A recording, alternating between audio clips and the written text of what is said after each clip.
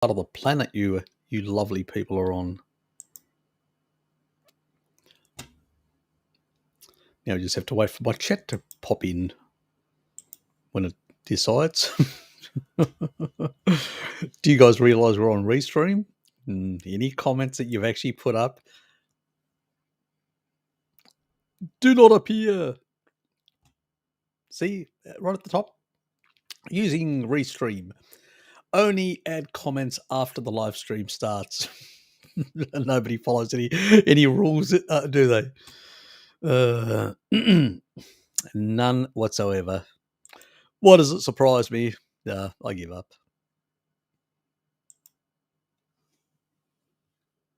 Oh, quack pack. It'd have to be Tracy. It'd have to be bloody Tracy.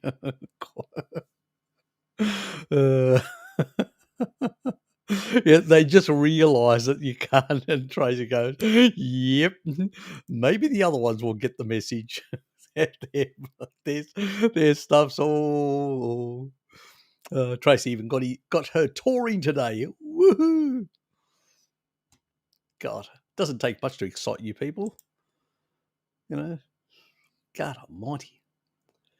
Yes, Richard got his cookies, Ethiopian sort of coffee roast. Oops, that's not going any further up. Scotty's here, Gary's here, Sammy from UAE is here, Annika is here, and what is that doing? I'm just clicking over here. Stephen, he's here as well.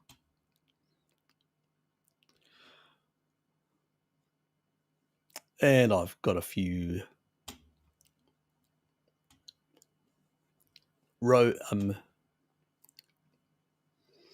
different flowers and butterflies and thanks, and thank you. Yes, we definitely got the quacks in the place. Yeah, I got my milk. I've got my zero sugar drink. I've got everything here. My water, just in case. Well, deuterium water. And the end of my food. I actually just had a whole bunch. It was a pile up to here, and I'm just sort of going, do I want any more? Nah. So I sort of stopped there. I may have some later on when I feel peckish again. Now, Harry, can I expect from taurine miracles? A day or more. Go as high as you can until you drop. Depending what you want, Tracy. If you want to protect yourself against, yes, the C-19, the scourge of the entire world, the absolute evil, yes, that sort of stuff, and you want to protect yourself against him, his gracious Lord Jabba the Hutt, Mr. Injection. Then basically 4 grams for you, my dear, and 10,000 IUs of vitamin D. Obviously, it's summer now, so I hope you're getting outdoors, so you probably don't need as much vitamin D. One can only hope you probably only need 5,000 grams. 5,000, sorry, not grams, 5,000 grams. I know. It's the evening show. Yeah, I haven't even bloody got my glasses on. God, can you believe that? Can't you warn me?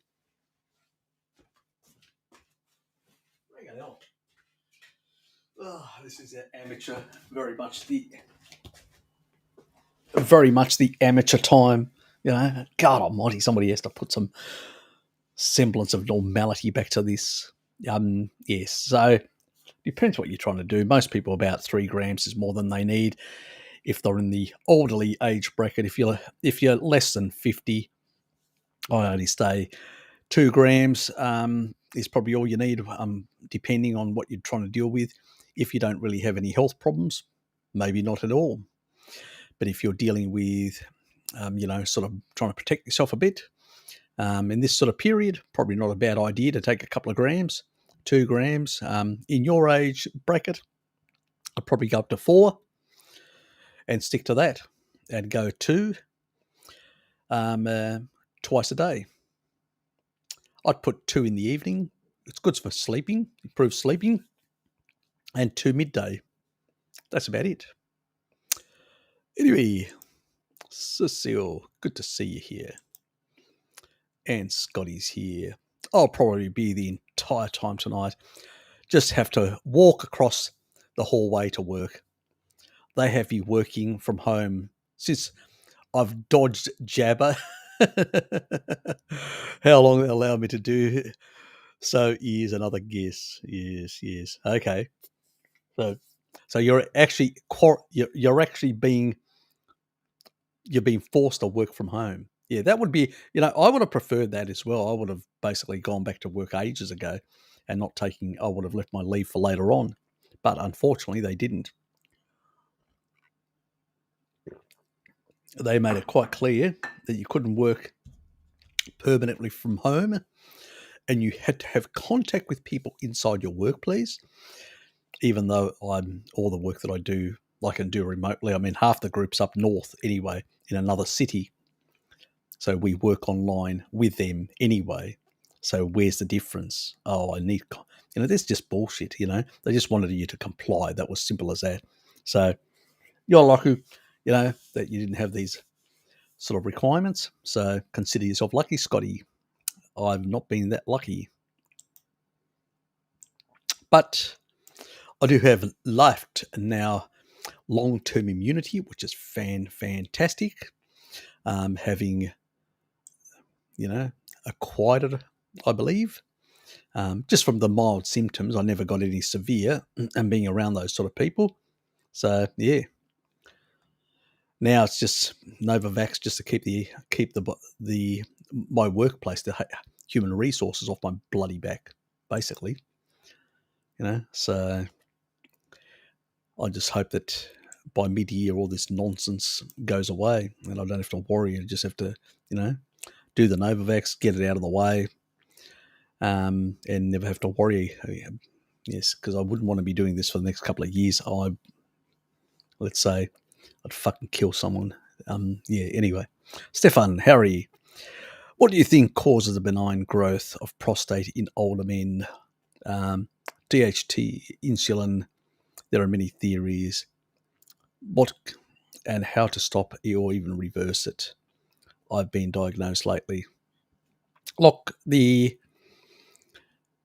it comes to DHT, no, it's if you look at the research, it's associational.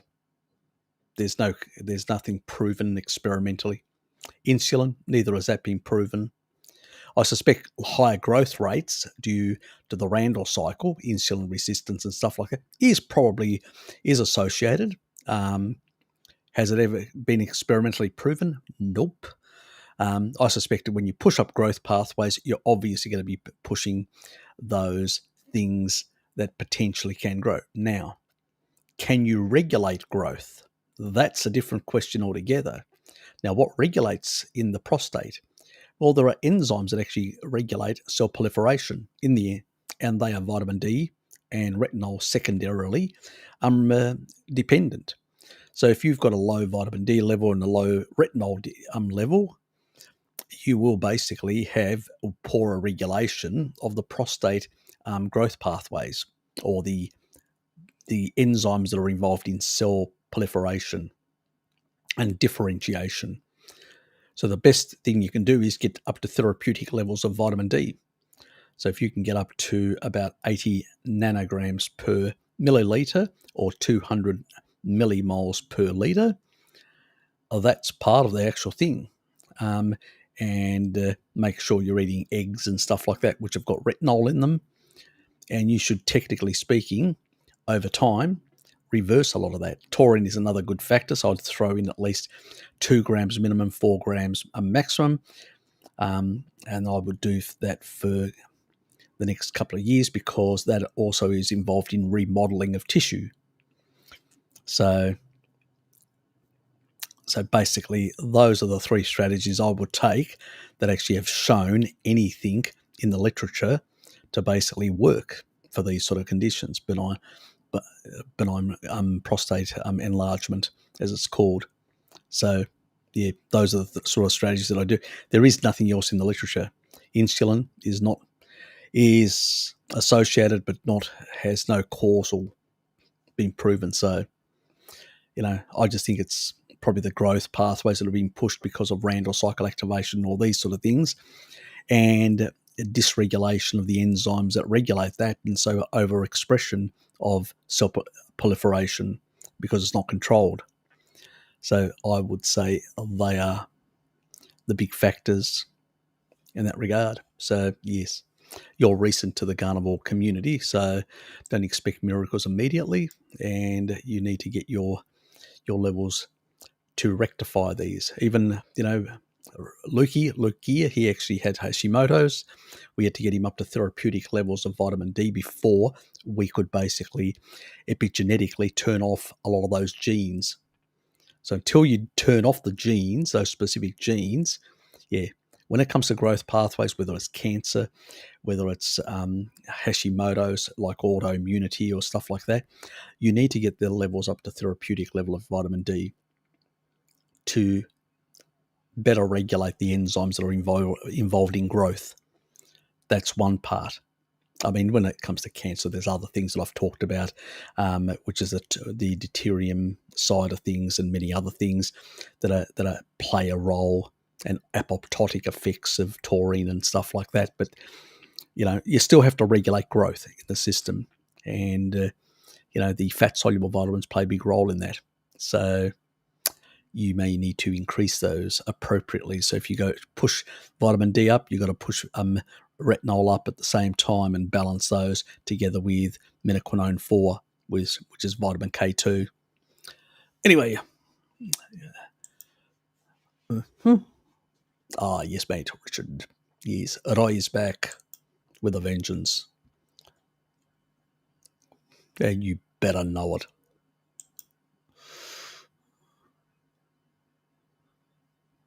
Me too. Roy still thinks he is. He's deluded. G'day, Bjorn. How are you, mate? He's a young one. Damn young people. They're still enjoying life.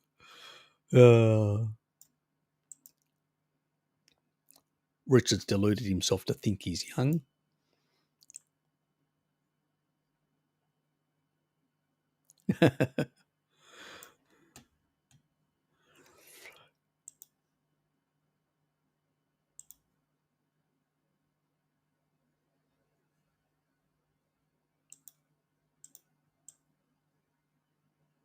I will not comply. Oh, God. Might as well give up. Is that what you're telling me? Yes, I thought so. Yes.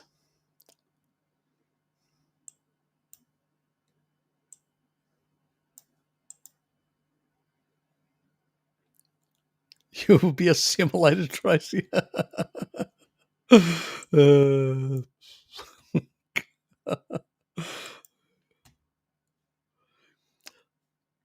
They asked me to take extra leave. They have now mandated boosters based on a 16-person study showing 2 shots don't work, and early meta-analysis has never peer-reviewed. It's absolutely crap. People have taken 3 and 4, like in Israel, and ain't working. If you got a poor immune system, ain't working. They just should consider themselves bloody lucky that the latest variant isn't as lethal, But even then, it's only been the very, very old people. We're talking about our levels, like in Britain recently with the Freedom of Information, showing the levels are much lower than even the worst seasonal flu. So it's bullshit. This isn't pandemic. This isn't even a severe flu season. It's a joke on humanity by a bunch of arseholes. Anyway, Novavax just approved here in yes, fun and games.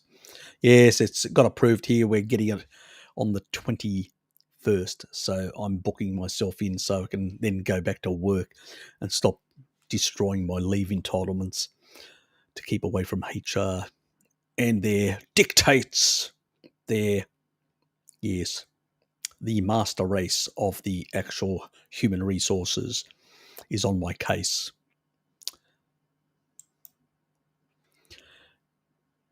Dom, g'day, mate. Oops, hit the wrong button.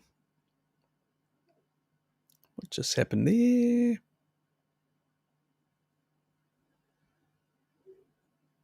Oops.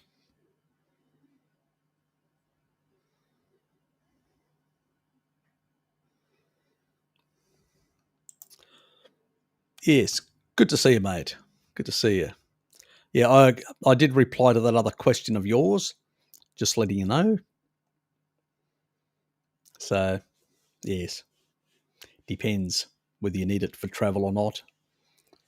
You know, I don't know what the situation now is. Now that Britain basically is moving away from all the nonsense, are things getting better in Ireland or not? Or are they still a bit crazy up there like they are batshit crazy over with Jacinda hard jab over there and some of the idiot woke politicians that we've got over here.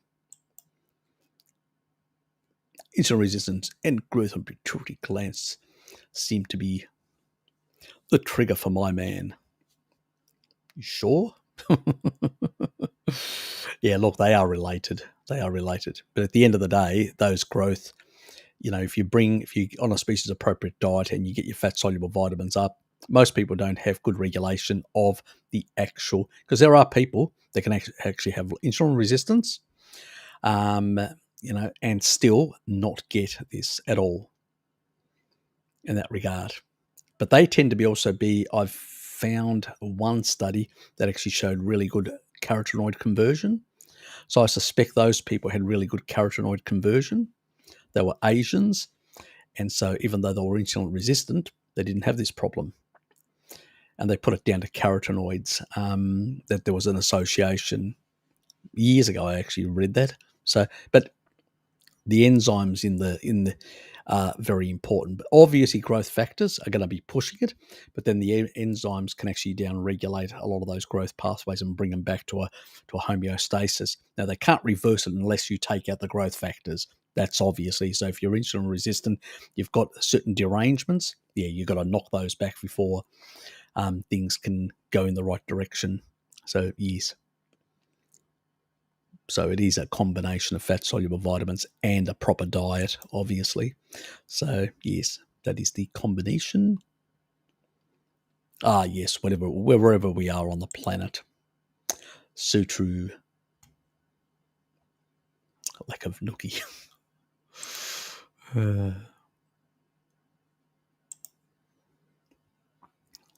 Does Novavax have long-term data on safety and efficacy? I've done a video on it. Why is nobody looking at my videos? Gary, why aren't you looking at my videos? Let's bring it up. Let's bring up the actual video that yours truly actually made that covers this point really well. Did it quite a while ago. Nobody follows it. Nobody follows it. Videos by yours truly. Where is it? Where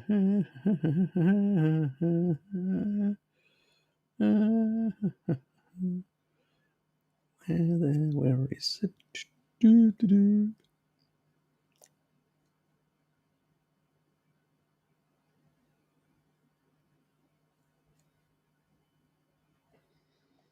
I just go past it?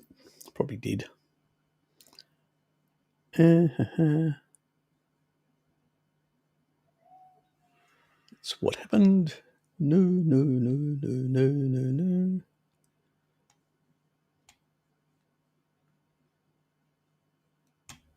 Here it is. 3 months ago. Thought it was.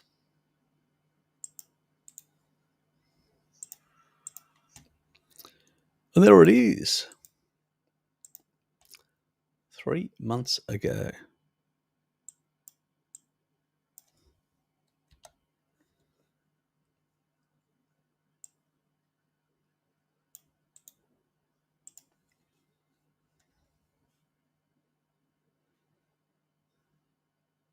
Yeah, that's true. That's true. But here it is. This covers phase 3 of the trials. So it goes into it thoroughly and covers the trial period in that regard. So, and it covers everything. The phase 3, there was no anaphylaxis. There was none of the other sort of stuff whatsoever that we saw with the other ones. No myocarditis. No nothing. Well, it shouldn't be, because it's a traditional. It's just a localized with an adjunct. So obviously we haven't had the 5 to 7 year trial period, because that's the reality. You've got to have the trial period, but we don't. But at the end of the day, when they've actually put prolines to prevent it going inside the receptor, via the receptor inside the cell, they've basically made sure it can't be cleaved off, so you don't get parts of the spike being, all littered all over the place. And it's all rafted on a nanoparticle. It's in one location where the macrophage will just engulf it and all that. Yeah, it's really pretty hard for it to basically really spread throughout it can't replicate, can't do anything like that. So it's a localized event. So it's going to definitely be far more efficacious than any of the other garbage that they've put out, which we know even from oncology was really bad. So why did they ever use that technology is beyond me. So, yes. Lilith, good to see you.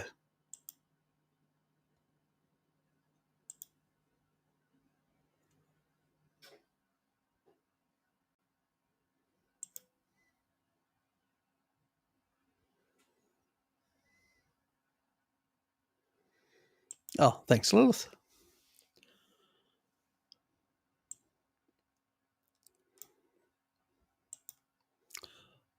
Thank you very much for those, UK pesos, as they call them.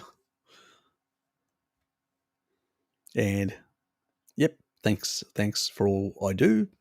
You're welcome. Appreciate the support.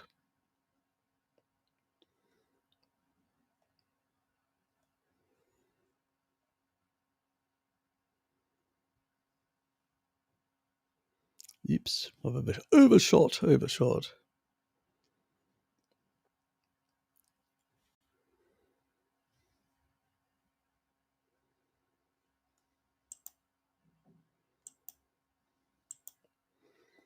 Yep, I think I already covered those. And thank you, Harry. My D3 is quite optimal, but nobody. Maybe the growth happened in the past somewhere and it stopped already.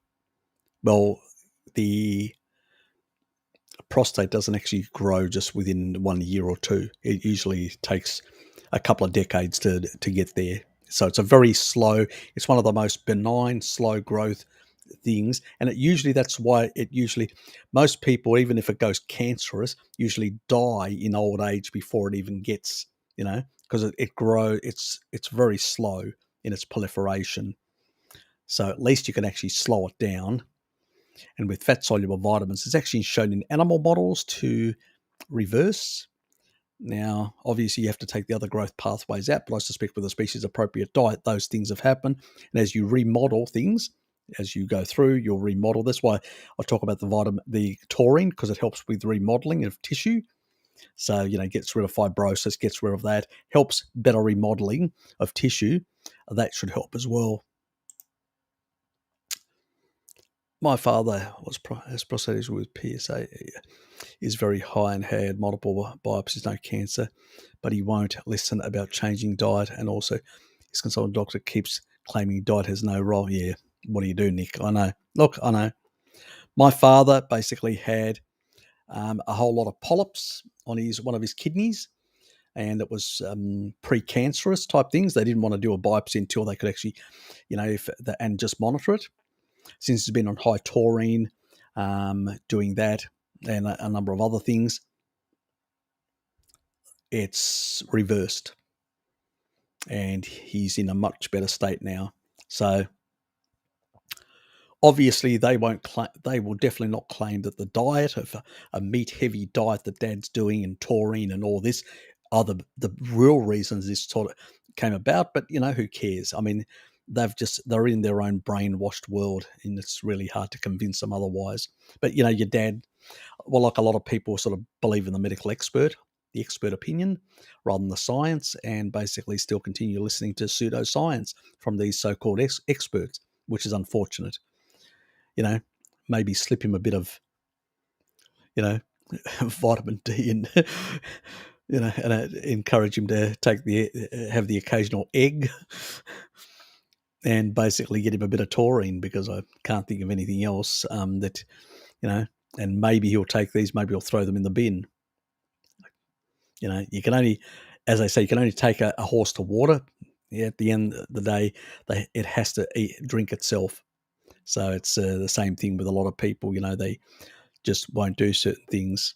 My father, seeing my turnaround, realised that all these people out there were talking nonsense, and I did the complete opposite. And Dad said, And I said, well, try a few things. He tried a few things. It started getting better, and then he started getting convinced.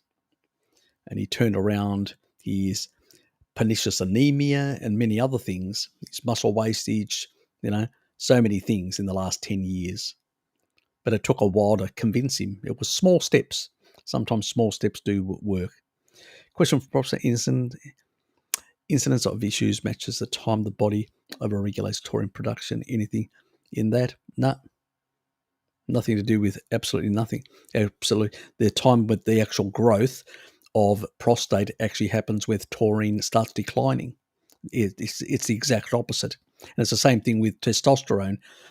When your testosterone starts declining in older age, that's when you basically become more bold, more you actually, if people are lose their hair, it's usually when they're a lot, their testosterone is lower, and usually when their testosterone is lower is when their prostate grows as well. We've got everything back to front. It's just nonsense, and all of the other stuff is associational. It's crap. So it's not based on real clinical anything or mechanism. It's just bullshit.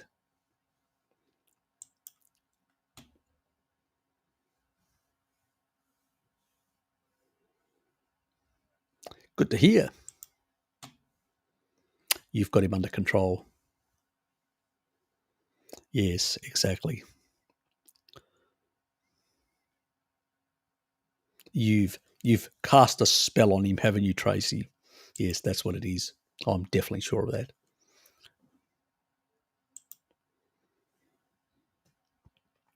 To what level should retinol A be in relation to B? Well, as long as you're actually getting, I usually tell people 5,000 IUs is all you need.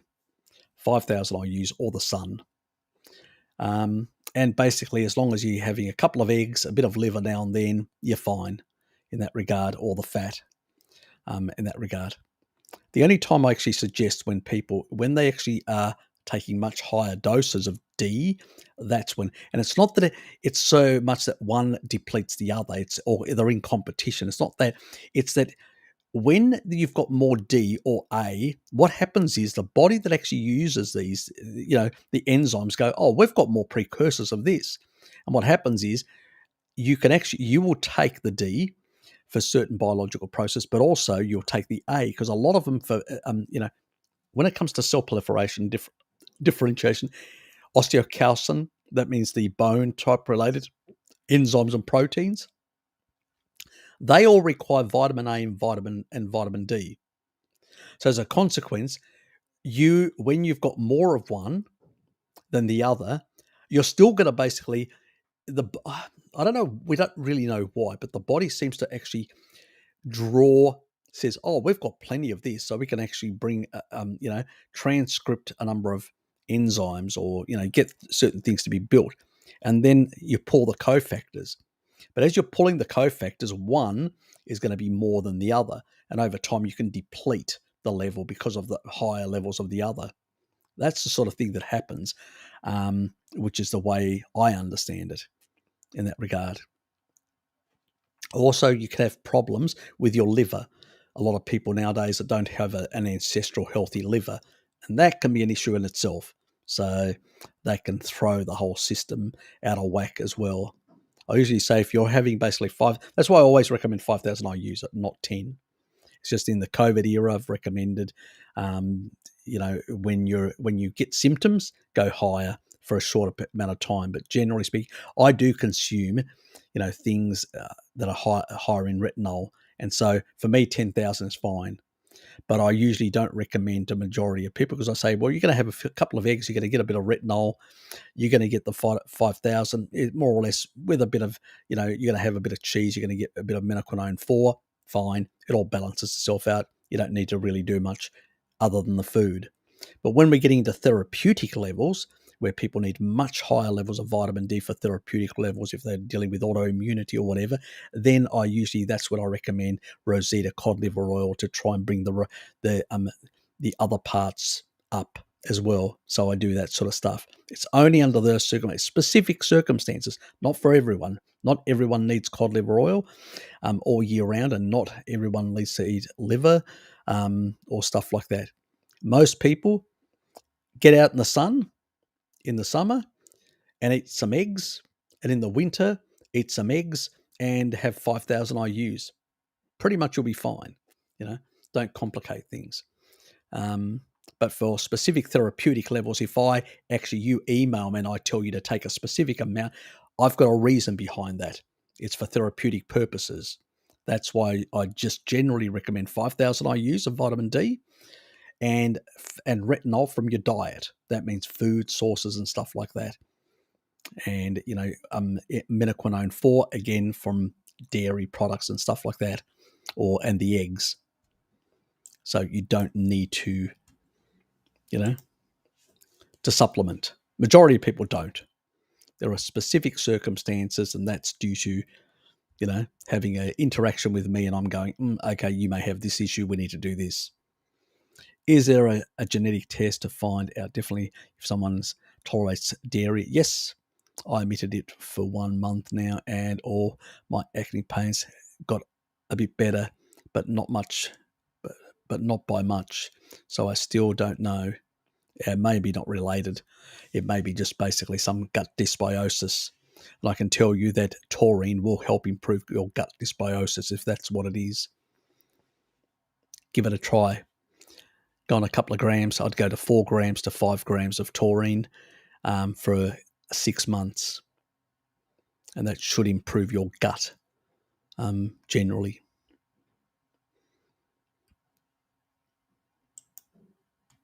I'd be surprised if it didn't, unless you've got certain pathogens, and that's when we use the Ruteri, the vitamin, the B complex to sort of sort out the beneficial stuff in your system. So it depends on circumstances. I have. Thanks, Dom. I have hashies. I think I need to go through your video to learn more. Next time I visit my doctor, I'll tell him about you. He's full of full carny, tells his clients to follow Sean Baker. Yep, sounds like a good man. Hashimoto's basically is an autoimmune disease. Now there can be issues with basically people being deficient in micronutrients as well. That can be an issue. So as long as you're actually getting enough, the micronutrients your body needs, like selenium, and so if you're eating eggs, and there's a video that I've got on mercury. If you Google my name and mercury, you'll find one on seafood, and you'll find ones, the seafood, they've got very low the ratio, which means they've got very low mercury but very high selenium. That's a really good one for your thyroid, to include those sort of things in your diet. Eggs are also a good source of selenium and iodine as well, and a couple of other foods. And you need to get that. You need those precursors for your thyroid to have those precursors in that regard. Sometimes you may have to also supplement a bit, in terms of iodine, especially if people have got a lot of fluoride and it's been displacing iodine and things of that sort, then you may need a bit more to sort out those receptor sites. But usually Hashimoto's is a sort of a derangement, and the thing is, vitamin D also plays an important role in the functioning of the thyroid. And when you actually get your levels up to therapeutic levels, it seems to turn off those genes completely.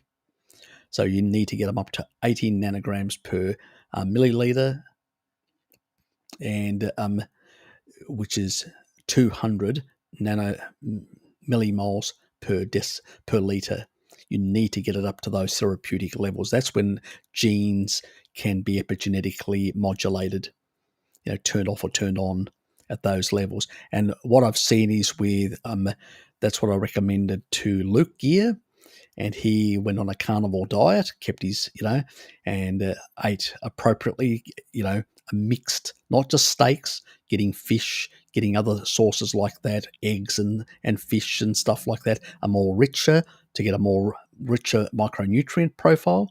And as a consequence, and the sunbaking continuously and getting his levels over 80 nanograms, he basically no longer has any Hashimoto symptoms whatsoever.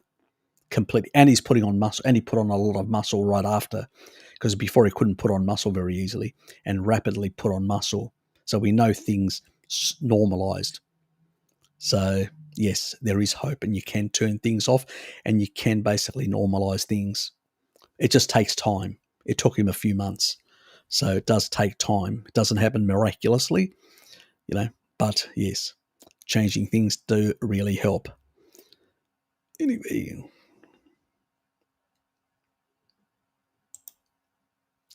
thanks, Tom. Thanks, mate. Appreciate it.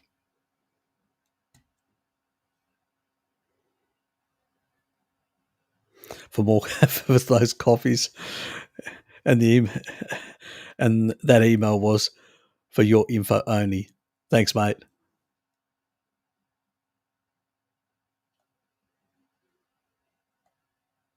Oops.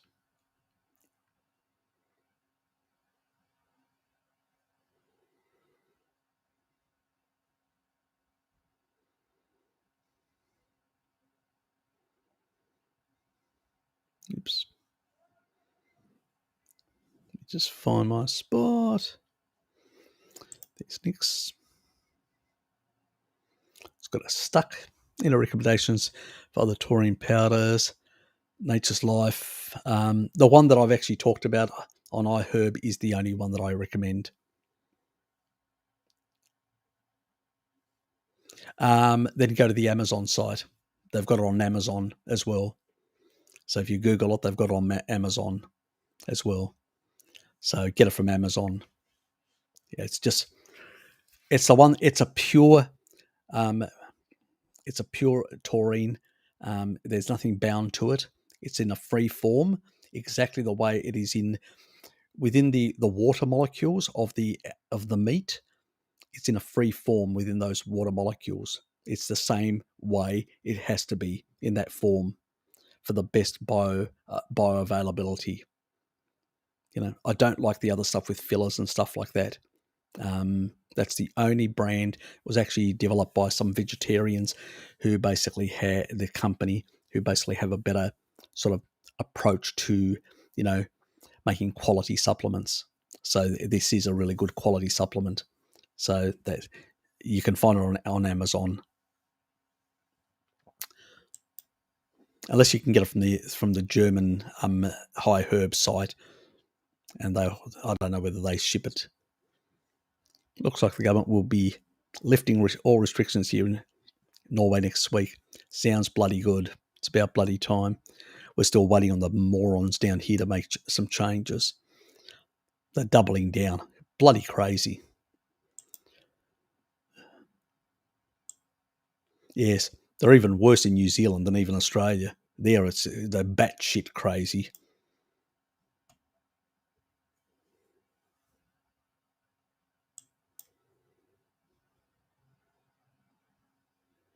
Yes, that's true. That was my previous comment. And that's the video. Yes, that is the video. Covers everything you need to know. Still getting through bar stuff. Okay, Bart's. Yep, fair enough. Yes, he's got quite a big collection. That's true. Can take some time. I'm soon to finish my second round of antibiotics for H. pylori. I've also been juicing all the time and carefully I cured the buggers. This time, no. Bjorn. Remember I said that the thing that actually will kill the deal, you can't actually, let me put it this way. If you've got H. pylori, you've got it for life. It's like candida. You can't kill candida. You can't kill H. pylori forever. Doesn't work. All you're doing is just damaging your gut microbiome. What you need to do is you need to go very high levels of taurine. You need to acidify your stomach as much as possible. You need to make it like hell on earth for those little buggers because they prefer a very alkaline environment. So you need to get acidifiers. So if you get HCLs and you take large amounts of HCLs and force acidity up and also taurine to force the pumps to increase even more acidity, what will happen over time is your system will basically start suppressing these buggers, because they don't like an acidic environment. They really start to be culled off, H. pylori can only be annihilated. I mean, the antibiotics don't work as well. They're getting more resistant to them. They just don't. But taurine really hits for 6, the actual H. pylori. But you have to go high doses. And you're not on blood pressure meds, so you don't have to worry. You can go on high doses. You can go all the way up to 10 grams. So, you just have to split it up throughout the day over sort of more, 10, like 5 sort of different, especially get, a couple of grams each time you eat and within the meals as well. So that's what you really need to really get the really important. And it's what research says. I did the stomach video. That was quite some time ago as well, and that sort of explains about everything. The stomach video.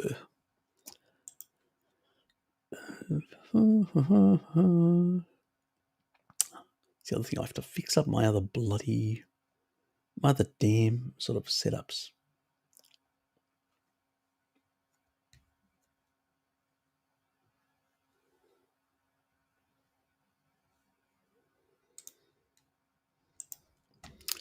There it is. How to improve stomach function. All you need to know.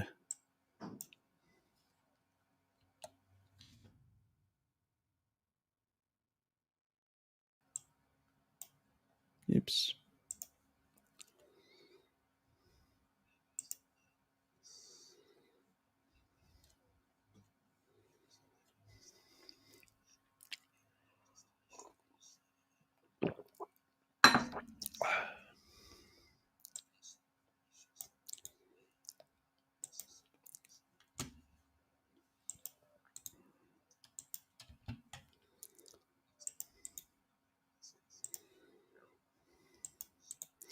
Because that's where little H. pylori resides, in the stomach.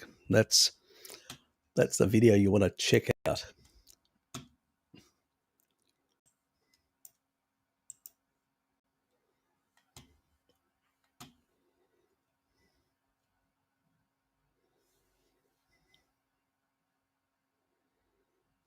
Yes, we want to make it hell on earth for H. pylori.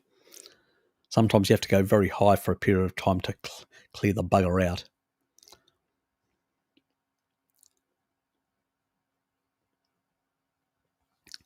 Ah, yes, none of us do. I've just finished off some Tamar Valley Tasmanian Greek-style yogurt. Good for you. Raw ruminant.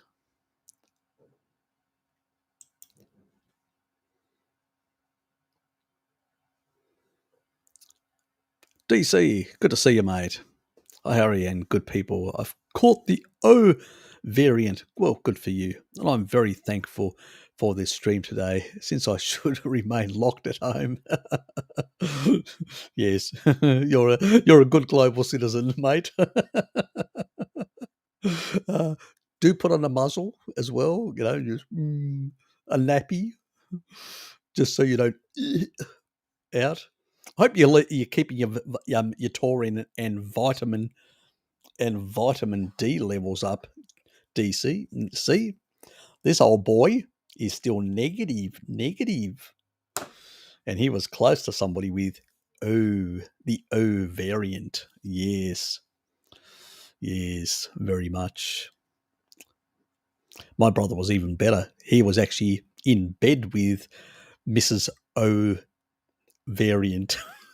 And French kissing with her as well while she was contagious, and he's still negative after 5. He's actually had 5 now. She's recovered because I saw her on Saturday. She's fine. I mean, she's still got a bit of lung things. She needs that with taurine and a bit of vitamin D. Eventually, that'll sort itself out in the next couple of months. The daughter's actually fine since the previous week when she had a bit of, but she's younger, recovers a bit faster. Younger kids heal much faster. Damn, lucky bastard. Jealous. He'll be fine, Richard. He's on the good stuff. Yes. See, he's fine. He's keeping up his vitamin D. He's got his taurine. Yes. He's got nothing to worry. And he's eating his steak, so he's getting plenty of zinc.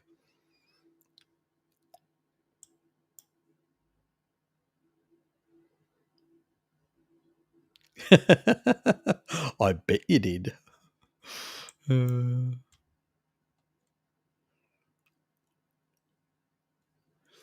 Oh, hit the like button. Exactly, Tracy. Can you cast a spell on these people? Turn them into frogs if they don't hit the like button. Oops. Going backwards. Make that 7. According to a study from Harvard, that great institution of crack pottery, men who ejaculate at least 21 times a month slash their risk of prostate cancer by a third. Do they? God.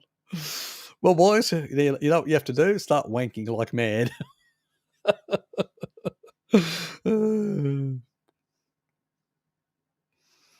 I better move on before I say too much, shouldn't I, Richard? Thanks, Seed Man, for that. Seed Man. You mean semen?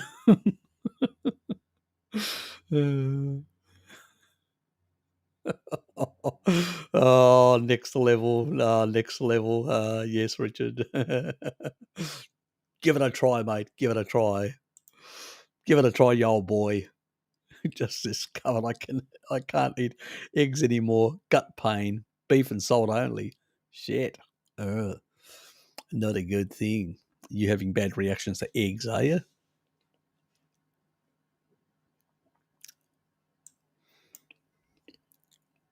Hope you're actually put into action those other things we talked about. And I still have to send you a reply. I just noticed your email yesterday. So I'm over 100 emails. I'm way behind everything. So yeah, I'll contact you.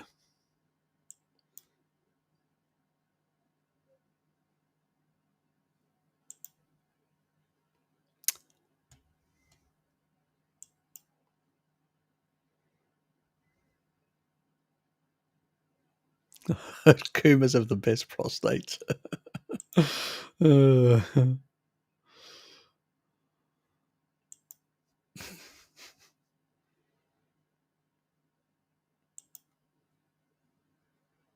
But is there any easy for dairy tolerance? I did say 23andMe. They've actually got a thing. I didn't actually say it before, did I? I thought I did. Sorry, Stefan. Yeah, 23andMe. Yes. Yes, with all my humour, I sort of forgot. I neglected the key thing that you asked me in the question. Yes, 23andMe does have that part, and I found out that I'm lactose persistent. But with raw milk, it actually, you get some lactase, some of the enzymes, so which is really, really good.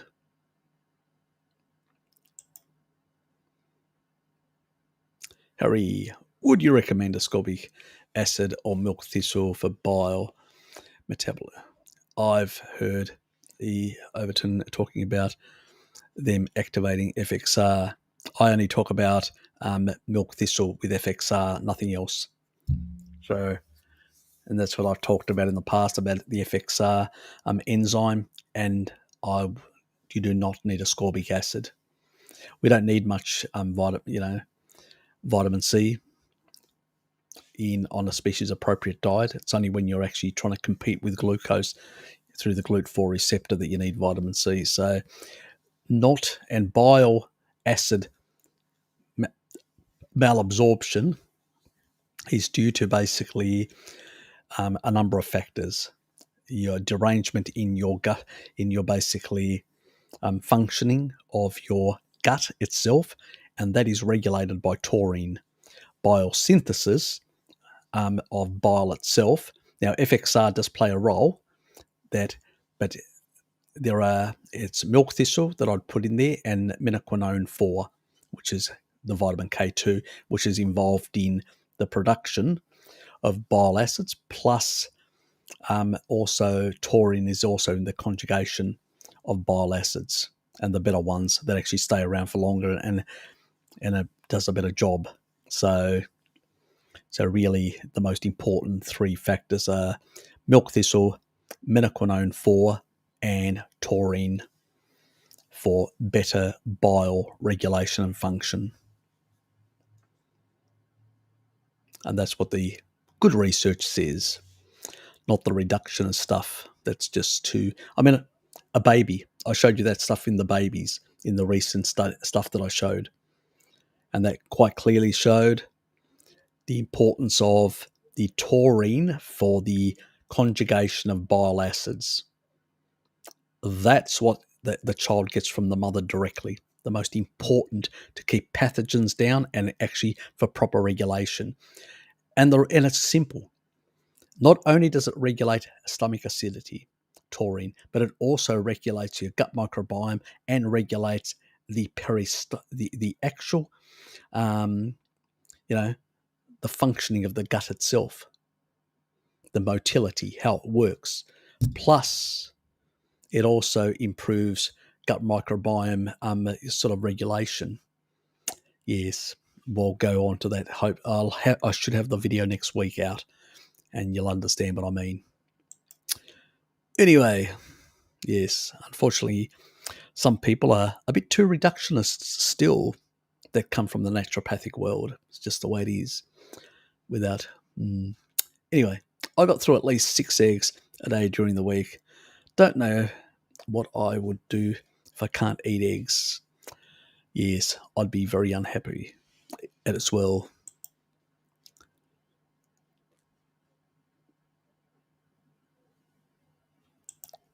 Oh, that's the goose one, yes. Hi, Harry. Very large dose of vitamin D. Linda Benskin told Brett Winstein that the body has a mechanism to break down the large dose, and a week later you might have a lower serum levels as a result. Yep, yeah, that's true. But it's that's why I don't get too concerned with vitamin D, as you've probably heard. 5,000 I use, I don't get concerned at all. When people starting doing 10,000, 20,000 big doses, that's when I get concerned about the sort of issues with retinol. But at lower doses, I don't really get concerned. I mean, I do 10,000 I use, and I don't really get concerned. I would not get concerned even at 10,000 used with the majority of people, but I don't know what everybody's doing.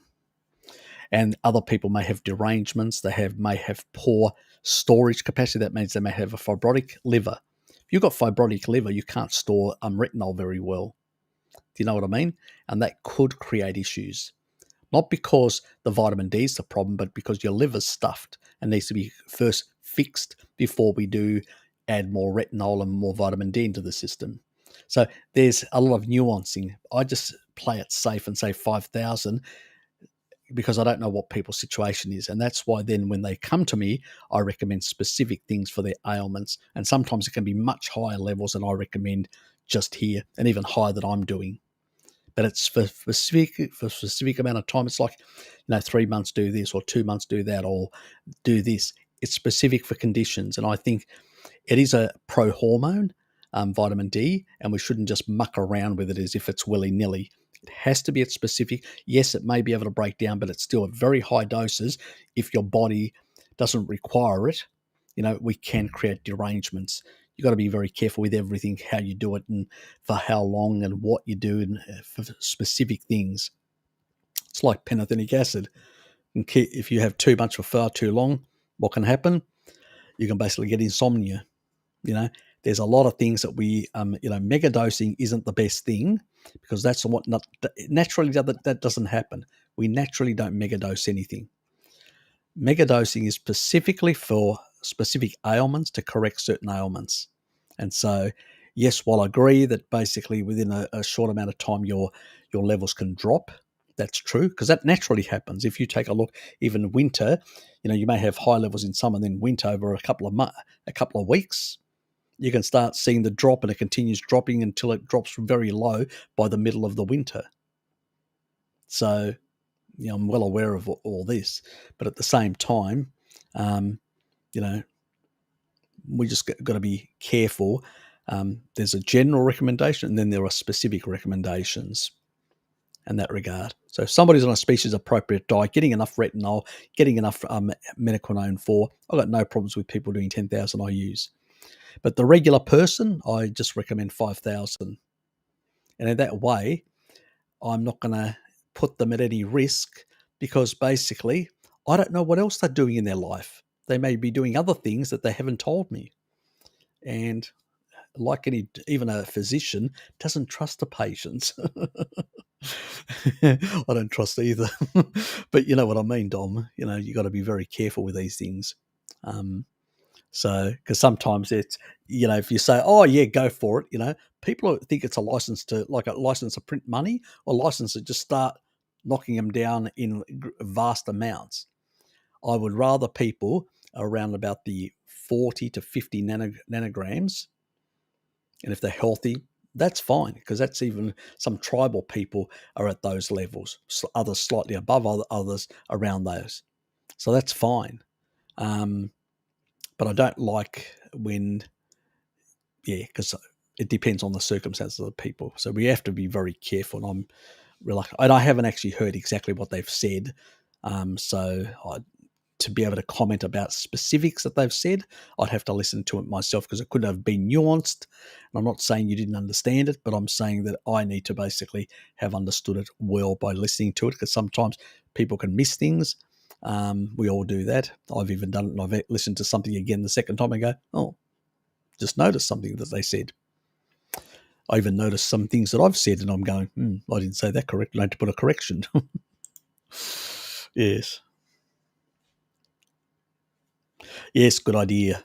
Give me all. Jin, hey Harry. I had to watch your stream again. I was in the gym. I don't really have any access to doctors at the moment. Then I shouldn't take taurine on my own. No, you can take taurine.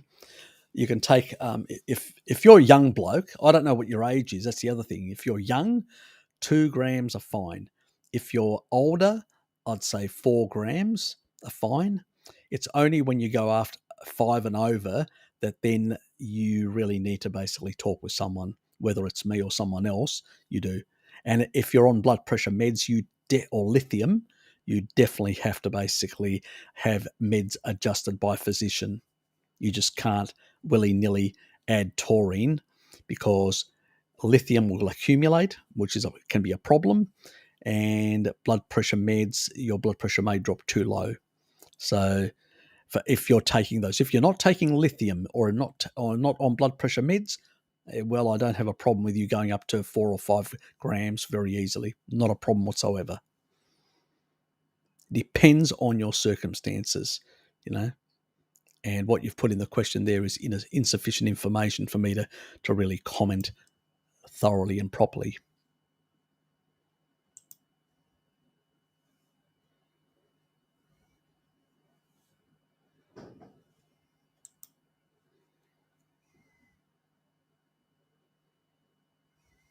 Yep, that one there, definitely. And g'day, Alex. I'm walking outside and listening now. Pure taurine powder is also good. Yes, definitely. I've been on a meat, egg, butter, and coffee diet for a month, but whenever I ditch dairy, my digestion slows down to very third day, and I get some loose stools with bile. Yeah, well, what cheese can do or dairy can do, it can actually reduce that. So you've probably still got an issue with malabsorption in terms of the bile. So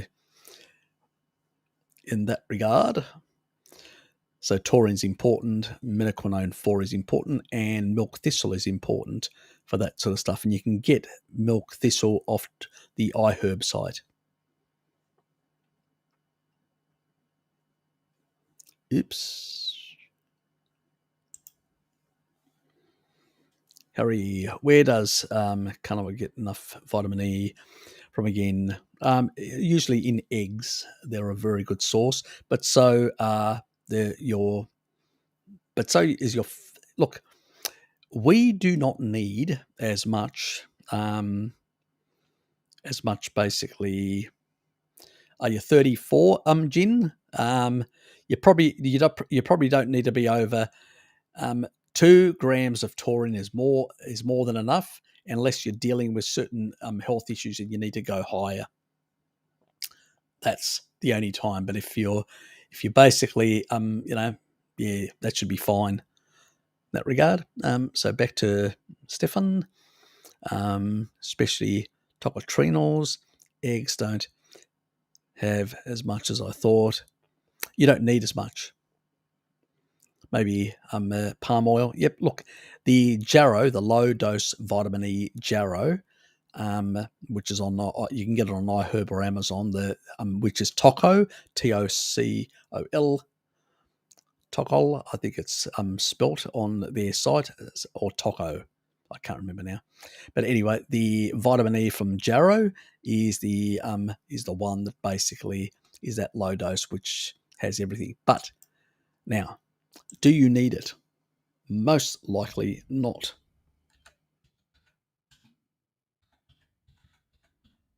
Unless you're on seed oil for a very long time and you basically need to basically deal with stored PUFA. It's Tocosorb. That's it. And this is it. This is the Jarrow product.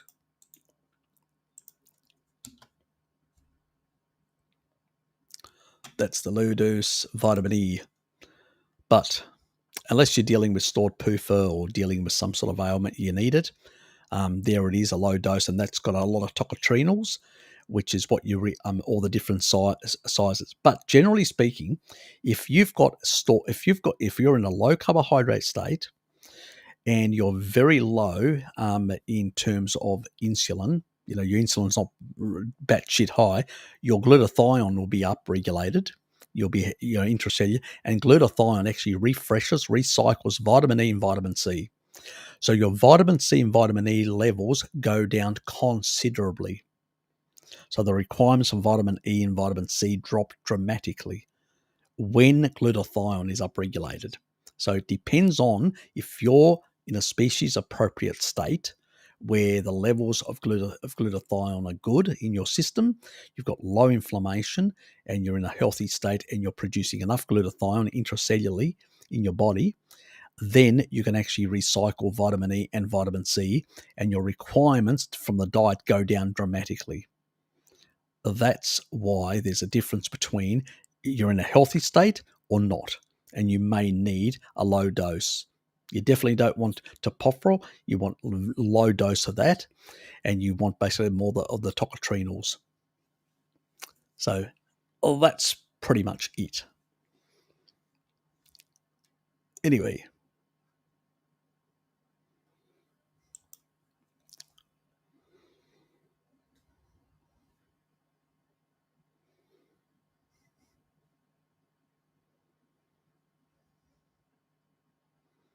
yeah, Alex had issues and resolved all his gut issues in that regard, because that's what's supposed to do. Sometimes it can take longer for some people because there can be a number of other underlying issues that take a bit longer to correct, which are related to the liver.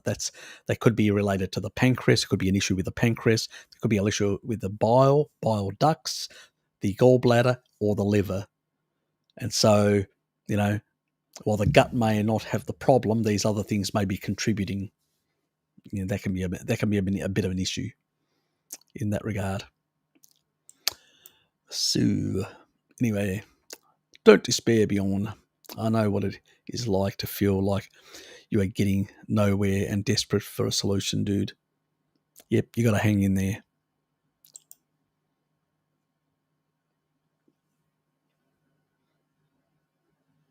Yeah, H. pylori is a bit of a. You're not the only one.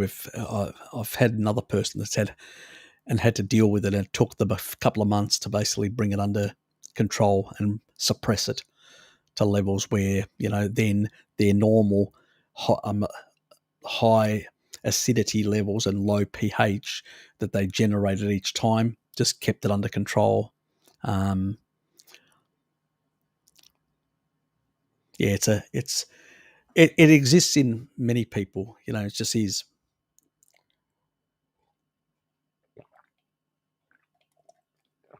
It's like candida. You can't get rid of candida. If you've got candida, you've got it for life. Everybody's got candida in them, actually, but it's not. But it's in a suppressed way. It's under control. The other thing is the Ruteri. The Ruteri supplement. The Swedish Ruteri supplement that also suppresses H. pylori. But obviously, if you're taking antibiotics, you'll destroy that. So it's a waste of time purchasing it. But if you purchase it, which is that Swedish one,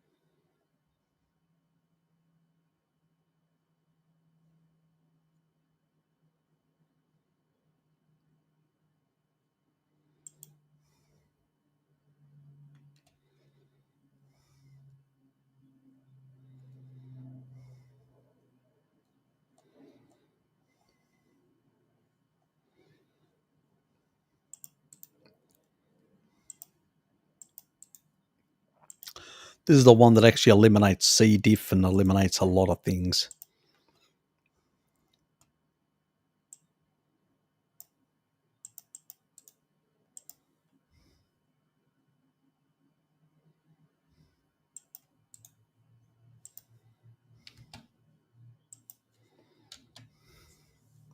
It's pricey, unfortunately. It is pricey, but I did this basically to deal with my issues for 6 months. So, and this specific strain, I'll just share.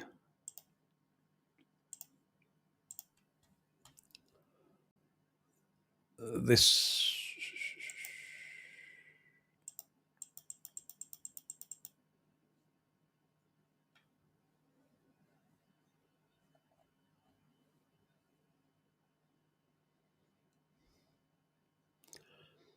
This one here,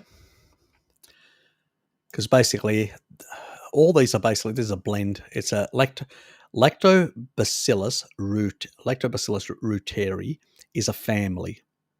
These are different strains. That's one strain, that's the other strain. This one here, DSM 17938, has been shown to basically cleanse the colon and also suppress a number of pathogens like H. pylori, C. diff, a number of those things, bacterial pathogens. It can really suppress them really well. And so if you take this and suppress it, and you're taking the taurine that increases the acidity, what you're going to do is, and this actually loves, all the lactobacillus love acidity. They even grow, they proliferate even in greater numbers. So freaking hell, got the window open. What happens is anything which is a lactobacillus strain actually proliferates even more in an environment which is more acidic. So that's why you want your gut and your stomach to be more acidic.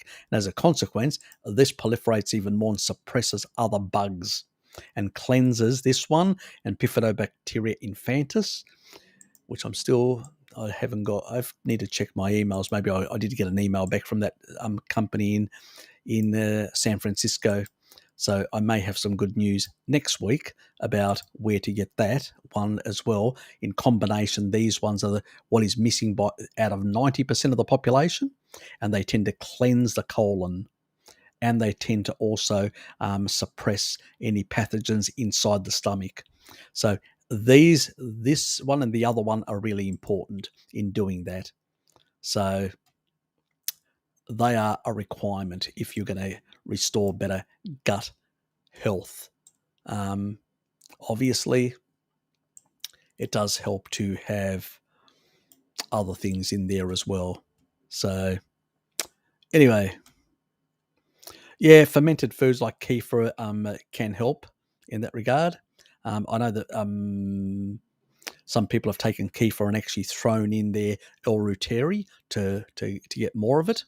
So it's actually cheaper that way. So I know a couple of people did that because that was one way of saving money, not having to buy it continuously. So it can be a problem money-wise, having to fork out. They're expensive. It's about $40-something, 42, whatever. And that's, 40 odd bucks, probably $38 US, but that's every single, probably 30 euros every month for 6 months. It's not cheap. Let's put it that way. I think it's quite expensive. They've got a monopoly on it because they've got a patent, so nobody else can sell it. So they can sell it at any price they like, and they know it works against C. diff because it's the only one that's been proven to work against C. diff. That and Infantis, the other one, and I suspect the other one, the San Francisco company, are going to be just as expensive, which is very annoying because these two we've decimated them due to antibiotics and glyphosate. We've decimated them in the human enteric system. So only about 10% of the population still has them, which is appalling. That's what you get from your mother's birth canal when you come out, that sort of stuff. And we've pretty much decimated those in the advanced countries. Yes, it's appalling, but a reality. And they are so important for controlling the nasties. Taurine can only do so much in terms of bile cleansing and increasing, but we need the modulation of basically the gut microbiome as well. So there's a lot of things we've deranged in our world, unfortunately.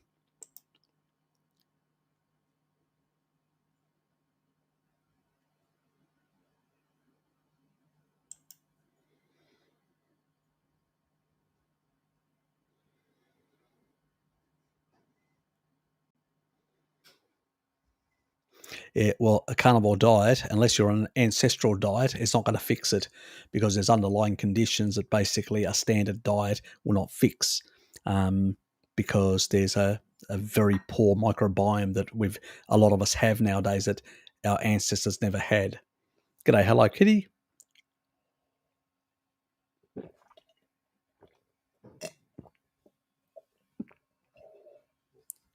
Get the milk out of the way, my dear. I get the milk out of the way. Yes.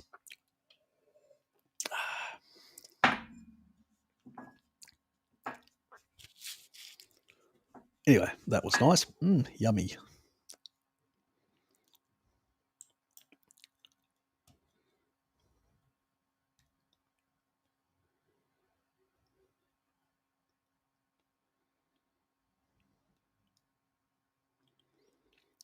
Yeah, well, we've discussed that as well in our chat that we had.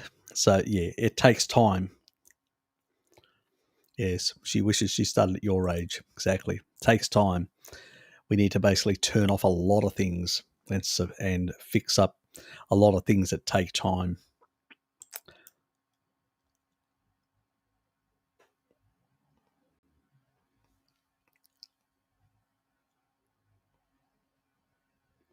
Yeah, well, that's what that's the sales pitch that most people say. The majority of people, yes, if you're talking about, majority of people that haven't a lot of derangements, too much damage, yeah, it probably does work pretty well. But for a small minority of people, which tend to be mostly my people that actually have turned up to me because they haven't really got many good answers from others, yeah, it takes time and patience, and it's a multi-prong attack. You got to sort of try and actually get a lot of different things regulated properly. So it takes bloody time. It took me. See, I've had to go through some of these things myself, and it took me a couple of years. So, and most people don't want to hear that. They want to say, "Well, I want a quick solution." Well, I wish I had a quick solution for you. If every time I'd be a rich man, if I had a quick solution, it doesn't exist. When you've deranged your systems and all that, it takes time to fix a lot of things.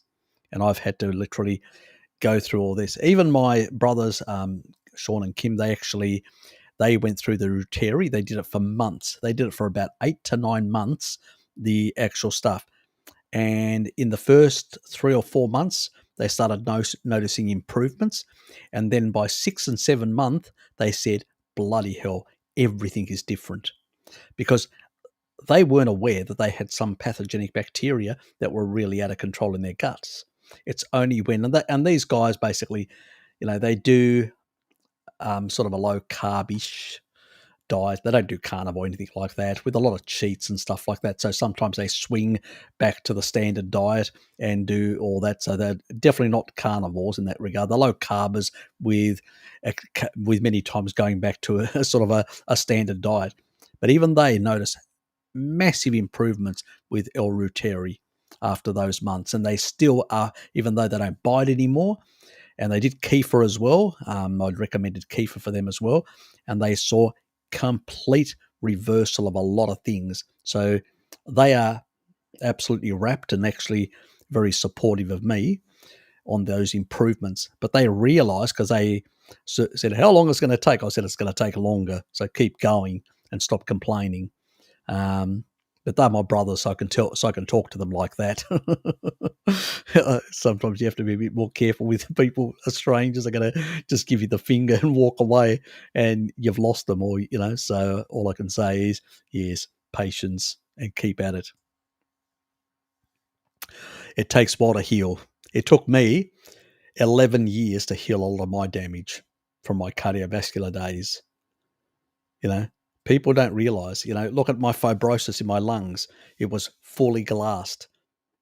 The next thing was cancer, was what my doctor was fearing. And now it's down to 18%. But it took something like 6 years to get to there on high doses, 6 grams of taurine to slowly break that fibrotic tissue down, and with fat-soluble vitamins. A lot of us have got a lot of damage and it takes a while, but longer than others. Others have next to no damage and they can just switch over to a carnivore diet within a couple of months. They're fantastic, and they sing the praises, like Kelly Hogan and many, lose a lot of weight, perfect, no problems whatsoever. Not all of us are that lucky, unfortunately. And not all of us have got the same genetic sort of robustness. There's a lot of factors. So it's just the way it is, unfortunately, mate. 。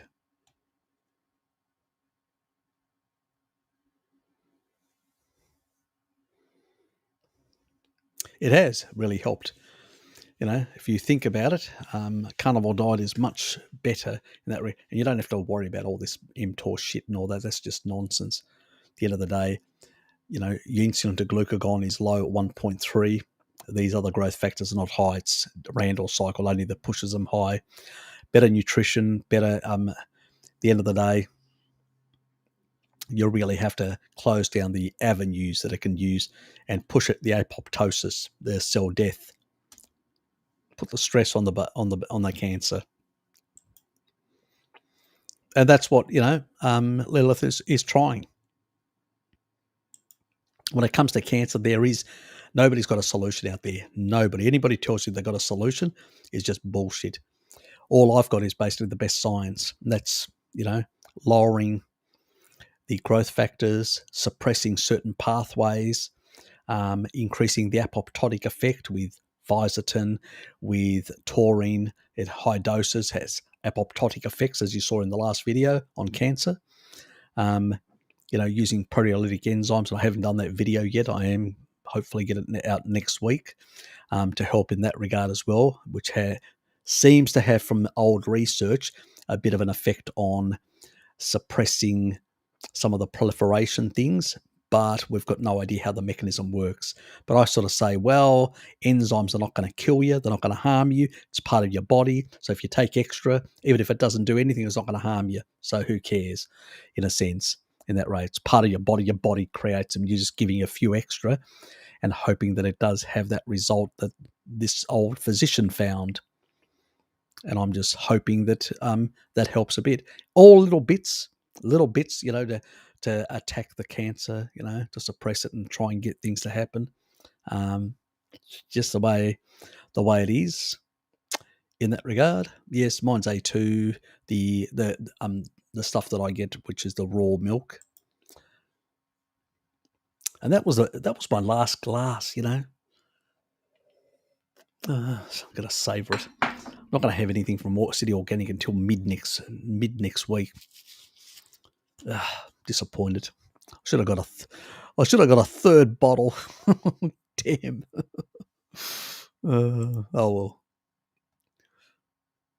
I wonder if my problems regulating electrolytes when carnivore has any connection with my gut problems. Could, yes. I had heart palpitations constantly, eating more potatoes, and it fixes it instantly. Yeah, well, it's that can be an issue. Now, a lot of people can have issues with the amount of, especially in low carbohydrate diets, if they're not getting enough taurine. Yes. I haven't done the video yet, but I can tell you one thing: taurine will actually fix up all the electrolyte issues. I've actually done one on electrolytes, but this one covers a few other things that do affect this sort of issue in that regard. So, yes, the reality is taurine does regulate as an osmolyte, fixes these. It also actually prevents the dumping of potassium out of the cells. Yes, really important. And recycles much better sodium and only dumps it when you take too much in the diet. So it really is the proper regulator, calcium and all these things, to reduce excitatory effects in the brain. It does everything. It's a Swiss Army knife. This is why raw meat actually helps a lot of people improve their gut digestion and all that. Why? Because it actually acidifies the stomach much better. People overcook their meat. They lose a lot of taurine as a consequence of losing the fluids. And as a consequence, they don't have enough to basically digest as easily. That is why people on a raw carnivore diet digest better, because of the more taurine they have, and their digestive system works better. It's not accidental. It's not the raw meat. It's the taurine that the body is using that actually improves that sort of stuff. That's where these people, because they're not versed in the science, they don't understand the importance of taurine. And most other carnivores, though, they've got no idea about it. It's another reason why I recommend people consume some fish, because fish are much higher in taurine.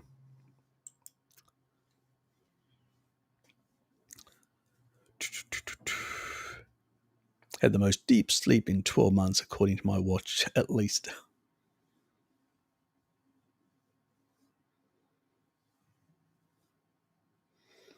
Yes, it does improve GABA. So it does improve all that sort of things.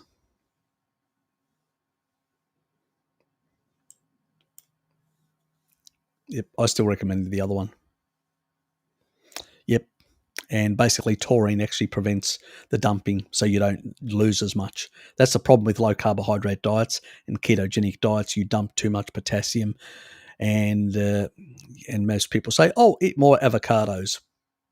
No, just take more taurine and prevent the dumping out of the cell. Simple as that. More meat. Do you think the Inuit had potatoes to regulate their intracellular potassium levels? No, they just had more. They actually ate more raw meat. You can actually see them in many videos eating raw meat, getting more taurine. That's what fixed the problem for them. They didn't need to add. They just basically maintained their potassium levels much higher and recycled them much better due to taurine, which also recycles a lot of the electrolytes and regulates all the fluids and all that in the kidneys. So, yes, that's how important it is. And that's why the kidney is one of the organs after the heart that is packed with taurine. 3 organs, that actually 4 parts of the body: the liver, the brain, the heart, and the kidneys are absolutely a powerhouse in terms of taurine. Problem is, as we get older, we don't synthesize it enough. When you're young, you can get away with it because you're still synthesizing. Yes, after 65, it goes down friggin' hill. Yes. Yes, yours is 37. Yeah, it's not too bad for considering for that level. Yeah, I'd take that amount in winter, 10,000 if you're at that level, to get it much higher. 37, 2.5.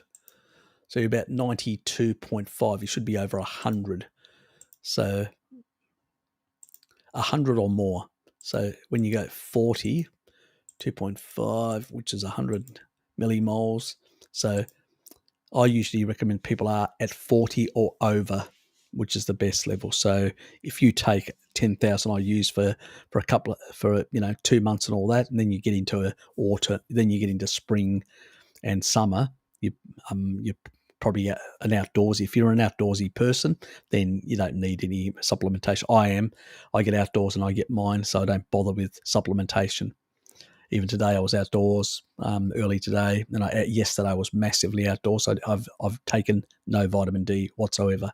I've just got up. You can get 10,000 to 20,000 IUs from the sun if you're out. And I was out and about all day long yesterday, and for most of the morning today, so I would have got probably about 5,000. Yesterday I would have got 20, 25, give or take.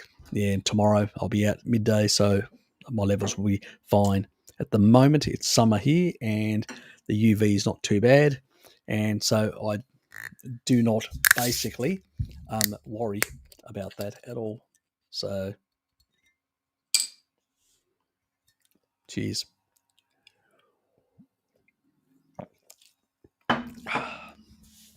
My only treat, a bit of erythritol.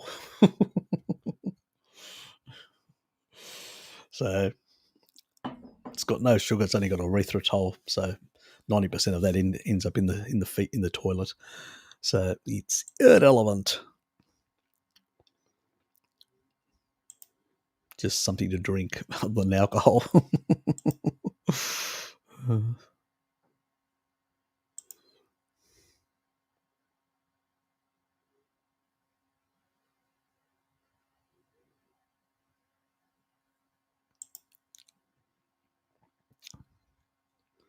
Yep, I think I covered that earlier.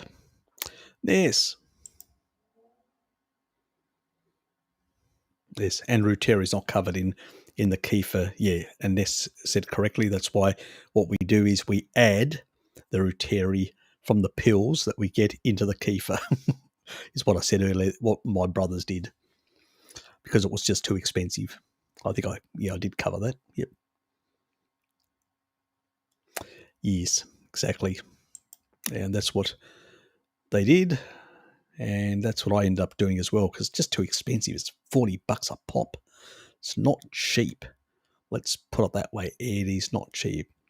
However, when a guy is losing the hair on the legs and in the armpits, is that low testosterone too? Said too much estrogen besides the prostate enlargement.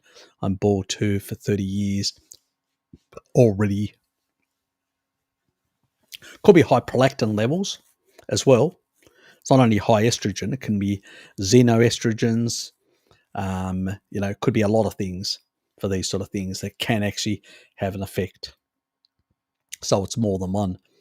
Now, what does actually methylate estrogen, and what methylates the fastest? Estrogen and xenoestrogens, which is basically environmental estrogen mimicking molecules, and prolactin levels.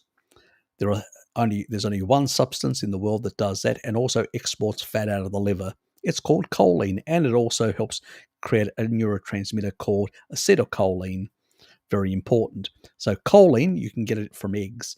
The more eggs you eat, you can get shitloads of that, and that will methylate away estrogen and reduce prolactin and xenoestrogens.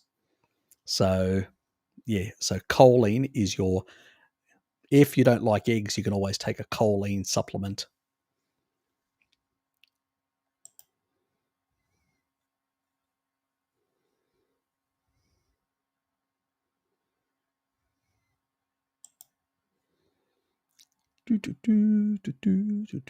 I'll walk back the kefir cores. I'm not sure about the fermentation. Be adventurous, Ness. Be adventurous. Yeah, just add it to it. So who actually, I can't remember. Somebody actually added it to it in that regard.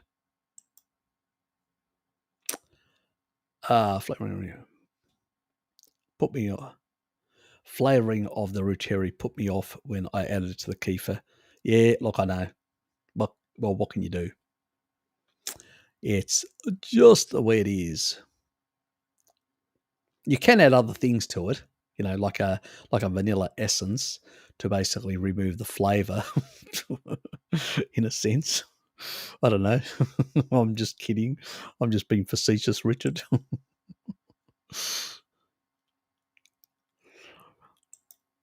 If it's good for me, I'll drink certain things that are vile, like citric acid. Like citric acid, which is a vile thing to drink in water.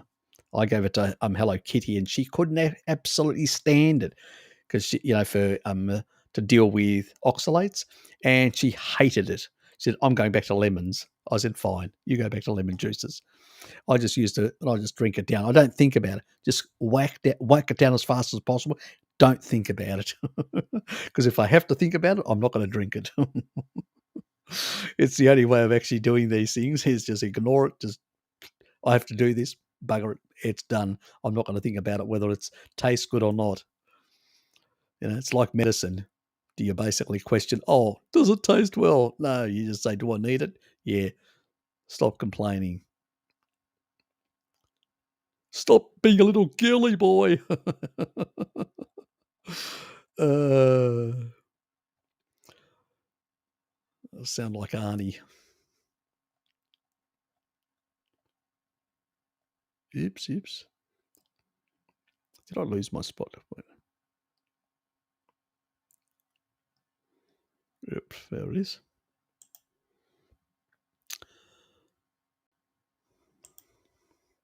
You guys have got a lot of imagination. Hello. Did you cook your sausages tonight, my dear, or not?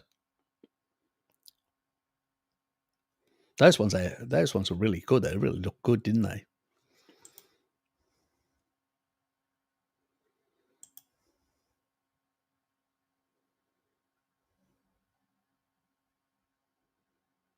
Yeah, look, I got this one here.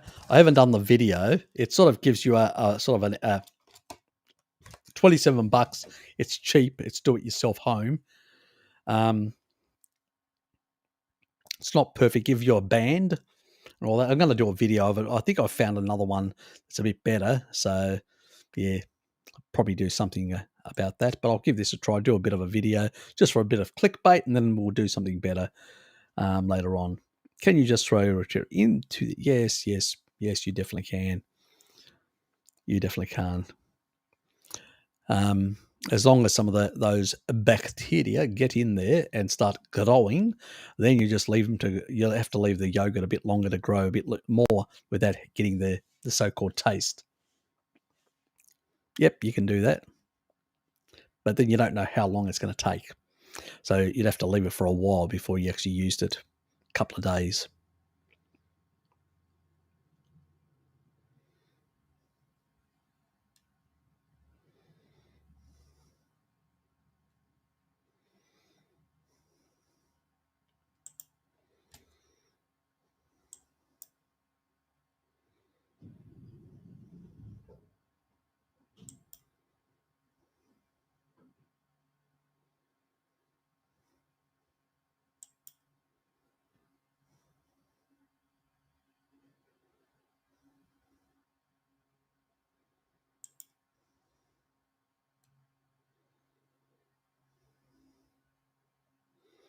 Oops. I don't do that. What is... it's frustrating me today. Go right down to the bottom and come back up. Oh, God, is this going to stop? My window once, my chat will not scroll properly for whatever reason. It's driving me up the wall.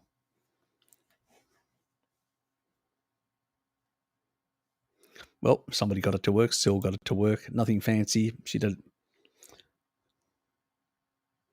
Yes, there's no quick solution. Exactly, my dear. Yogurt is easy. Put some probiotics in milk and put that milk in a warmer place for 24 hours. That's exactly right.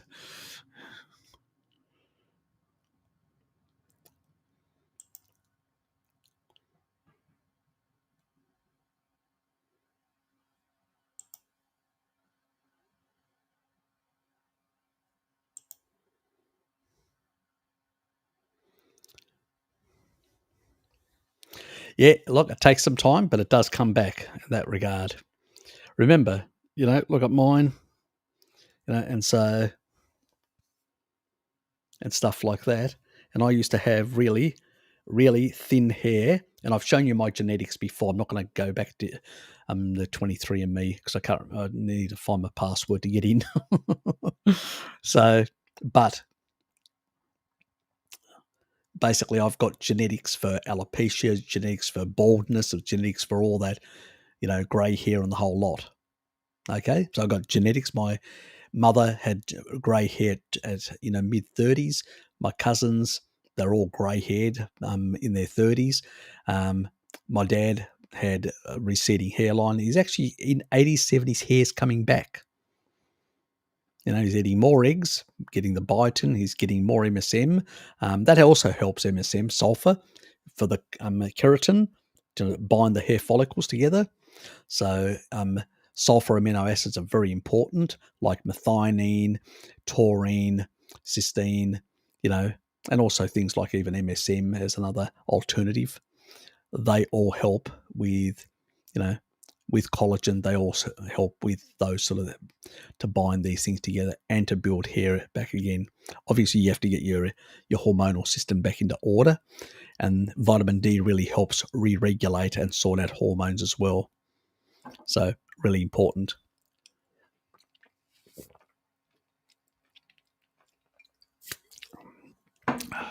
You know what I'm drinking. Stop asking silly questions. I saw your comment.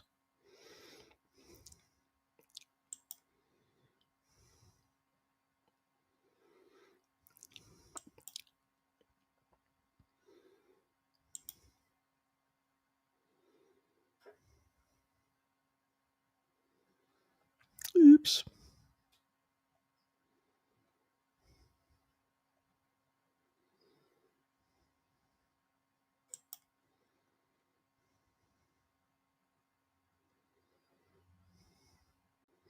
Yeah, a bit warmer tomorrow.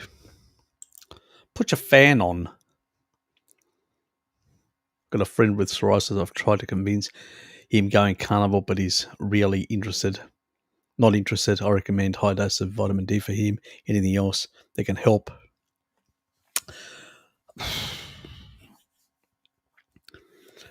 Yeah. Look, the fat soluble vitamins are very important. Most people, he's not going to supplement. He's definitely not going to supplement something like niacin, which can also help. Oh God, what do you say to people like that?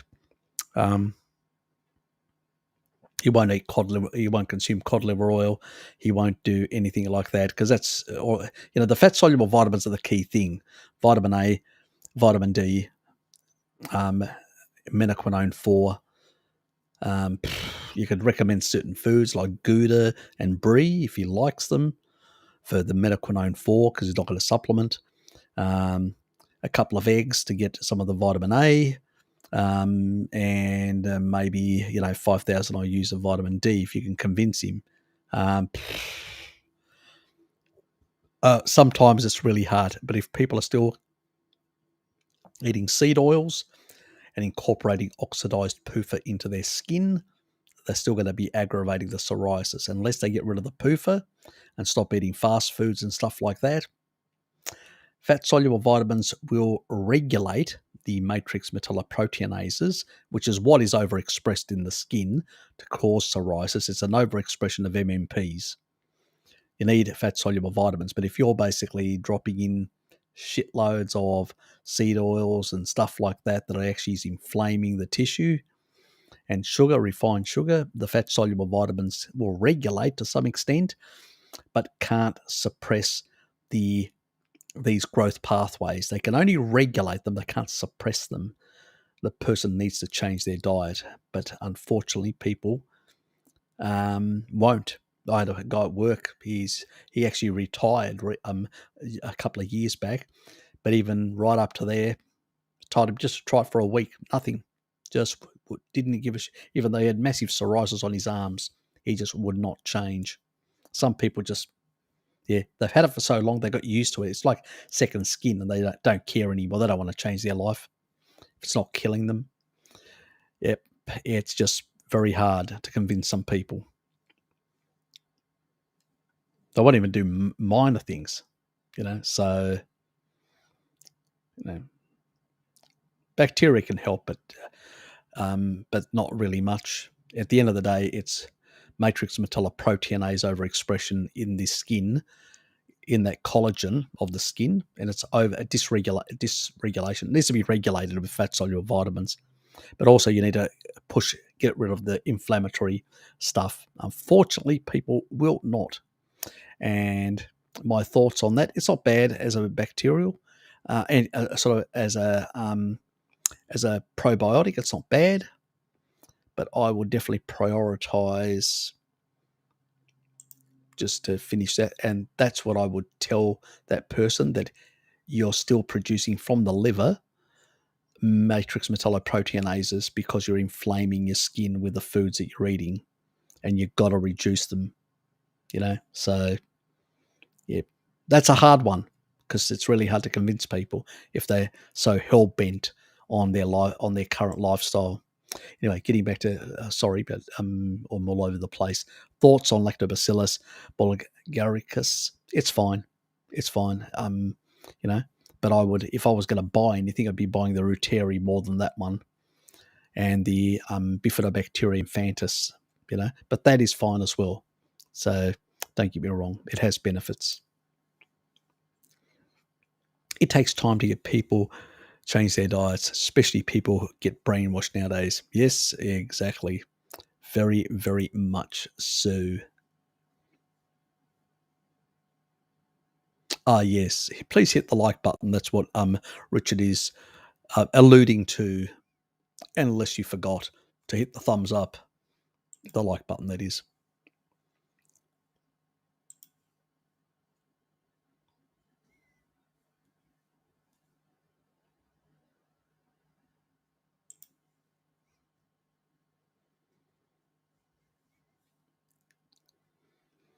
I have hair growing on my chin.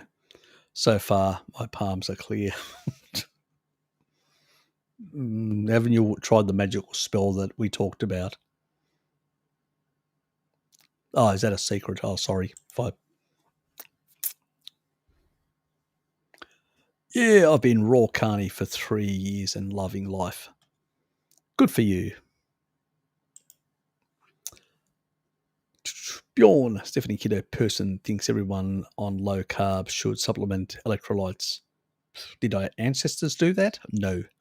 So they will possibly damage their hearts over time. No, if they're eating enough, if they're getting enough taurine by eating enough meat, they're not going to do that because they will regulate their electrolytes, and that won't happen. No, completely disagree. That's the problem with a lot of the keto people and the low carb people.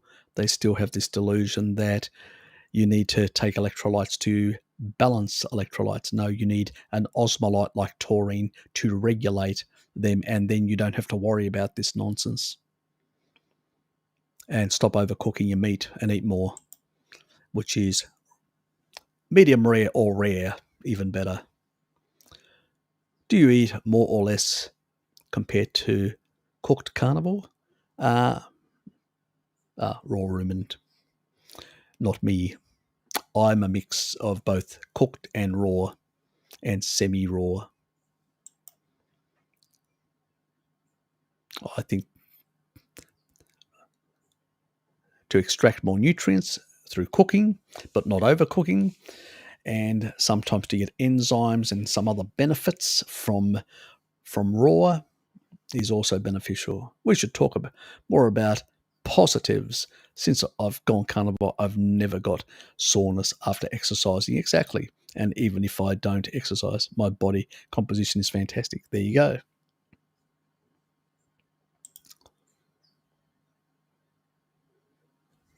You know what I drink? That's what I'm drinking. It's the blood orange one. They didn't have the other one, the pink lemonade. They just didn't have it. My favorite. Yes, yes. It's the girly drink, the other one that they didn't have, unfortunately. My favorite. It's the feminine side in me. Let's move on. Did I insult myself enough for you? I hope I did. I eat less on raw. I eat cooked meat once a week when I do barbecue. You can see me on TikTok. Tom the Bricky. There you go.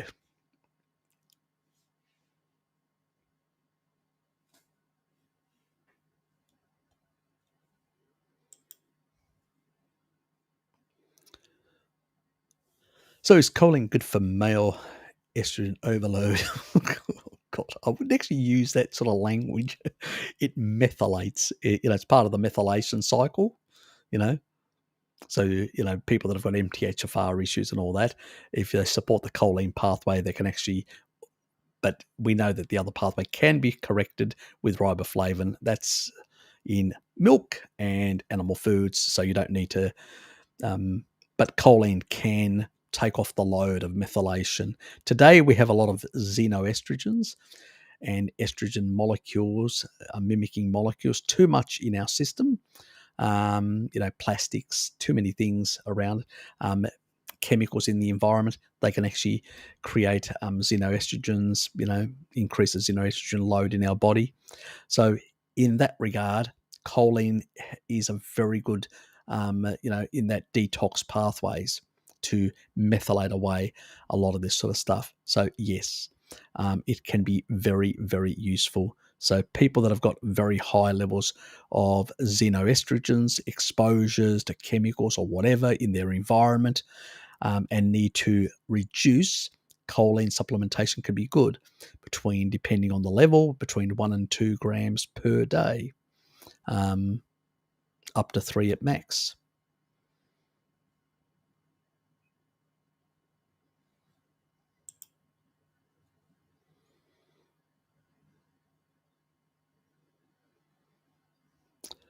Well, you basically, if you're in a low carbohydrate state, you will basically produce glutathione, So if you're not, if your insulin is too high, you won't. Even if you've got the precursors, you'll produce some, but you really have to basically maintain a low carbohydrate state to upregulate because once you've actually pushed AMPK up, to some extent, you will actually increase glutathione levels. And actually, when you're fasting, you actually increase them even further. So, and also you'll increase superoxide dismutase and other things. But it really comes down to, one of the key things, a rate limiting thing that most people neglect, because all of us get all the actual aminos that we require to build glutathione. But what we're missing in many cases, and that's the rate limiting, the thing that, you can get all the aminos because you're eating meat. That's not a problem. Where you miss out is on selenium. Many people are deficient in selenium because muscle meat doesn't have a lot of selenium. It's only organ meats that have selenium and eggs. And so I usually say to people, if you're not going to prepare to eat organ meats, then at least eat eggs because you can get your selenium there, which is both important for your thyroid, but also important for glutathione.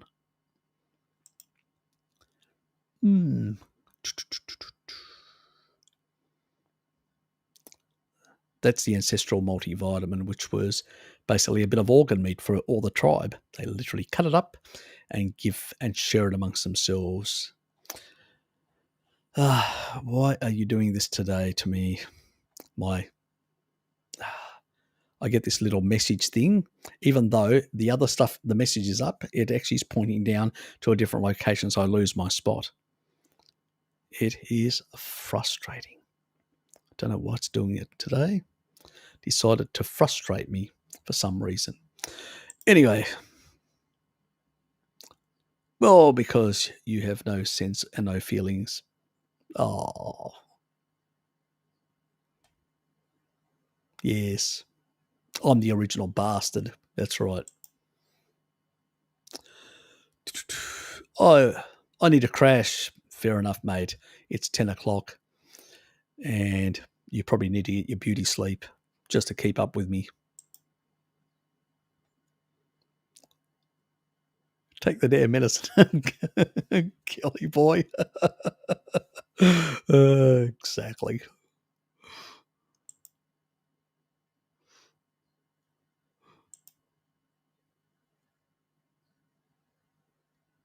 Oh, you've already bloody cooked them. You said you were...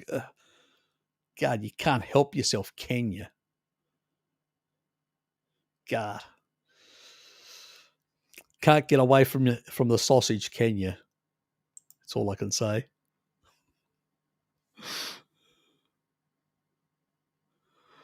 Aren't they? Really? Oh, remember, I didn't get the plain ones. I got the fennel ones. I got the more spicy ones. Oh, you missed out on flavour, did you? Oh.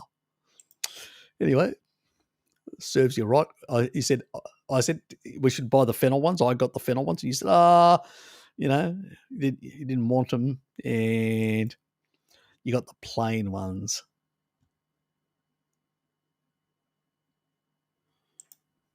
Went to the farmer's market today in the morning, early in the morning. What do you think, Harry, about dairy allergies and joint inflammation? Any way to resolve it? It depends on whether you've actually got certain susceptibility to the casein protein. You may or may not. I don't know.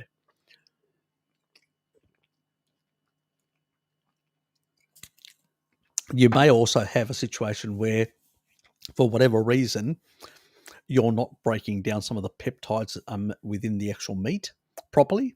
And if you're not, in the milk properly, and if you're not, and you've got some little bit of not tight junctions, sufficient tight junctions, those may be crossing the gut barrier, and that may be creating some reactivity potentially.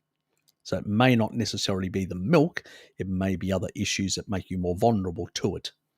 So what's your vitamin D status? Is your vitamin D is good? You should generally have, if your taurine levels are good, you should generally have good gut functioning generally. We're not saying it's, there can be other factors as well. But it also can be basically, have you had in the past these problems with it can be also the absence of certain gut gut microbiome elements that have been lost in the last decade or so out of your system. And so some people find that taking proteolytic enzymes resolves that problem for them because they no longer can produce certain types. It's hard to say exactly what may be the driver. You have to play around with and see what happens in that regard. But generally speaking, most people that use, and are you using standard milk or are you using basically something like raw milk? Raw milk has got the lactase enzyme, which is one thing. It also has lactoferrin and a number of other compounds in there that actually improve a number of bacteria in the gut, which actually improves the digestion of, and seems to resolve a lot of these issues for some people. Raw milk rather than pasteurized milk, that can be an issue as well. So you'd have to tease some of that stuff out by playing around with it. In one of the lives of the last weekend, you talked about nerve pain techniques, but I didn't clearly understand the name of it. Was it Bowen? It's called Bowen Technique.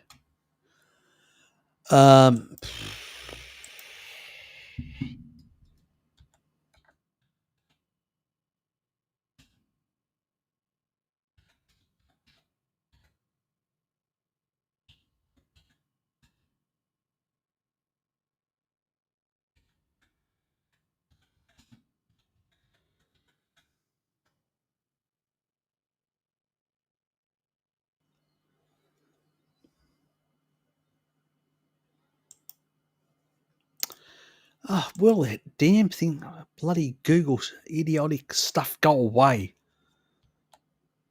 Freaking hell.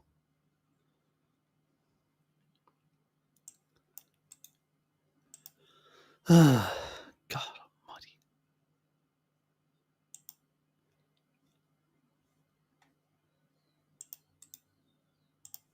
This is the technique. I'll put the actual thing in that's the thing there.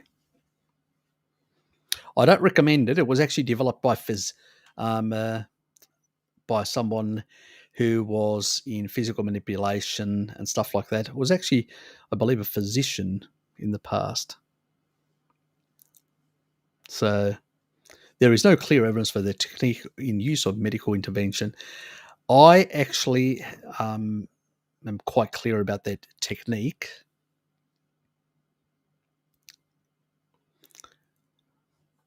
So this guy was, and he was registered as an osteopath in the past and all that.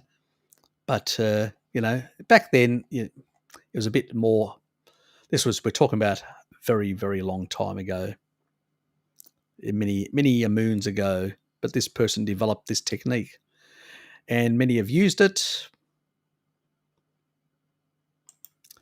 I've found it to be very good with muscle stuff and the nervous system sort of stuff.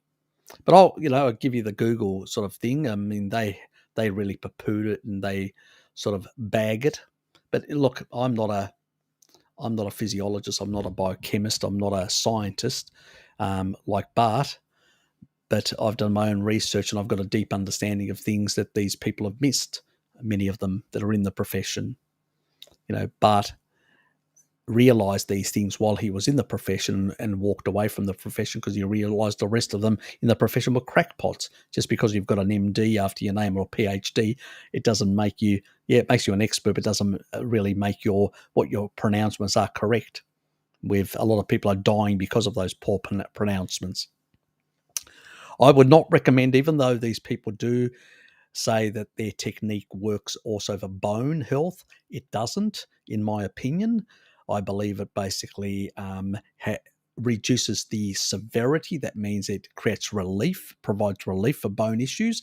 But I think at the end of the day, for bone issues, you really need a species-appropriate diet to fix your bone problems. You need meat You know what I mean? Because your bones are collagen, mineralized collagen. You basically need animal foods to fix that. But in terms of the nervous system and the muscular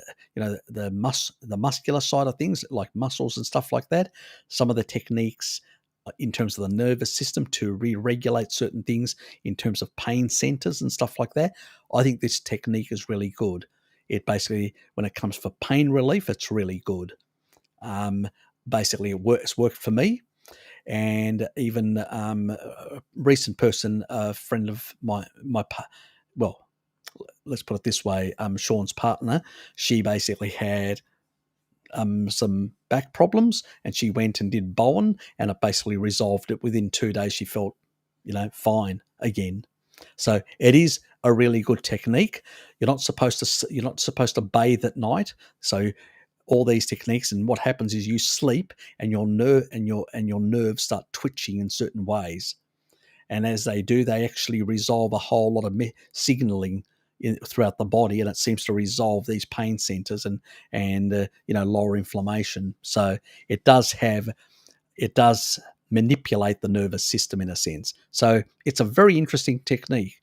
When I came across it, I basically thought it was absolutely nonsense, and then I tried it and it worked for me. And each time I've used it, it's worked for me.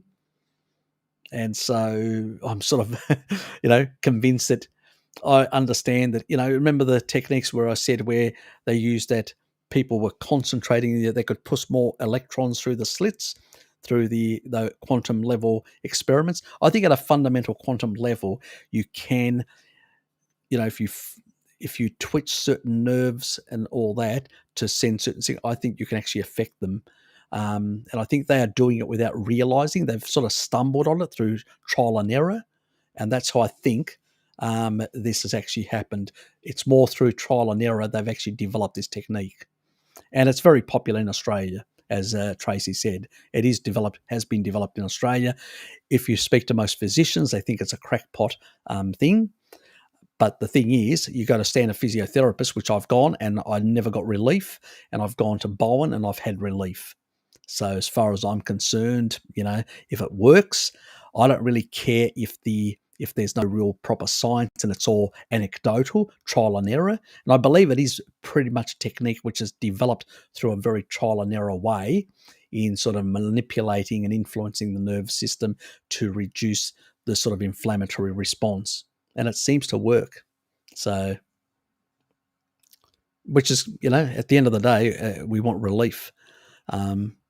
So, there's a lot of things like we know that taurine is chemoprotective. You can actually go and do chemotherapy, take taurine, and we know that it actually protects a lot of the, their normal cells. It's chemoprotective, which is really good in that regard. But exactly all the mechanisms we don't understand, but we know it works. So, sometimes, our deep understanding is still quite primitive for a lot of things. I think I eat less because I'm more satisfied when I eat raw. Yeah, I sort of notice if I do eat a bit of raw, I sort of don't eat as much as well. That is true.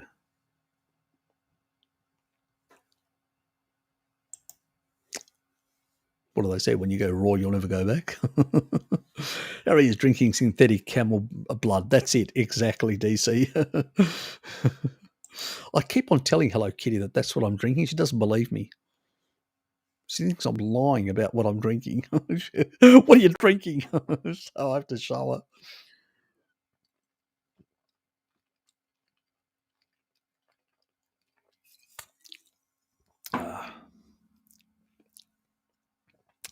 I prefer raw all the way. My wife gave me 3 months. I'm over 3 years. She's given up. William Davis and Wheat Belly Fame explains how to make Rotary yogurt in his blog and book. Okay. People should basically Google if they want to find out exactly how he does it.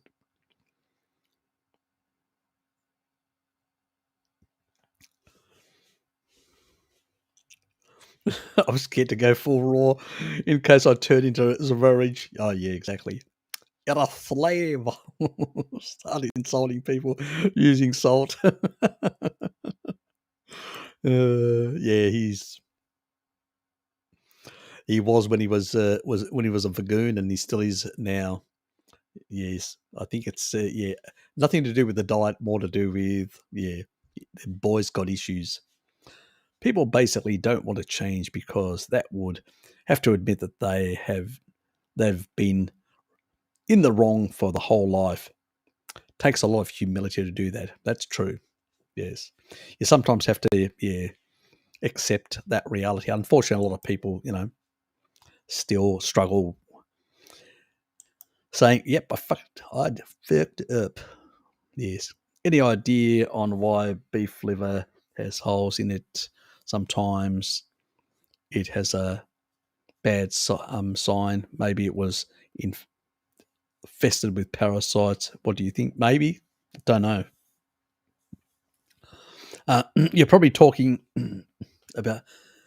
I've never had beef liver, which is well.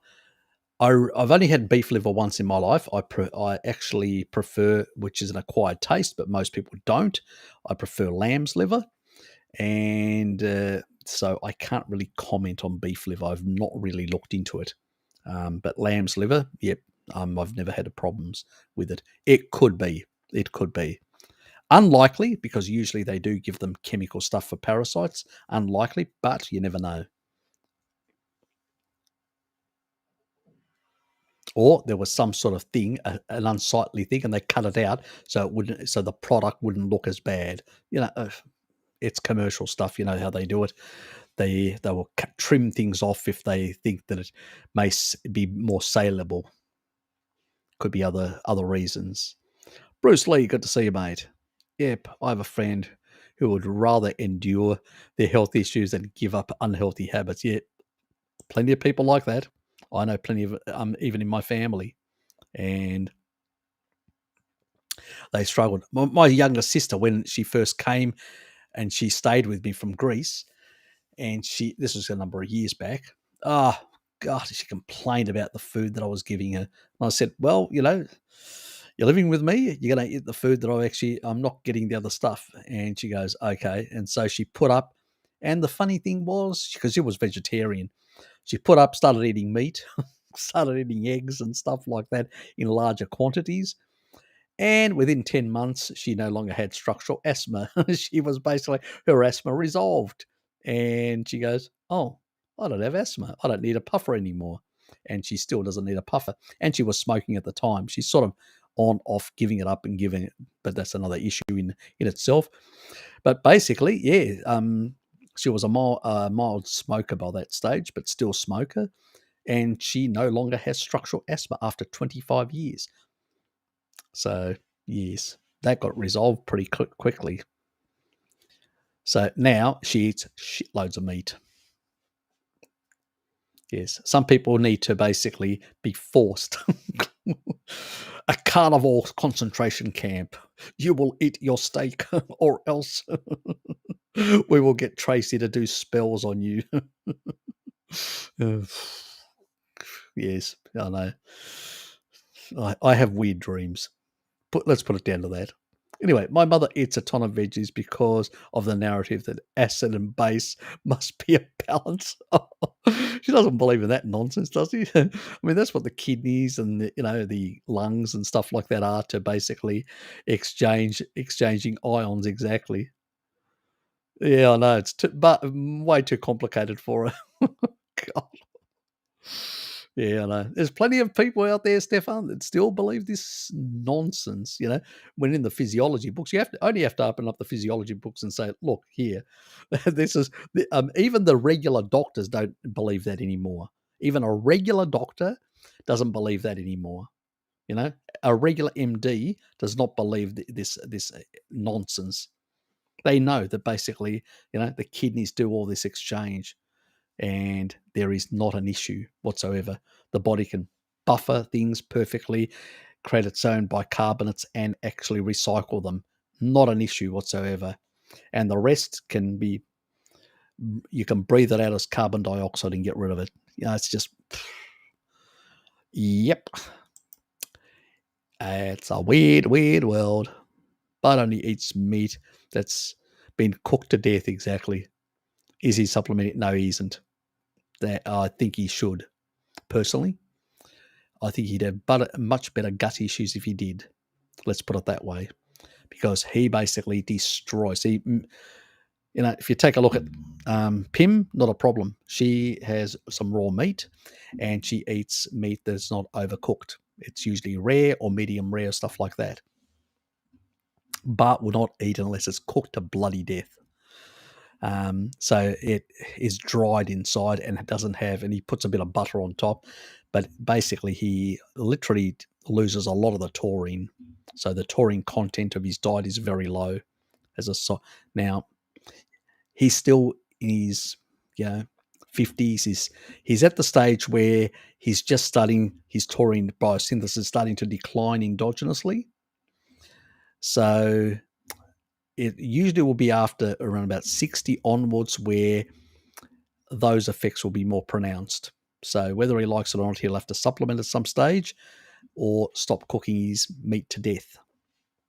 So, and a lot of people, it's not only bad. I mean, even if people don't, even on a standard diet, people cook them. They have very little taurine in their diet, and all of them basically start suffering these issues far more severely as time goes on. But what do you do? Yes, exactly. That sort of camp.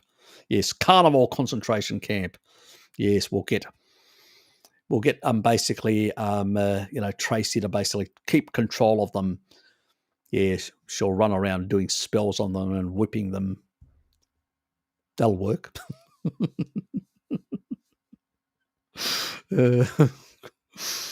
One must fantasize now and then just to entertain oneself. Where does the idea come from that we need to eat carbs sometimes, or we become glucose intolerant? I've got no idea. It's just nonsense. Tell that to the Inuit, who never ate a carb in their life until the Western civilization turned up at their doorstep. They had no problems whatsoever.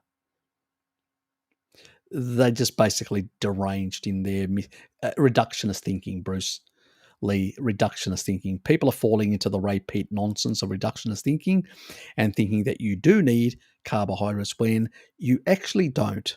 You actually don't. It actually deranges your body far more. You can actually produce all the carbohydrate you need endogenously through gluconeogenesis as long as you can keep insulin under control and a sort of a state where glucagon and insulin are not too far different from each other in terms of ratios.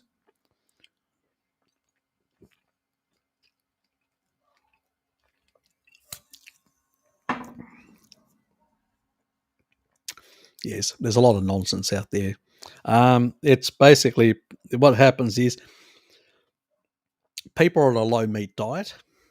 A low meat diet creates electrolyte issues. Then they basically say, "Oh, let's supplement electrolytes." One group says, and then the other group, more crackpots, basically say, "Oh, it's really hard to manage your electrolytes. Let's just eat some carbohydrates to raise insulin to hold on to electrolytes better," because that's what it does. If you go back and look at the Walter Kempner research that he did in 1930, he basically removed all electrolytes, 0 electrolytes, just gave them iron as a supplement, but had them on a 96% carbohydrate diet, 4% protein, 4% protein and 2% fat. It was a low-fat diet. And it was basically, one that disengaged the Randall cycle, and you could sustain it for about a year. And basically, he used to whip them to make sure they wouldn't lose any muscle mass by keeping the carbohydrates up to the max. So that's how he did it.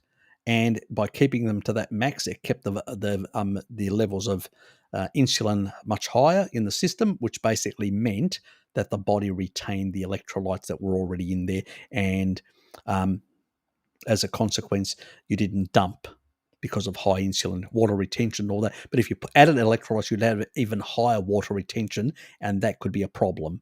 And he wanted to avoid that. So you don't add electrolytes in if you're very high carbohydrate. And that's what they do. They do that. But they don't realize that what you need is taurine, because taurine is an osmolyte which regulates electrolytes in the fluids.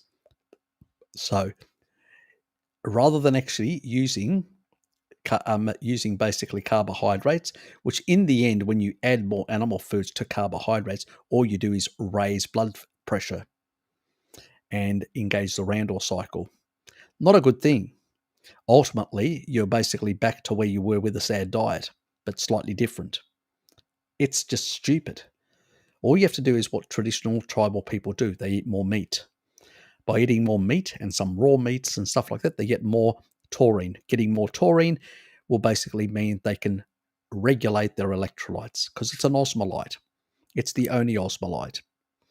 Next week, I'll have a video that will actually cover the potassium side, and you'll actually understand what an important osmolyte is, that it's so important that if you want to maintain good intracellular levels of potassium, you need taurine. That means you need to eat more meat, low carbers out there. You need to eat more bloody meat and stop eating carbs. Try to regulate your electrolytes, not try to keep them in the system with artificially raising insulin, which is contraindicated. You twats. Yes, more reduction is bullshit from the Ray Pete fan club. And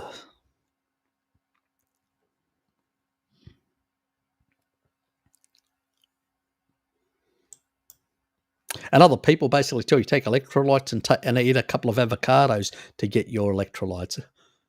Never. I do not supplement. Yeah, I don't need to. Oh, when I fast, no, actually, just salt. Just salt. Just salt, nothing else. And I basically will also have some taurine as well. I'll throw in some taurine because it doesn't affect your insulin or anything. Remember, it's a sulfur amino acid. It's not a branched chain amino acid to raise mTOR. Doesn't. So you don't have a problem with fasting. You can actually throw in taurine. And that's if you do a wet fast, but I do a dry fast sometimes. If I do a wet fast now and then, I do throw salt and taurine into the mix it up and drink that. Simple as that. Regulate my electrolytes and maintain homeostasis by keeping this, because the thing that you dump most is that sodium. If you lose sodium, when you're drinking water, that is, when you lose sodium, what does you lose? The body has to rebalance. It has to rebalance the potassium levels, and so it drops. In order to not to bring homeostasis between the fluids, the intra and extracellular fluids, and the electrolytes, so because there's there's a potential, that neutral potential must be maintained between the intra and extra. So basically, what happens is the osmolyte will actually adjust the electrolytes and drop them and bring them to another level. But by keeping your levels of sodium up, what it does is that osmolyte will rebalance and go, okay, we don't need to lose any of this. We just need to get rid of the excess salt. Done. And, and then you're back to food after a couple of days. If you do it on excessive amounts for a long period, more than 3 days, yes, you'll probably need electrolytes at that stage. But I don't do for longer than that. And I've even done dry fast. The last one was 3.5 days. No water, no electrolytes, no nothing. Went back to eating normal. But I've trained my body now, and I've upregulated my antidiuretic hormones so I don't lose as many fluids. My body recycles and maintains much better homeostasis of my electrolytes, so I don't have any of these issues. But it took me a while to get there, so to speak, Seaman.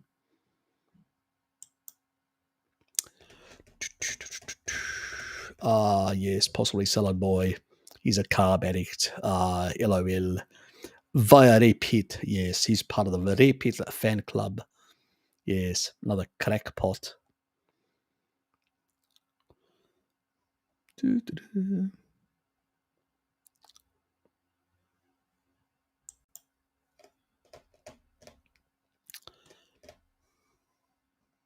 Exactly. Nothing like the reductionists out there.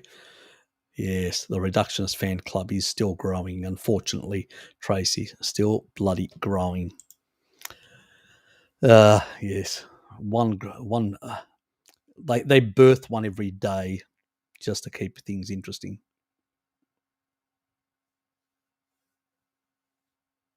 It's bullshit. It's bullshit. Look, you only have to look at the tribal people. Here's Mary Ruddock. She turns up. She does low carb, and she's got water with her, and they're running around with water. And these tribal people are just looking at them. Why the hell do you need all that water? So they're hydrating with fat, and they've upregulated their diuretic hormones. So they don't need it. They drink very little water, and it's usually from low deuterium sources like these leaves that they get. Small amounts. Yeah. Crazy. And these people are in what sort of environment? Very hot environments, walking through these very arid environments. No different than the camel. That camel hump, that's fat, and that's deuterium depleted water. That's what they hydrate with. That hump. They build fat stores, and then they basically supply their body with that. Yeah, it's ridiculous. Once you actually understand the stuff that Laszlo Boris is talking about deuterium depletion and, basically increasing fat oxidation and basically hydrating with water, you realize very quickly you do not need this sort of stuff. And even Bart's convinced now. He's tried a couple of times. He's had a few issues here or there, but now he understands that basically when you hydrate, you eliminate all these issues. But this is how we operated. Do you think people did wet fast in the past? No. These tribal people went around, and if they didn't have a meal, they just sat around. They talked amongst themselves, and the next day they said, "Oh, we'll go for another hunt." That was a whole dry fast they just had. And then the next day, when you actually put water, you upset your electrolytes. You really upset the whole thing. That's when, and most animals are not around drinking water all the time. It's just not natural. We've created a very unnatural environment. The only reason why we're very much a culture of dehydrated people is because we consume too much carbohydrate.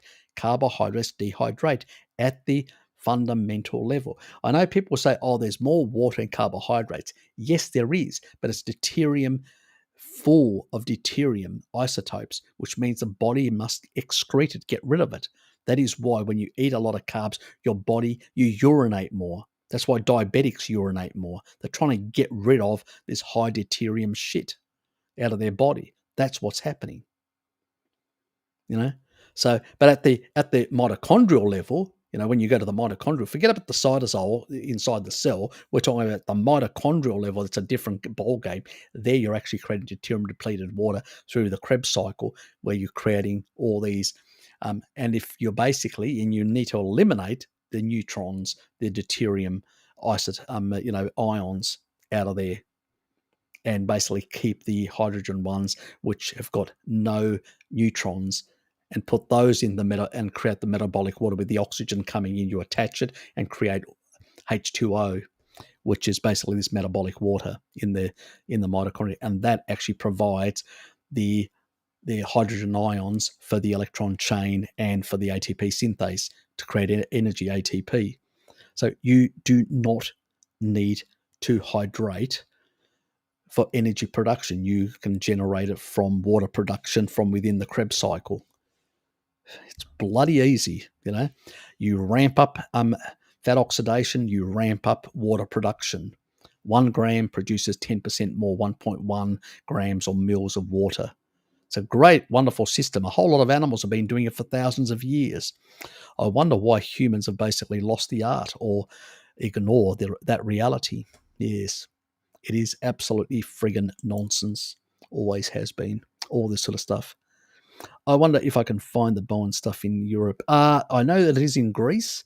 There's available only in Athens. There's in the major cities in Europe. There's a few places, but it's a hit and miss, unfortunately, to find. I was only able to find one place in Athens, and that was not for me, for someone else who had actually asked me.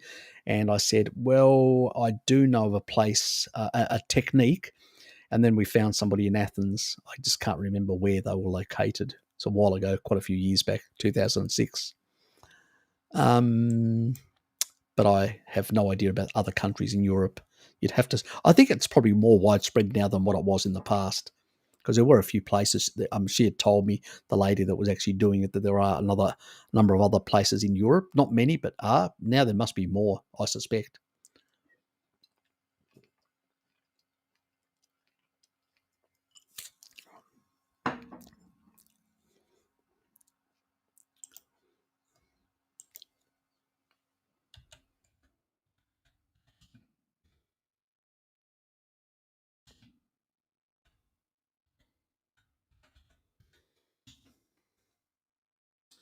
Just read.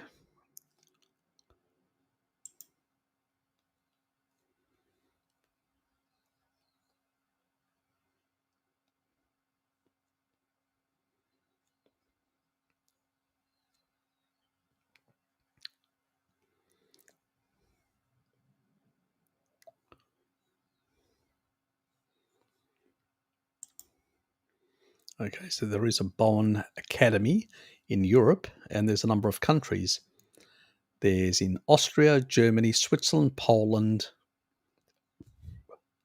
Okay.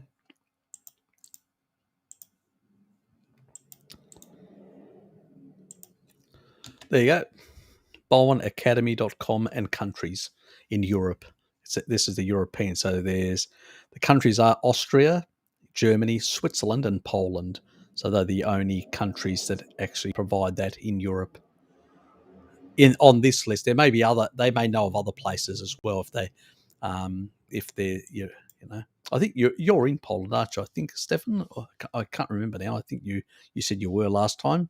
You're not a native, but you're working there. So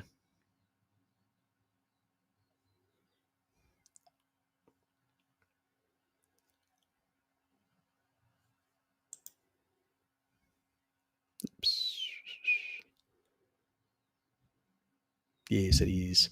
Llama, where have you been hiding?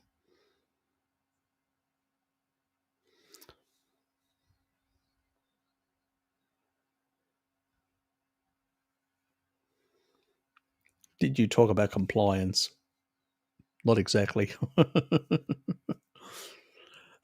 Several Bowen practitioners in Norway. Ah, there you go. Yeah, that's just one place that I've brought up, but I suspect there are other places. If you Google, you should be able to find other places as well. Thanks, Bjorn. Yeah, I suspect there are. If you Google, you should find them in that regard. Oh, what? Oh, don't do this. Don't do this. Don't do this. Oh, I have to go to the bottom again. Okay, disengage the message thing. Okay, done. That is annoying still. Anyway. Yes, those good truckers. Yes, I forgot to make that comment.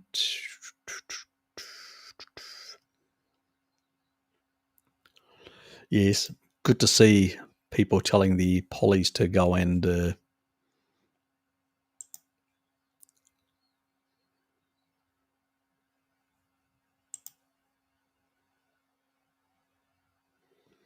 well done for creeping up to 1,500 subscribers, Roy. Ah, yes, great achievement.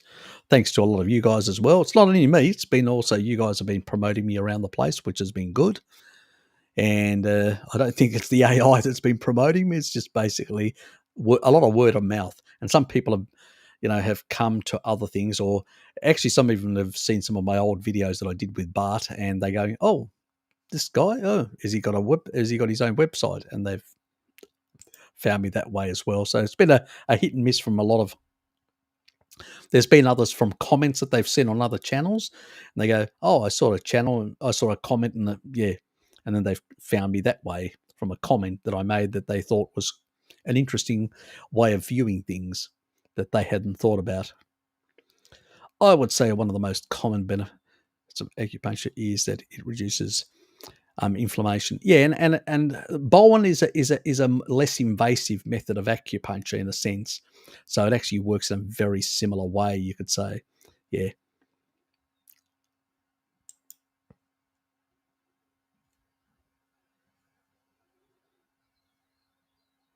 I think we covered that one. I don't know enough about beef liver. It could be a poor quality liver. I've never heard of a liver having holes and stuff like that. I would say if I found a liver like that, I'd probably throw it away in that regard.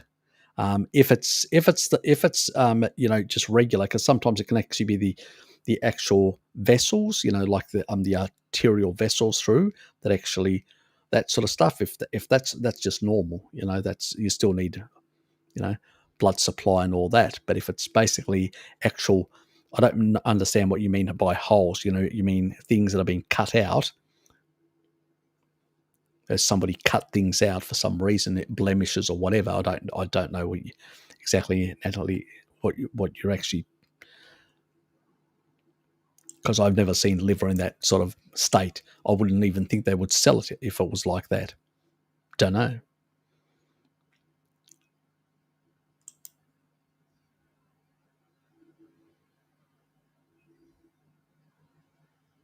Yeah, exactly. Has canals. It's yeah.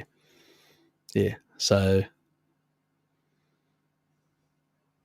I don't think it's anything else. I've never seen, I'm not sure what she means, whether it's the canals inside the liver or whether it's the outside where there's things on it and they've cut little bits out for whatever blemishes or whatever.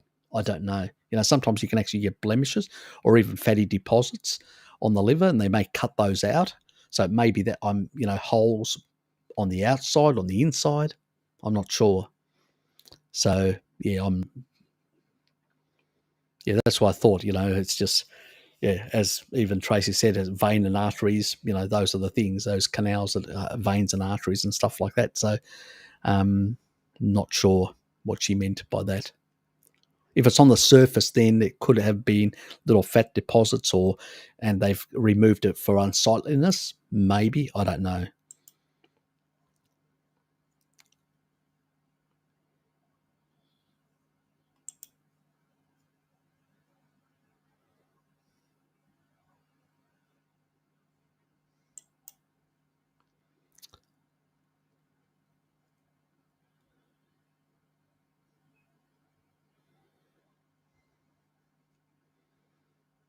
Yeah, okay. So we're all talking about interior now. Yep, okay. So we're all on the same page. Yep, fine. Yep.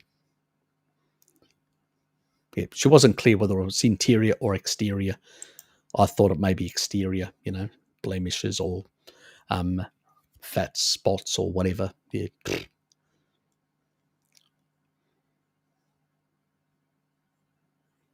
Yeah, and you're right. They do. You wouldn't actually sell it. It'd have to be a public safety thing. I mean, no company would do it. They'd actually have if somebody complained, they'd be closed down. Yeah, it's right. They have to check for those sort of things. Yep. So I don't think it's anything that nefarious or anything like that. Yeah. Okay. Yes, all that stuff.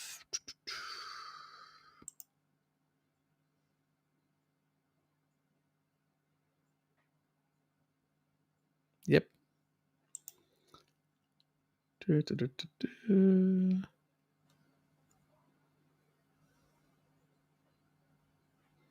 No, I don't. I don't. I have very little liver, small amounts. I do what ancestrally people did, unless you're trying to get your levels up to a certain level of storage. Generally speaking, I don't think we need that much. Small amounts are fine.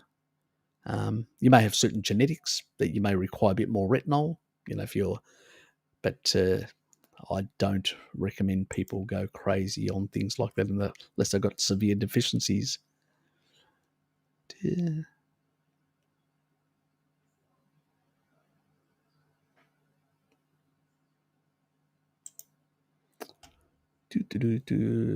Yes, exactly. Give them a good whipping. Oh, Tracy would love that. How do hunter-gatherer tribes typically cook their meat? Um, they don't cook it actually very severely. They usually have like a fire, and then they use like this wooden type frame or stick, and they actually place it on the like this wooden frame, and it's actually cooked from some distance. So it's smoked, cooked, so it's not overcooked or overburnt in that regard. And then there are others that actually will have like they'll actually cook it in the ground. So in the skin, with they'll just sew it up, put it underground with coal on top, and just cook it under that, and then remove all that, So they would put leaves and stuff, other things around it, so it's actually cooked in its juices. So there are different ways tribal people cook different types of, and slightly different others above a flame, on the side of a flame, over a flame, and others under the ground. So there are very different techniques, and depending on the type of meat they're cooking as well. So it can vary quite a bit. And they also have raw meat as well. So there is a lot of variations. Is having low urine pH dangerous? It may precipitate kidney stones. Trying to deal with it using potassium citrate, magnesium citrate, passing kidney stones is not fun. No, it isn't. If you've got oxalates and stuff like that, it isn't, Nick, at all.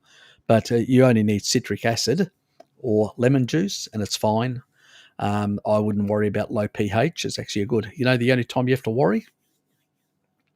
When it's extremely alkaline. Usually people with cancer have very extreme alkaline urine. So I wouldn't be concerned about low pH urine. It's usually the high stuff that's actually a problem, indicating that it's your system is not clearing out, and there's some derangement here. So yes, I wouldn't worry at all about low pH.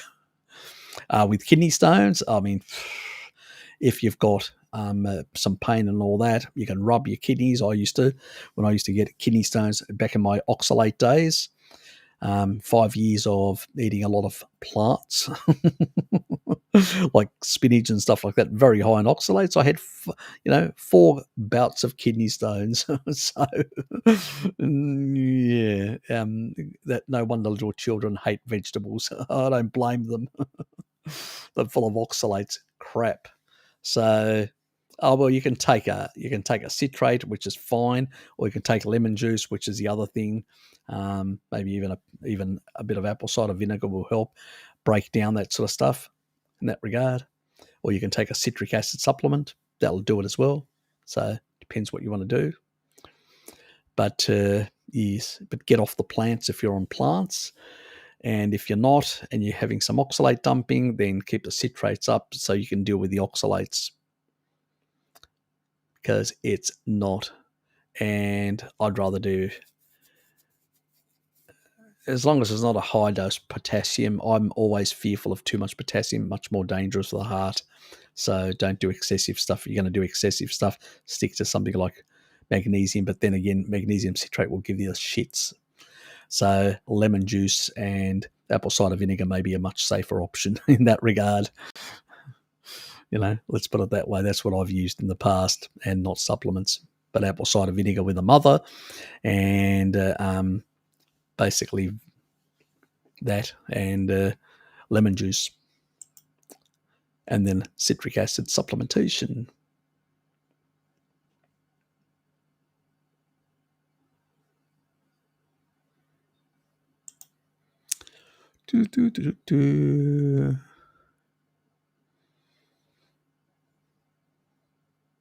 Yeah, well, it was a mixed bag.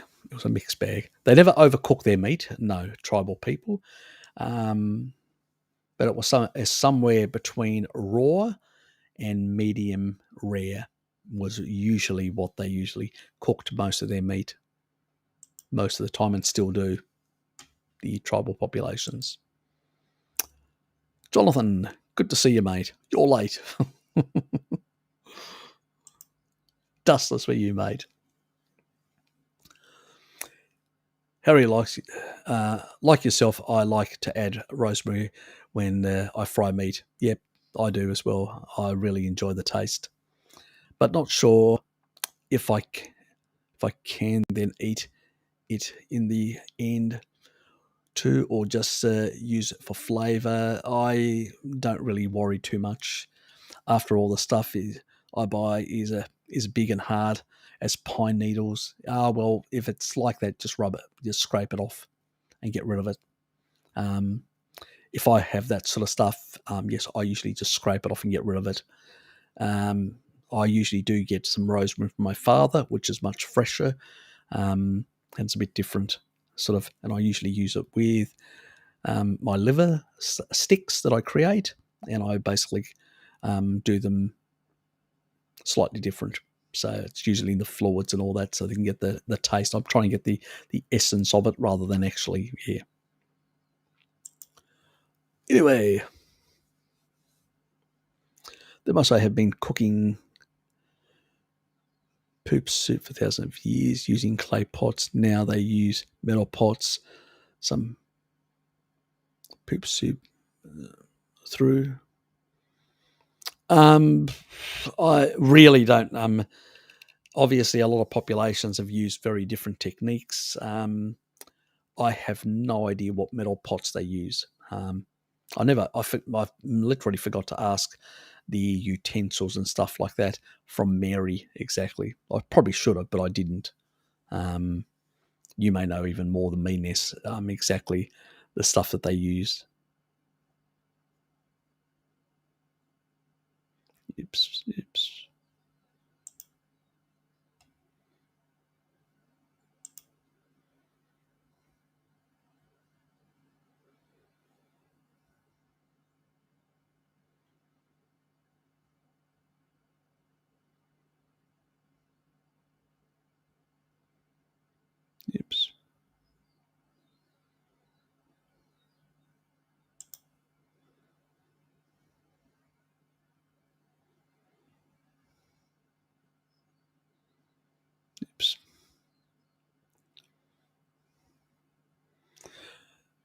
Yes, there you go, boys. And you thought I was crazy. I was the crazy one here. G'day, Uncle Alf. Good to see you, mate. It's been a while. If you do a dry fast, do you just snort the taurine? Yes, I do.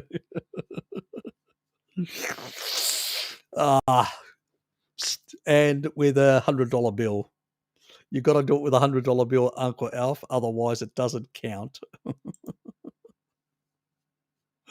And he's snorting like Tony Montana. Say hello to my little friend.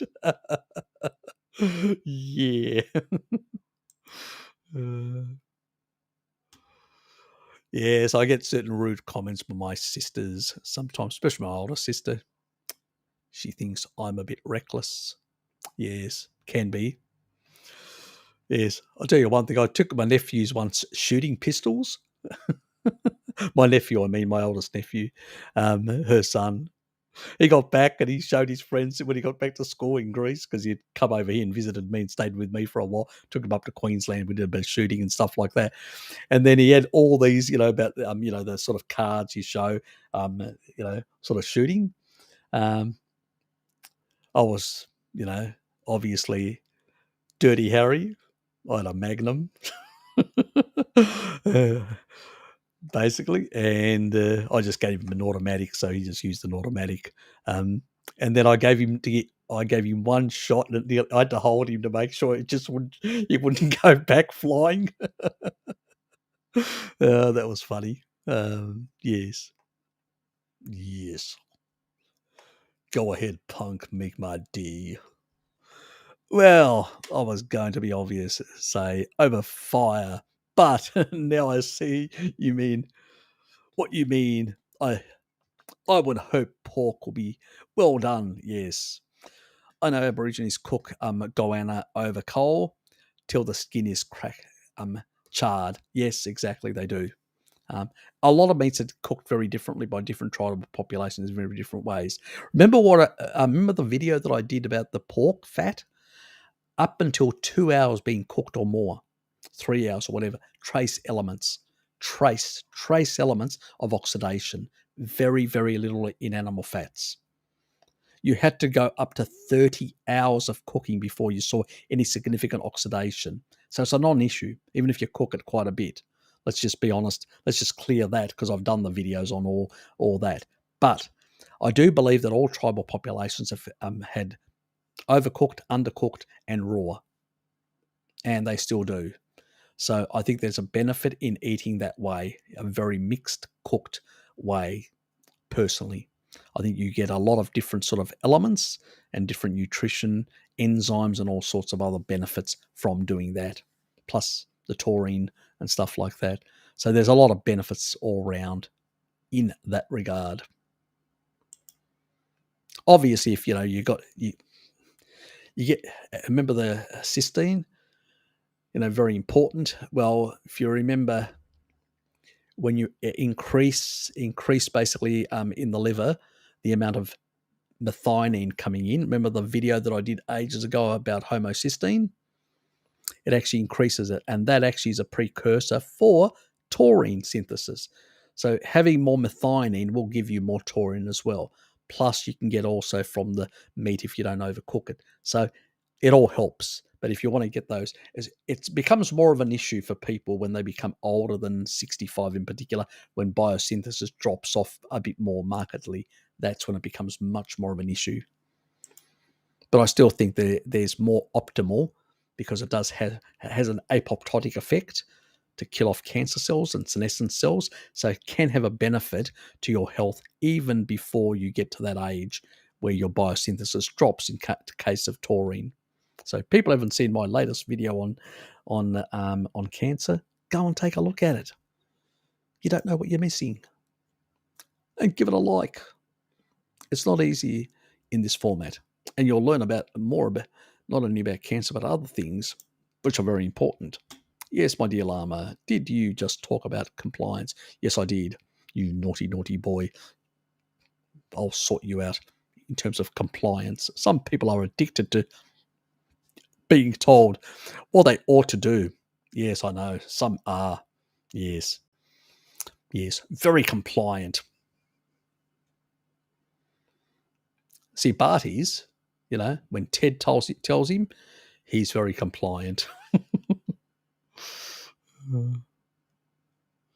Yes. He's a little dictator, that little bear. Uncontrollable.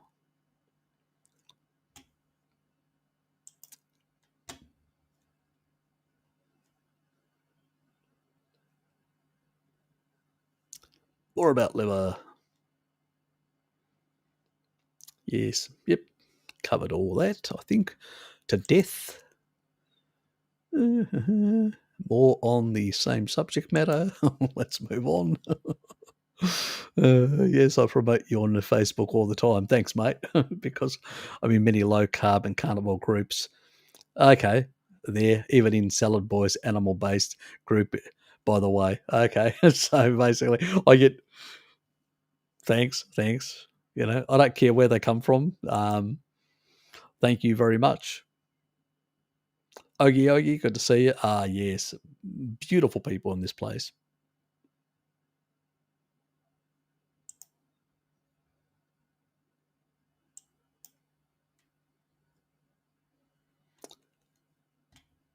How good's the Canadian convoy? Yes, very, very good. Very uncompliant.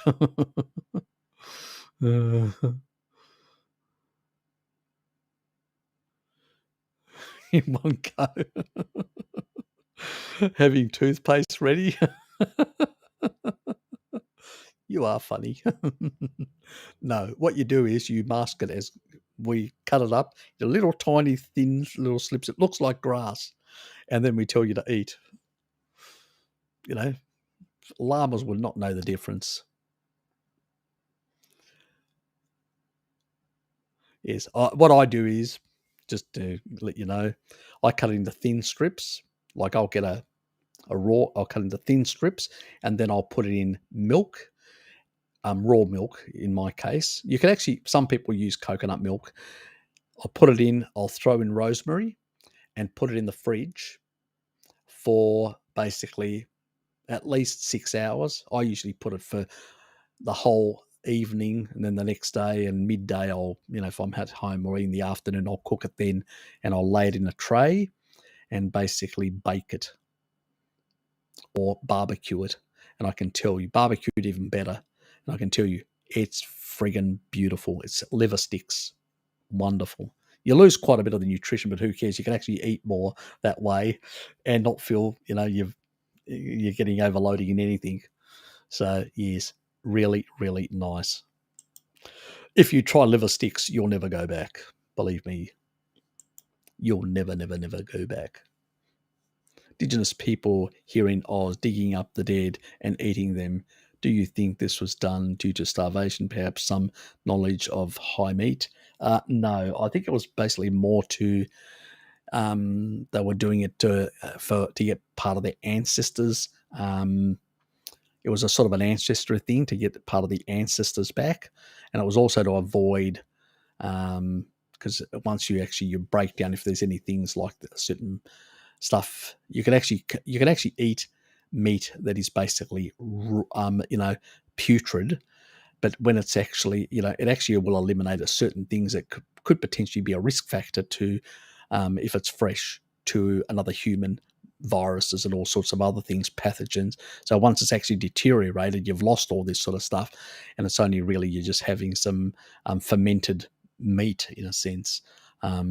It's not for starvation purposes. I believe it was basically for ritual things to take the essence of that person back into the tribe, which was done. And this wasn't only done in Australia, it was done in many other parts of the world.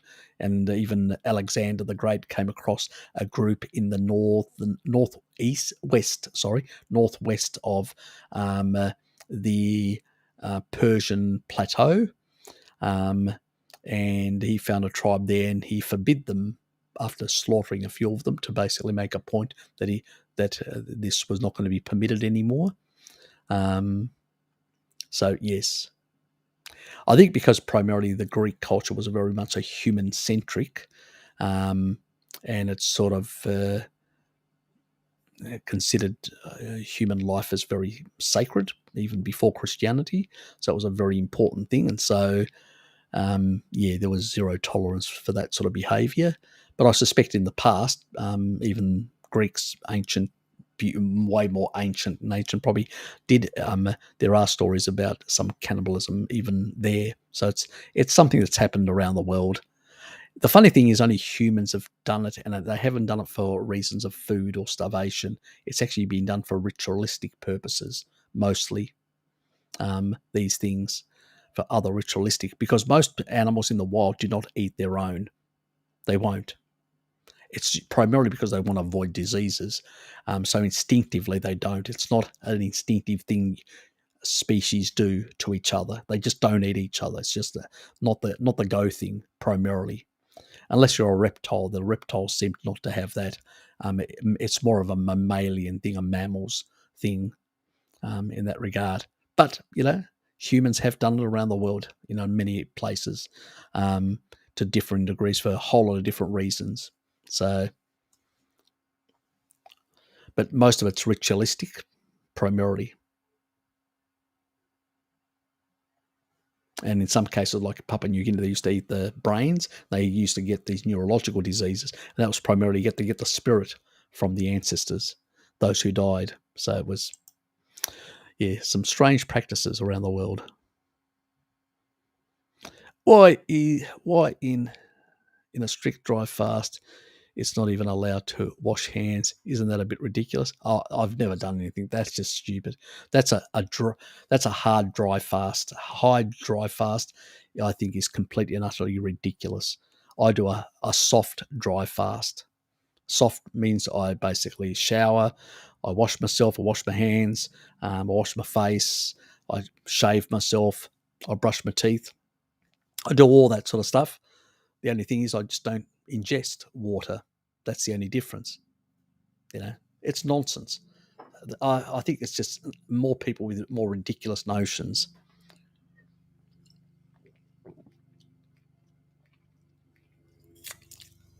I just have to do it next level. I have to be smelly, and all that. It's just childish. All tribal societies, even the ones that don't drink and go out hunting and may not drink, for a day or two or whatever until they find another animal or whatever. They don't sit around. You think they don't wash themselves? Yeah, it's just people are just ridiculous in some regards. Pretty much, it is ridiculous. It's a bit like the vegans and their sort of weird ideas. There are, even in the low carb community, there are some weirdos, let's put it that way, that have these little weird things. Carnivore is basically primarily eating animal foods, close to 100% if possible, or at least the overwhelming majority. And if you exclude the Maasai, the Inuit, and a couple of other tribes, the majority of tribes have ingested, 1 to 10% of plants, even the very highly carnivorous ones. So, just get over it. Some people are just too Puritans, like Puritans, just weird, get a life. I usually say to those people, you're weird.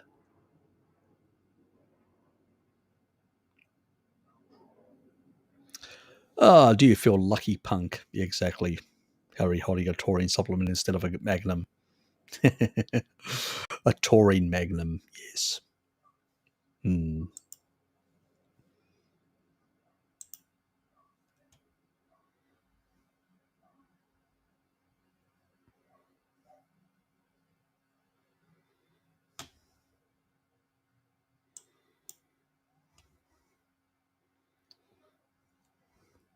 It's probably what I have missed, doing a bit of shooting. Haven't done it for a while. Yeah, it's much more harder in Australia with all these bloody restrictions. Yeah, anyway. When I get to Asia, I'll do a bit of shooting. Roy Baron. Roy Boron. Is there a difference between sodium boron and boron citrate? Frequently, for your information, I've heard of better results with the former than the latter. Yeah, sort of. Look, sodium is really important in the bone, like boron. Yeah, it's a hard one. That one. It depends on the tissue type as well. But I would say it's really when you combine boron with sodium, they tend to work better. Because even in the bones, where boron tends to be more concentrated anyway, and so does and quite a bit of sodium as well in the bones. Most people don't realise. So remember what I said when they did those experiments: sodium, protein, and phosphorus. Three things that if they were low, you basically started losing bone and muscle mass. So yeah, it's the stuff that they usually say are not good for you. The three things. Yes, no wonder osteoporosis and bone degeneracy is going through the roof. Yes. Dave's here. Dave, how are you, mate? Hi, how are you? And everyone, late again, still in the UK, hiding from Boris and the jabbers. Hey, I thought they were basically the jabbers were relieving you.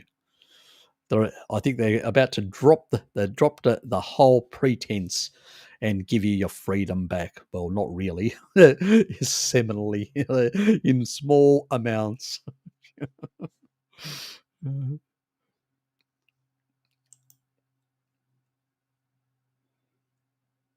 Liver wrapped in bacon is beyond perfect. God, everybody's got their little treats. Yeah, actually, bacon, combination. Liver cut thin and slightly cooked in butter on a low heat is my favourite.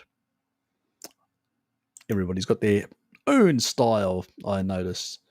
What's Anika saying? 20 hours after drive fasted, I started to burp like crazy. 20 hours after drive. Why? I was not hungry, not thirsty. I ate to stop it. Don't know. I've never had nobody's ever asked me about burping like crazy after, don't know. Next question, Nika. Maybe you didn't. Maybe for some reason you were having difficulty starting up. Like in your stomach, you were having difficulty. Getting your own stomach acidity up for whatever reason. When you started eating, you just couldn't generate enough stomach acidity. Maybe you should have thrown in a bit of taurine, a supplement, then half an hour later, then basically had a meal. So, like, had a bit of a soup, throw in a bit of taurine, have that, and then basically have a meal later. So maybe, yeah.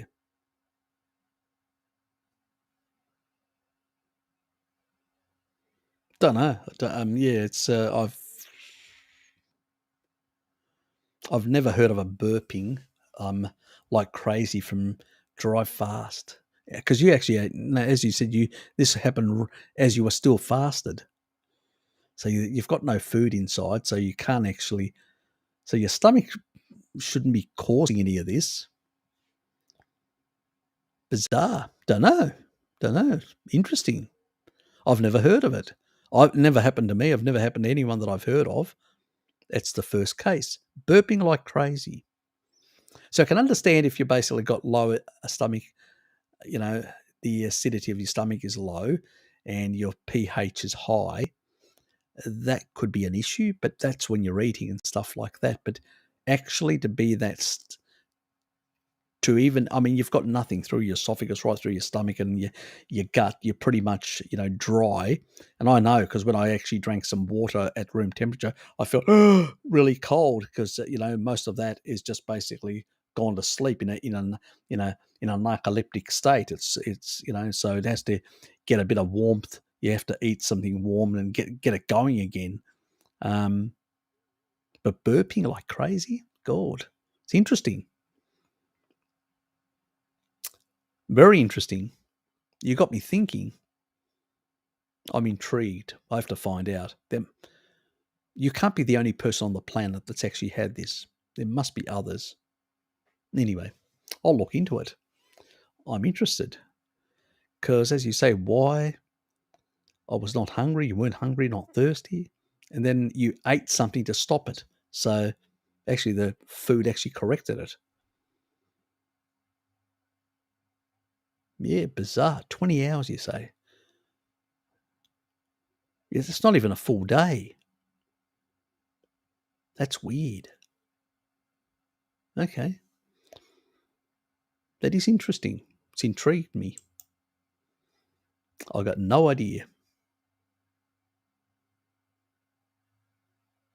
I'd eat a rock if I had melted butter on it.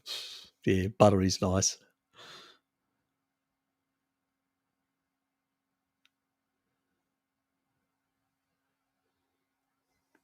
Um, did I? In what what relationship do you remember? How? So I can't remember.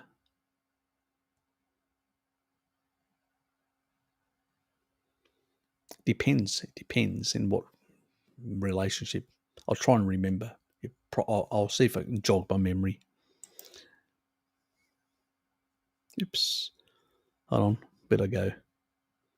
Yep, I went backwards.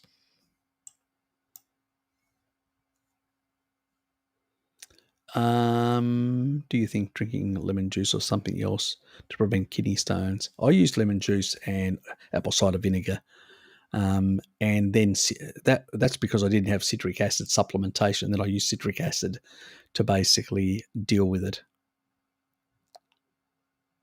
It's only when I had pain. What's Alex say? I have an 8-hour eating window, and for the rest, I don't do extra fasting. Okay, nobody's got an answer for this one. I thought I needed amino acids chelase to really see a difference in the availability when it comes to elements like boron and selenium. Can citrates compete with something that? Not really, no. In that regard.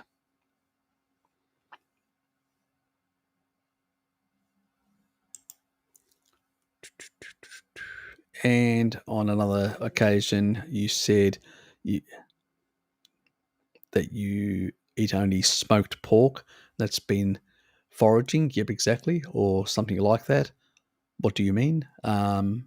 The the meat has been smoked and it's foraged pork, basically. So it's actually been just smoked, smoked, cooked. So it's actually very mildly cooked, and I eat that raw. Actually, I don't eat it on its own.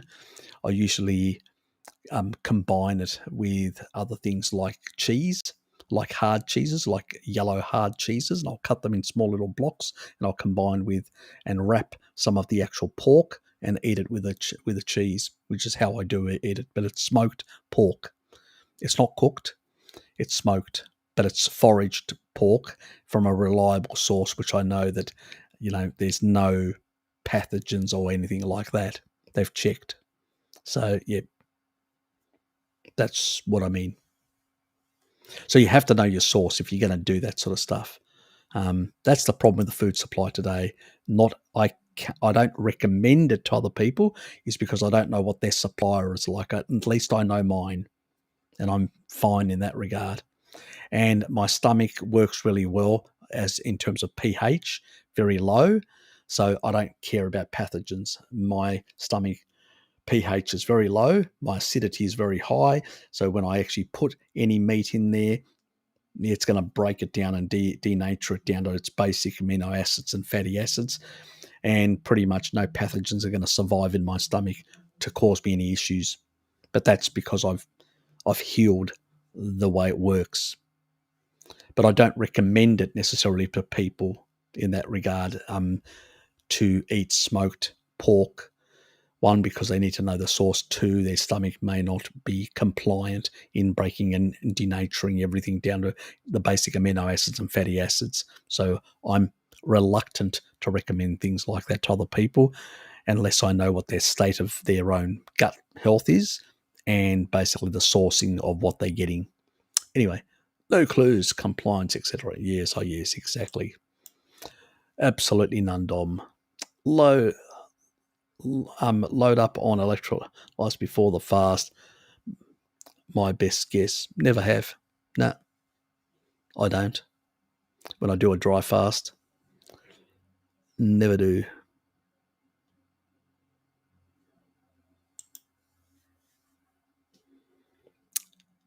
I used to in the past, but not now.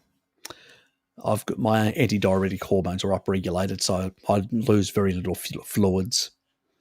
I literally urinate very little puddles.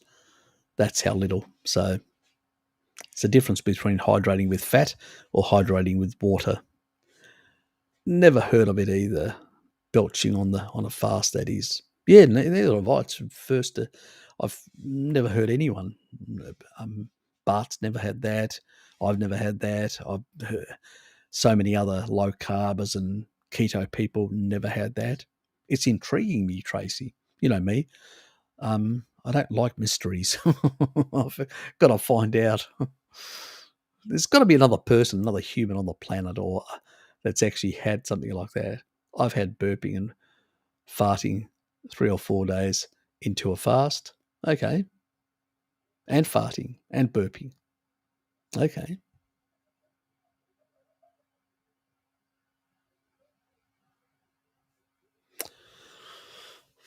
I can only think of one damn thing, certain bacteria that basically may be causing it. That's the only thing I can think of.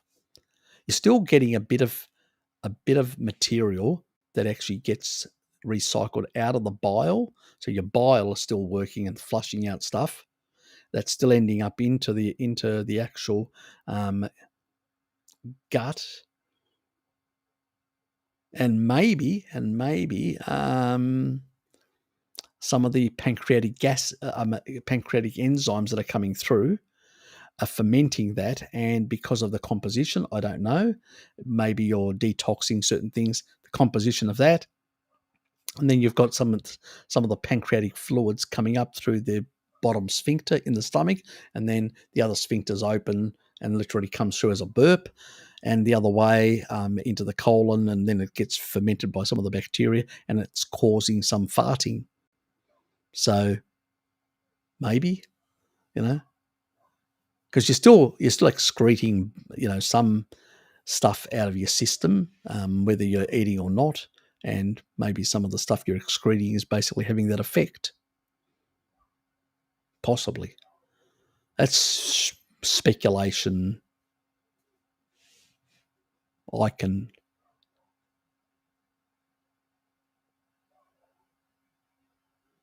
Yeah.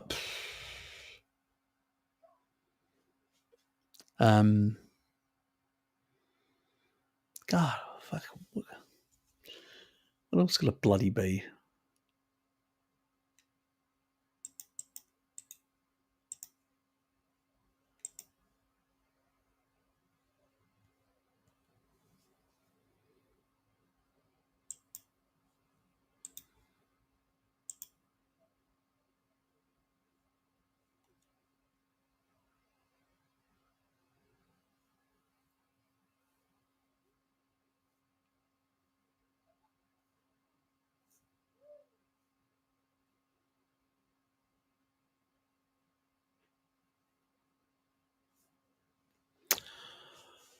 I'll look into it.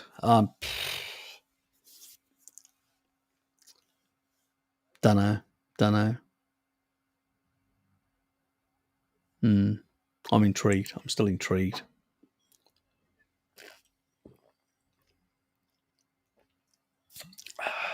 I am damn intrigued. Anyway, no, I don't remember when you mentioned. I don't remember when you mentioned it, but what is agmatine? Oh, it's just a supplement. What do you need to know? Just a supplement. Bit like arginine, but you don't need it. You get enough aminos in your diet if you're on a carnivore diet. Stefan, stop wasting your money. And remember, even I can't remember exactly how agmatine works, whether it goes directly to the liver like arginine or not. I'm not sure. Can't remember. But if it does, like arginine, then your liver can be a bit of a hog and take it up. And if you're looking at it for a vasodilation, L-citrulline is much better because it goes straight into your bloodstream, and so bypasses the liver gets converted to arginine, and then from arginine to you get more in your bloodstream, which then converts to to nitric oxide for vasodilation. So agmatine, it's a similar. It's sort of I'm trying to remember now what it's.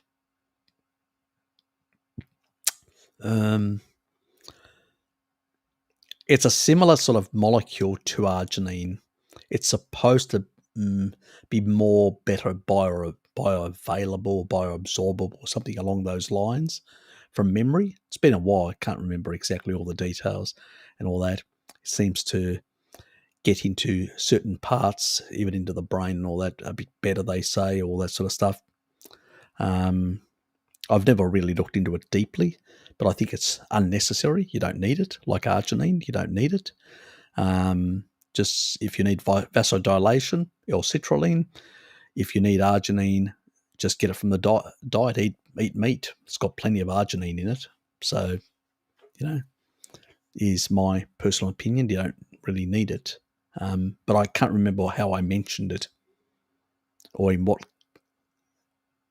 Maybe somebody else asked me a question in regards to it. What do I think as a supplement? Maybe it's a while. Would have been a while ago. I can't even remember somebody asking me. So can't. That's a while ago.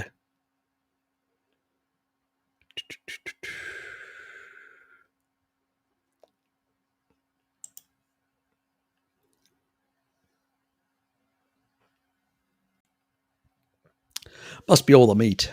rotting in my guts. Yes, definitely must be.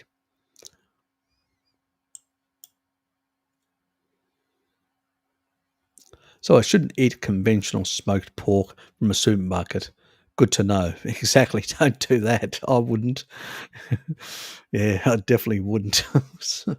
That I'd cook. I wouldn't. No.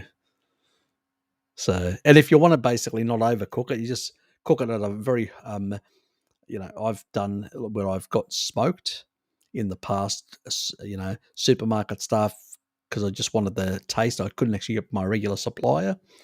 And then all I did was I put it in the oven, put it to max heat for a couple of minutes, like 5 minutes, and then it poop, stopped. At least that killed everything that if there was anything there at that temperature. And then basically, but it still didn't cook it right through. It was still mildly cooked, So it's just slightly cooked. 5 minutes, you don't get much cooking. So I preheated the oven and then put it in and then basically turned it off after that high temperature. So, and then I ate it and I had no problems. But,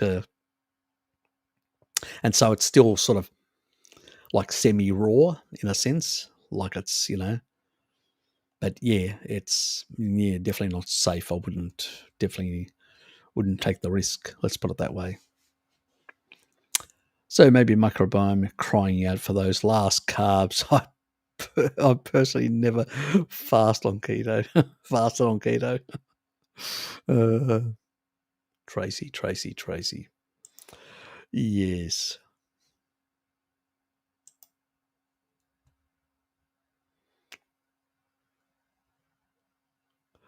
Liquid smoked meats taste artificial.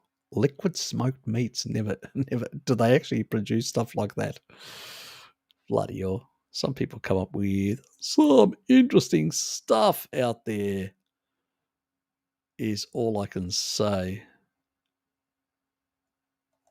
Oh, what is this doing?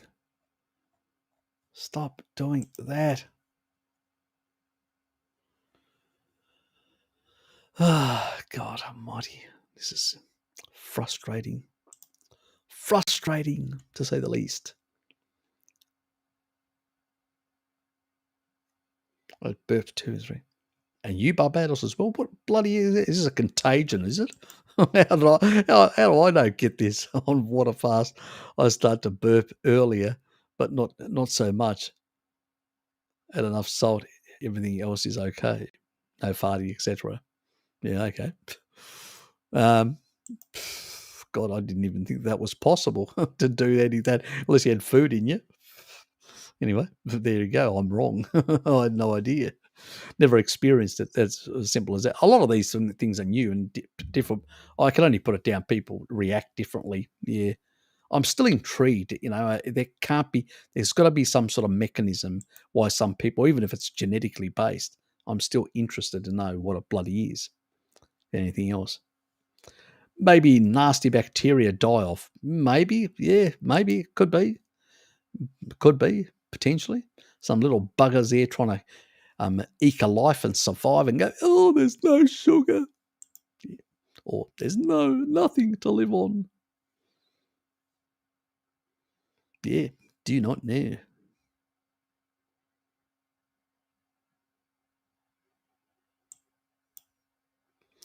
Yes, very, very interesting.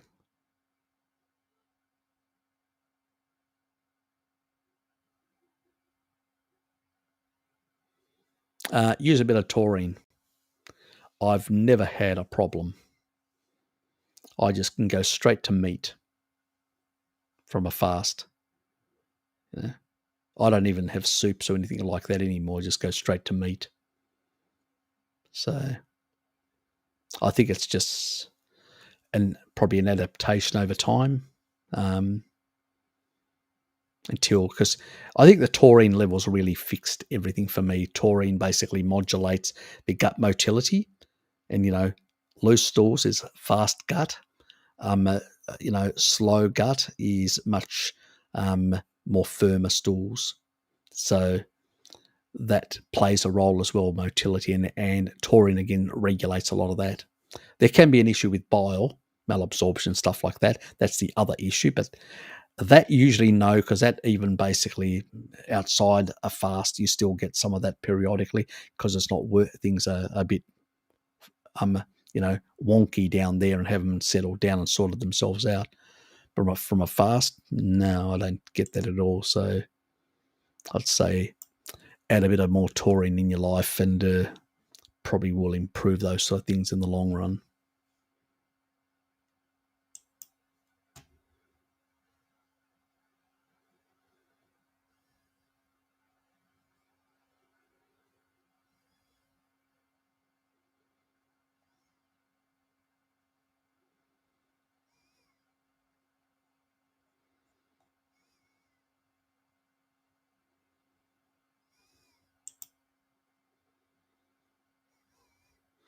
During from Cora, during a fast, gut mucosal layers temporarily weaken, and this can lead to gas. Okay, there you go. So that's where it's coming from. So some people have more gut mucosal sort of. Okay, that makes sense because I'm still taking vitamin D at that stage. So, and that does improve tight junctions and stuff like that and prevents gut mucosal. So maybe that's the reason why I'm preventing that from happening. The breakdown, so to speak. Okay. That could explain things, why I'm different. I'm different. Yeah. And that's true. Yeah, if you get actually a breakdown, sometimes the bacteria themselves can actually break down mucosa and actually cause gas. That's well known, where they eat into it. Yeah, nice one, Dom. I didn't even think of that. I didn't think in the fasted state that you're going to get a much lower sort of. I didn't think that would happen within such a short amount of time. 20 hours seems a bit strange that would happen. You'd get that sort of breakdown. Anyway, maybe there's a whole lot of reasons why some people have a bit more breakdown in mucosal, even in 20 hours or stuff like that. Intriguing. Yes.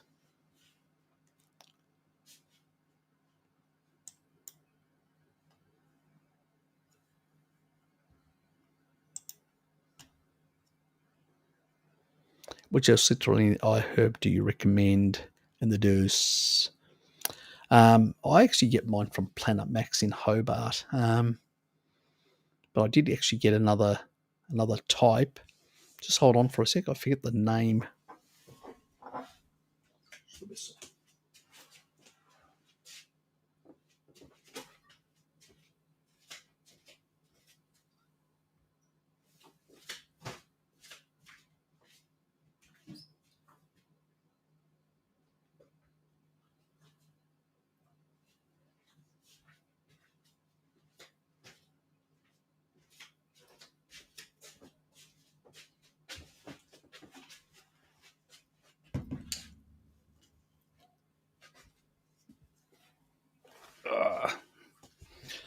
This is the one that I normally get, which is L-citrulline malate,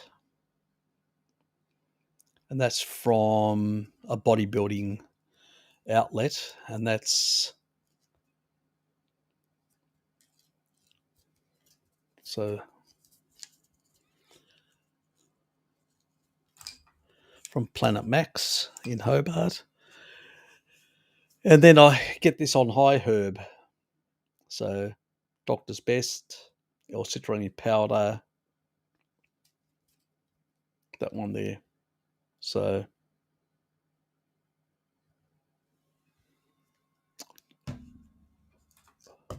generally speaking, is what I get.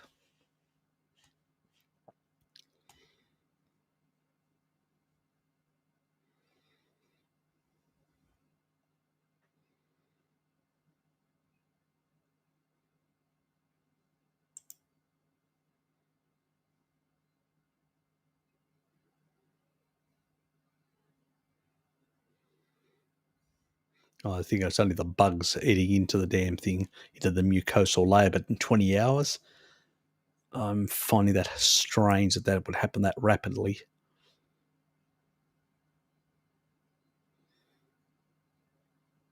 Okay.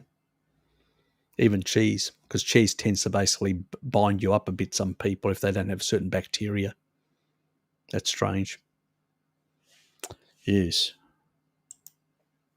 And you've played around with all the other stuff. Okay, fair enough. More intriguing things to look up. Neff, g'day, mate. Hi, Harry. Hi, guys. Just popping in to say hello. That's okay. Not a problem. I'm just about to head out shortly.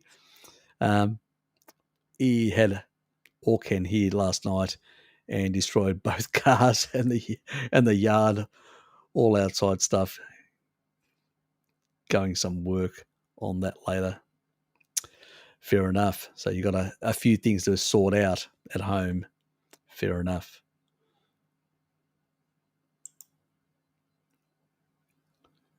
Gunnery talks about the gut lining being recycled for protein when fasting. Not really. Not really. We release when we fast. Yes, we do break down some of the actual when it's a long fast. 20 hours is not going to do it. That's not going to happen. You have to basically fast. You have to be a couple of days before you start really getting severe autophagy to break down a lot of the mucosal layer within the gut. 20 hours isn't going to do it. I mean, most people, that's time restricted feeding. You have to, what could be construed as fast has to be like something over 24 hours when it's that low grade fasting starts. And really hardcore starts in about 3 days when you're really in deep autophagy.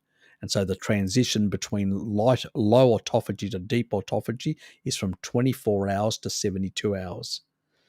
So that's impossible at such a short stage. The body pretty much when we're talking about recycling, we're talking about it's actually dumping out a whole lot of fats and proteins and all that out of the cells, a whole lot of crap that it basically recycles into the bloodstream, and then it recycles and reuses that. That's what autophagy is doing on that. And you do get breakdown of a bit of the mucosal layer, and that gets rebuilt when you start eating again and stuff like that in that regard. But it's not as severe as some of these people make out to be at all, unless you're doing quite a long fast. Let me put it this way. The guy, remember, that did 386 days or whatever, do you think he would, if basically your gut lining just completely collapsed, it would completely be non-existent by 386 days? Doesn't happen that way. You basically get some turnover, you'll lose a bit of mucosal layer, you'll lose a bit of the lining, and then rebuild that as part of the normal recycling, more normal basically autophagy and rebuilding sort of stuff. So people make it out like it's something horrendous. It's not. It's very minor. This turnover of cellular material, very minor. People exaggerate far too much in that regard, like it's a new paradigm. Give us a break. A bit over the top in that regard. Yeah, but that's Grundy for you. I mean, he doesn't even know something fundamental. He claims that he actually is some like an expert on lectins, and he doesn't even know that basically, as an example, that lactoferrin binds, raw milk that's got lactoferrin actually binds lectins. That's why people in the past didn't have the big problems. He doesn't even know those fundamental things, let alone they fermented the stuff before they're eating it and cooked it, and then basically added raw milk to it, which basically bound and removed a large part of that sort of stuff. So, he exaggerates far too much. But when pork deli meat in the supermarket is labelled as smoked and steamed, then it's okay to buy, I hope, just for not. if it's steamed, then it's probably steamed under some temperature, like really rapid steaming, and that will kill stuff off. Yeah, that should be okay then. Yes. Smoking won't do it. You need to basically have some sort of heating. So it's semi-raw in a sense, that smoked stuff. It's not really raw. Zero burping during priming. Okay, exactly. But after 20 days ago, every day, luckily, I can work from home. Okay. Interesting. It's really interesting. Okay. So you did the priming as well. Yeah, I sort of recommend high protein when I believe in getting things up and then cutting to basically lose to lose more fat quicker. And I think Dom and Bjorn have done a bit of priming, like high protein stuff, for a while, so they know what it means. They did it ages ago anyway, so they know what I mean in terms of that. But yeah, how's it going? It's going good. Beyond the burping stuff, which is something that I didn't expect. Let's put it that way. Yeah, don't know. Angel, how are you? Burping should be due to diaphragm contractions, but what's caused it? That is the problem. Yeah, exactly. I used to get it a lot, but don't get it now. Either taurine helped or yoga and breathing techniques. Taurine usually fixes a lot of those sort of issues with the gut, the peristalsis, the motility, and all that sort of stuff. So it does improve all those, Angel. So I'd say the taurine did most of it. But Anika is actually doing a lot of like priming, a lot of protein, so she'd be getting a lot of taurine, but then getting these later effects. It's a bit intriguing, for me anyway. Sort of, yes. Don't know.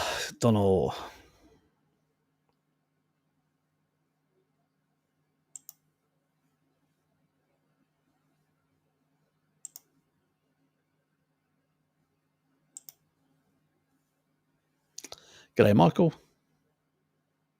Vitamin supplements during a fast, more gentle and smart approach if you want to fast longer time. Yeah, you could do something like that.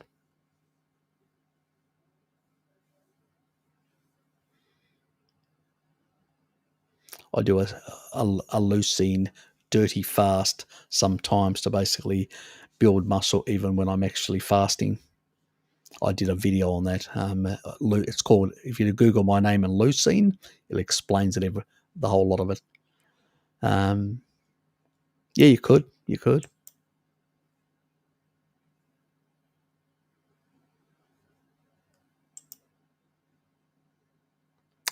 Never noticed any benefits from high dose of citrulline.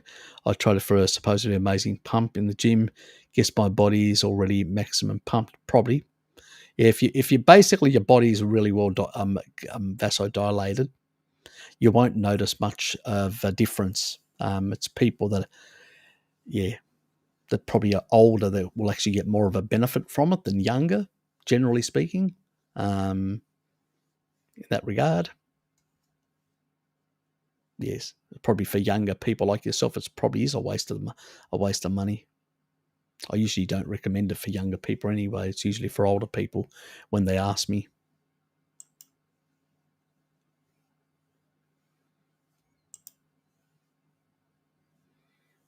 Is oxalate dumping coming in waves? It can.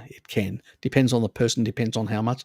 Sometimes I have no foamy urine at all for a day or two and then quite heavily again. Yeah, that is definitely oxalate dumping. So keep up the citric acid and stuff like that. Depending on how much in your keto days or vegan days or whatever, how much you consumed in terms of plants, it will depend how much. It took me quite a few months before I got complete relief and I was on citric acid. Taking that, I'll show you the brand that I used anyway. Give me a sec.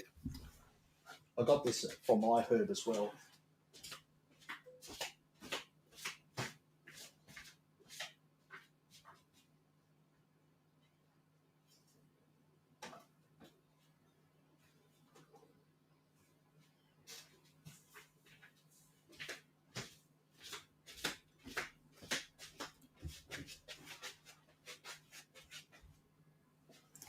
I don't use it anymore. If anybody, that's the one there. Now Real Food, citric acid. It can be used for sprouting aid as well. And it's a food grade. And that's what I use basically. Hello Kitty actually tried it and she friggin' hated it as. She said, no way, I'll go back to other things. It's an acquired taste. I usually just stir it up and drink it fast. I don't think about it. Yes, she thought I was crazy. Anyway, there you go. It's a food grade quality one, so it's fine.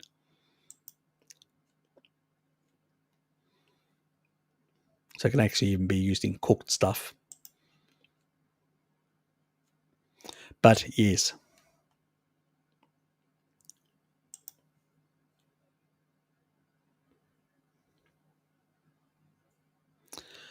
Am I the only one who is highly skeptical of the priming Bart is doing?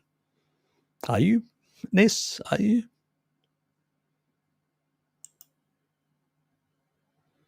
What's the point of priming? Well, the point of priming is basically to really get to ramp up your whole system, to basically get it to, pretty much you're pushing the protein levels up, putting fat levels up, and you're getting the system to say, well, start pushing up that level of sort of fat oxidation and muscle protein synthesis as well. And what it does is, what it ends up, remember that rat, the high protein ones? Now, I've talked about you guys actually doing really severe cuts like they do in the old bodybuilding ways, high protein and then and with a bit of fat, get the rest of the fat off your own body. Well, this is slightly variation to this with extra energy to bump up your metabolic rate, especially if it's stalled in some people for whatever reason. That's sort of the thing to prime it and then basically then do a severe cut with a lot of fasting. Where my technique is sort of some of the old bodybuilding method is just keep up the protein and just, have only small amounts of fat for, your general fat soluble to get a bit of fat soluble vitamins, but also to provide for your endocrine system. And the rest would come for your own belly, so you'd actually lean out. A bit like they did with the rats, remember? Where they had, 70% protein and only 30%, which was the energy component, primarily coming from a fat source that they gave those rats that just became big and really leaned out. Well, this is slightly a different variation. This is basically doing a priming, really high nutrients, and then cutting to force the metabolic rate. A bit like, if you remember a guy that did years ago, like 5,000 calories type kilocalories. So very high amounts of energy in, pure saturated fat, and sort of forced up his metabolic rate, and then basically cut and basically then took a lot off his own. That's what they're trying to do, something along those lines. So it's a slightly different technique, where my technique is more about just building up the muscle. So your glycogen requirements and your energy requirements for those muscles goes up. And so your body has to get it from somewhere and starts taking more from the body. And you end up more muscular. So it's not exactly a priming, it's actually a beefing up and leaning out. It's a very different thing, the technique of that high protein type approach.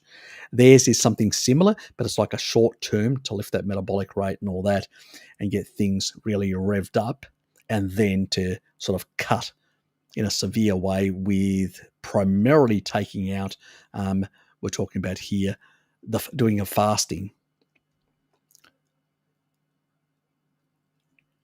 That can, depending on how long you do that fasting, can potentially have a more potent catabolic state, and you will lose both fat mass, but you'll also lose some muscle mass as well when you come into that sort of where you're not actually taking in nutrients. It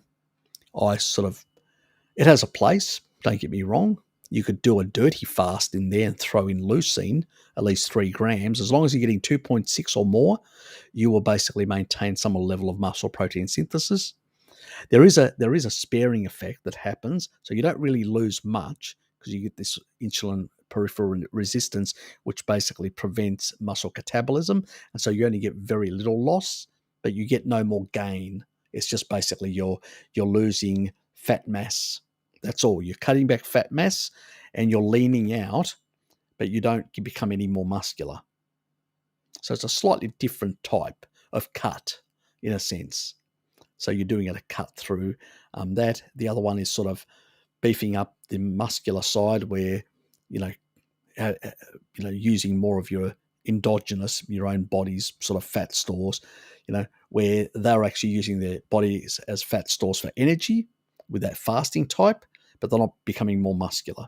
They're just basically leaning out in a sense, taking out a lot of that additional subcutaneous fat and leaning out, and visceral fat and leaning out in a sense, but not really building any more muscular or what they built in the priming period. So it's slightly different in the way they're doing it in that regard. Has a place. Some people don't want to become muscular. They just want to lean out. It's got a place for it. If you want to become more muscular, you go the other way, the more protein way. So depends what you want to do, as always.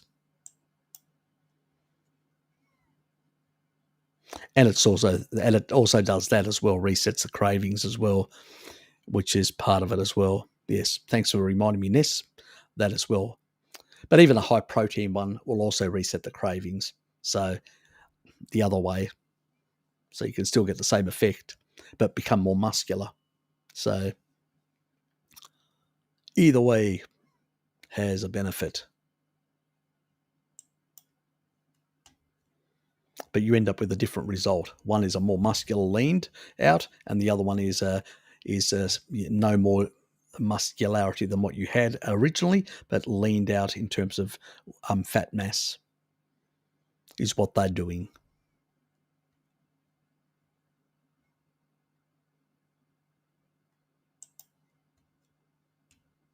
Yeah, it probably does more than my method, which is the traditional bodybuilders. It probably removes cravings more. But I've still got some question marks on long term whether that's sustainable or not. We'll see how that plays out. Yes, he does. But I don't consider that a big issue anyway. The casein element, that's overblown. Okay. Good for you, Bruce. No, I actually like Raymond. He understands that technique and he uses it, and most people prefer just that. They don't want to become big bodybuilders, which is fine. So that method does work for them much better.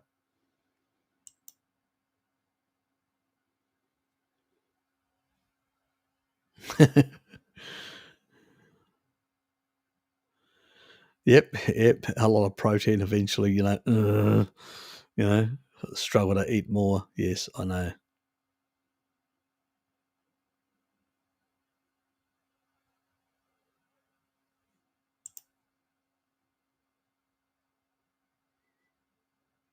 It's just a regular day for me. Exactly.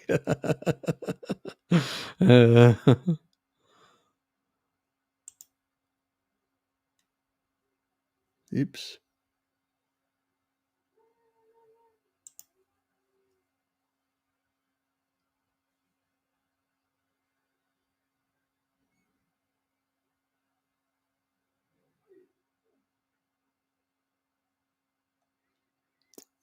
Oops. Lactoferrin is absorbed in the blood, or does it work only in the intestine? No, it actually does get in the does get transported in, and it upregulates interferon. It actually increases lactoferrin, increases interferon, and actually improves your immune system. Actually being used for a very long time traditionally. That's why raw milk was used, to basically get not only the nutrients in to the body, but also get also to get the lactoferrin in the body as well, to increase the interferon of the immune system. It does actually increase interferon levels, which is good. So that's why it's also used as a supplement for health purposes, for improving the immune system. And g'day DJ Projectus as well.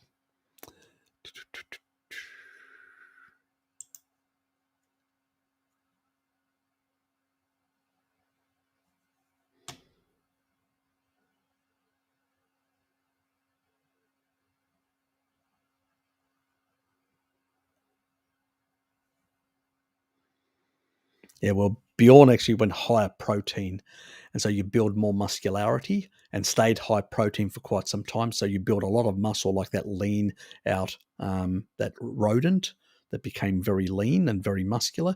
And what happens is your glycogen stores and your energy requirements go up considerably. So if you're not getting enough in, you're getting a lot of protein in, and you're not getting enough energy, where's it going to come from? It has to come from the body to be able to provide that, because you're in a low carbohydrate state.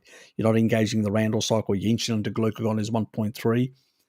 The only source is free fatty acid. You've got to get it from the fat cells.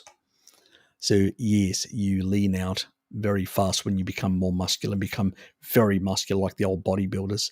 So it's a very different approach.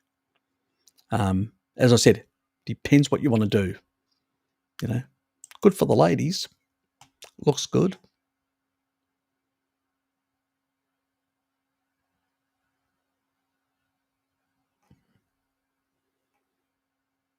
If I add just 100 calories, I start gaining weight again. Yep, because you're engaging the Randall cycle.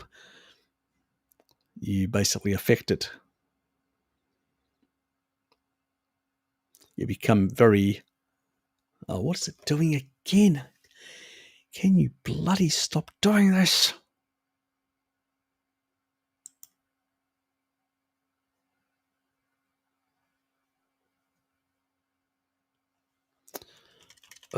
My mouse.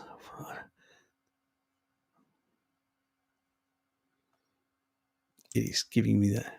Really annoying. Yeah, you do quite a bit of lifting as well. That's why you need that extra protein.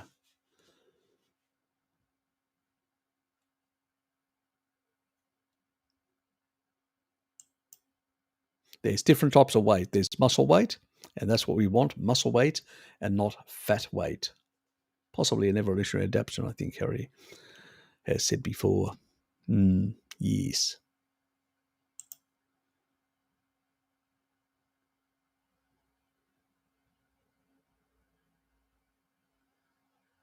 Yep, exactly.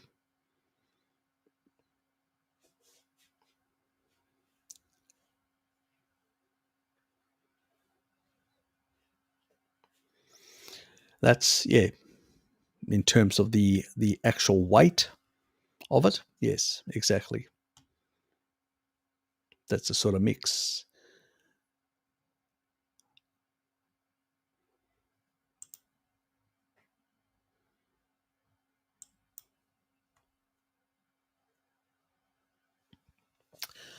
Harry, what's your means if taurine supplementation after a period makes me diarrhea? Shouldn't. Could it be that because the body, it may be your bile, probably is a bile thing, more than likely. Gallbladder issue can be. Sludge being pushed out can actually cause that. If you got in your bile duct sludge, can be a number of reasons. If you had poorly, eventually it does sort itself out. just takes a while. I had some of that as well when I went through. I had gallbladder, I had stones and then sludge, and I had sort of on and off, constipation, diarrhea for a period of time, and then it slowly cleared up and got back to normal function. So yes, you have to be patient.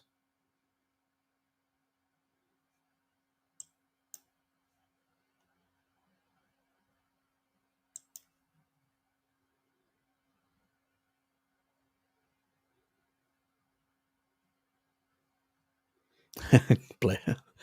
Yeah, I do. I do two meals a day. I occasionally do OMAD, but I primarily do 2 meals a day.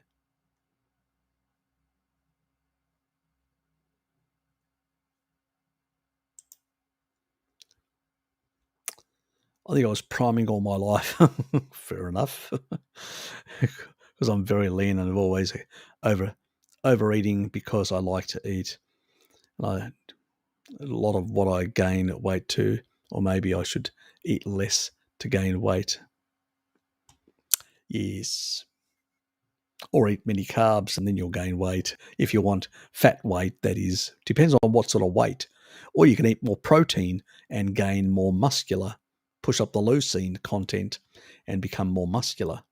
Different sort of weight, but looks much better on you. I don't really subscribe to a lot of that sort of. Some people look genetically are much better at being more muscular than others. That's true, but you can still basically build. Even other people can retrain some of their muscles to become more muscular. Look at Lukey. He thought it was basically Luke Gear. He basically thought he had Hashimoto's and all that. He couldn't actually build muscle. Then he fixed the Hashimoto's with high, and vitamin D also helps with increasing muscularity as well. He fixed his thyroid issue, started making gains, started eating more animal foods, absolutely started making gains. So it does make a difference.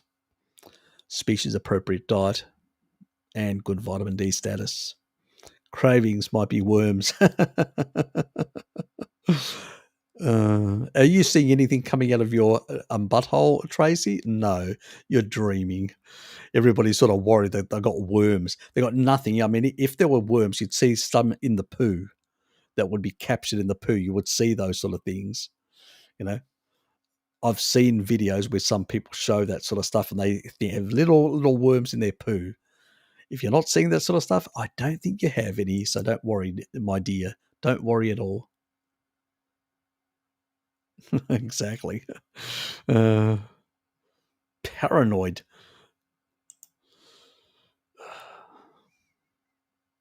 It's like seeing a horror movie and everybody gets paranoid.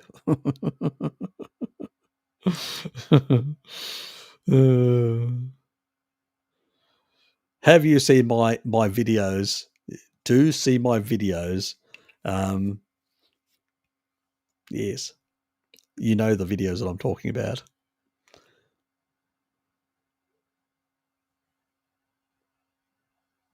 On the wormy stuff.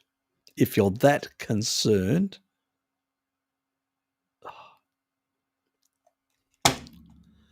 stop doing this.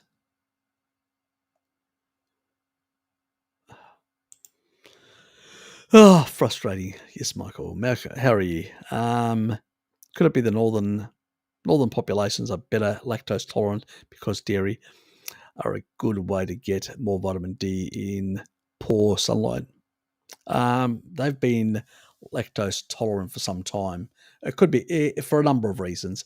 I don't believe that that is the main reason. There is vitamin D in dairy foods, but there actually are other sources which are even better, like fish and stuff like that in the northern hemispheres. Seal is very high. Whale is very high. Whale meat, so that's very high in vitamin D compared to dairy. So I don't think that's the main reason. There are other reasons for it.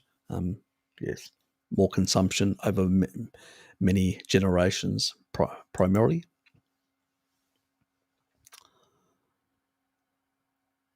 I'm burping right now. Too much information, Nika. Do you have apple cider vinegar? G'day, Raymond. I definitely have fat weight, but I'm going to trust the process. Good for you.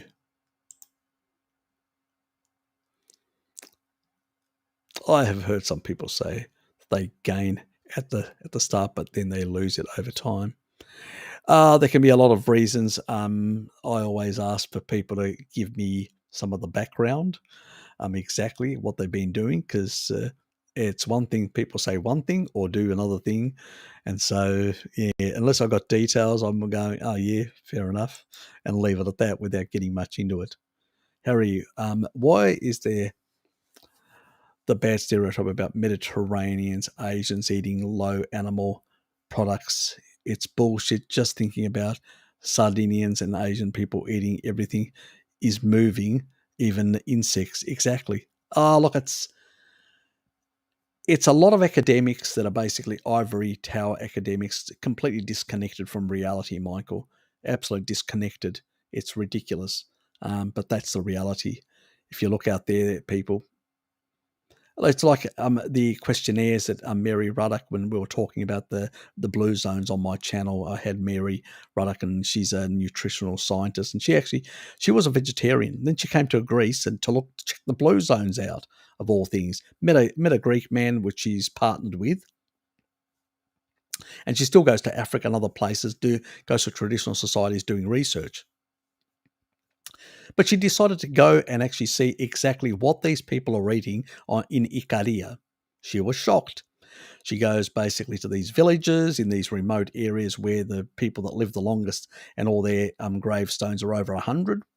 And she goes, what are they eating? And she sees these grandmothers eating raw, eating certain raw animal foods and eating basically dairy and eating a whole lot of different goats and chickens and you name it, pork. Old men at lunchtime eating pork belly and basically organ meats. This old lady that was, 80s or 90s. I can't even remember now. I think she was very old anyway, and she was still running her own restaurant and cooking organ meats.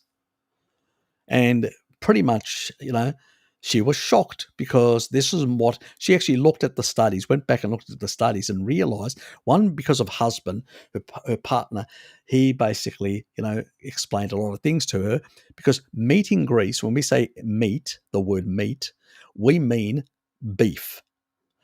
We don't mean goat. We don't mean lamb. We don't mean pork. We don't need any of those. We use their own generic names. So when you get a translation, completely lost in the translation. So when you say to Greeks, do you eat meat? They say, no, occasionally, which they mean occasionally they eat beef. That's what they mean. But that gets lost in the translation because of the language reality, where Greeks eat far more like goat and lamb and pork, though, and a bit of chicken here and then, a bit of fish. But the big ones are pork and lamb, the two big ones. That's what the two big main ones that they eat.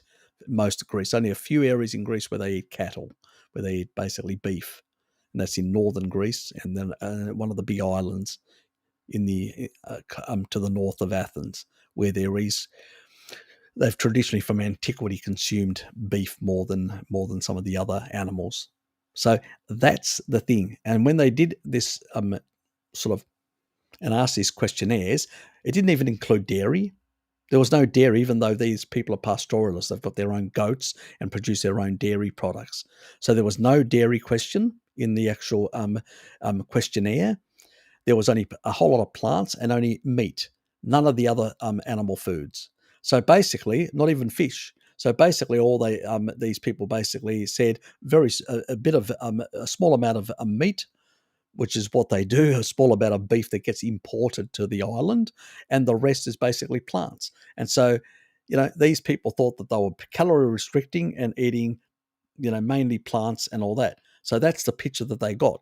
Completely and utterly false. Because if they had actually had all in their food questionnaires, all the different food that exist, they would have got a completely different picture. Yes, they would have got, because they still consume about a third of their diet comes from plants, 2/3 comes from animal foods, but the majority comes from animal foods. And the plants are not plants like we're not talking about here. They don't eat. They, pretty much there's only one bakery there. People don't really eat bread. They don't really eat any cereals and stuff like that. It's primarily some tubers, some fruit seasonally, and the rest is pretty much like mainly green plants, like cooked vegetables. That's it, with the meat, just to give it some bulk. That's basically what it is primarily. So it's sort of a low carb diet in a sense. That's what they really eat on Ikaria, and it's mainly an animal based low carb diet.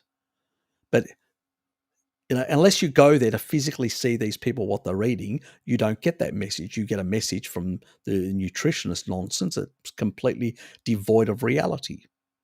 That's the problem with the blue zones, because we've got academics which are biased and provide questionnaires to the locals which are translated. So the Americans give these questionnaires to the Greek academics.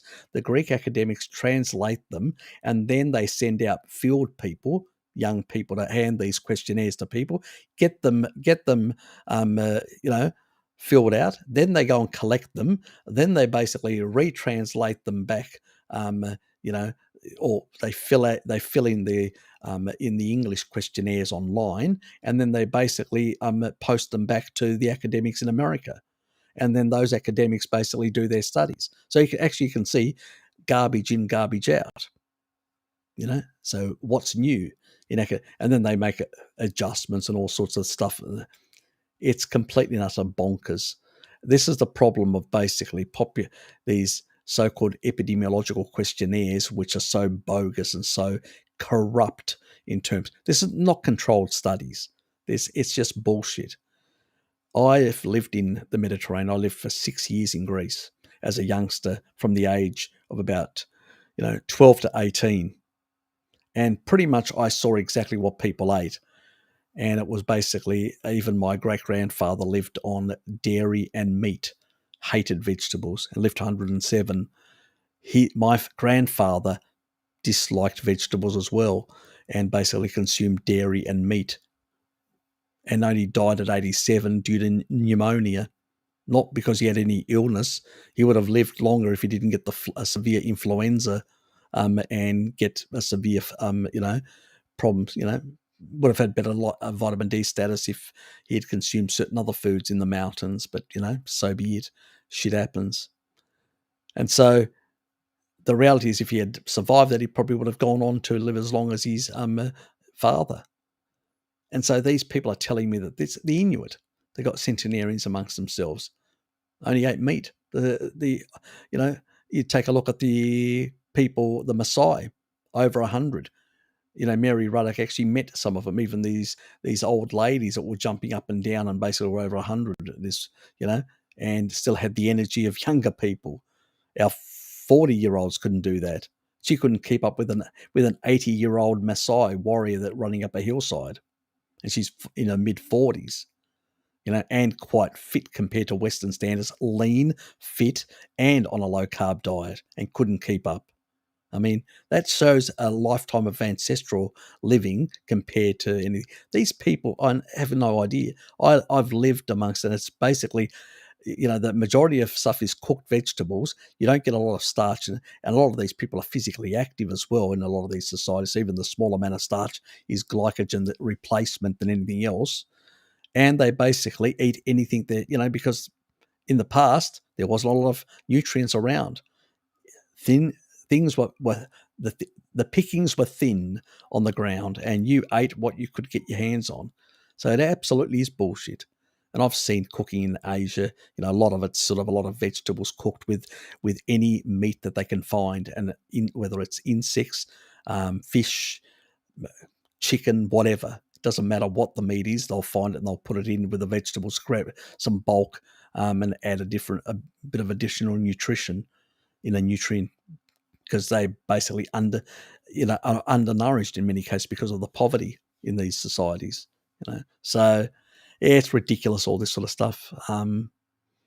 And we know that even from the Second World War, many Europeans that were born inside the Second World War and suffered starvation actually ended up, because of the severe autophagy and stuff like that, actually end up, the ones that survived, living longer as well. So, and we know that the populations, other people that didn't suffer that starvation, actually lived less, when we look back at the research. So we know that calorie restriction has a benefit as well. And most of these populations, even though they had some plants, they also calorie restricted. But we don't see that amongst the Inuit and the Maasai, which eat a lot of food. They don't calorie restrict and eat a lot of animal foods, but they've got a low insulin to glucagon.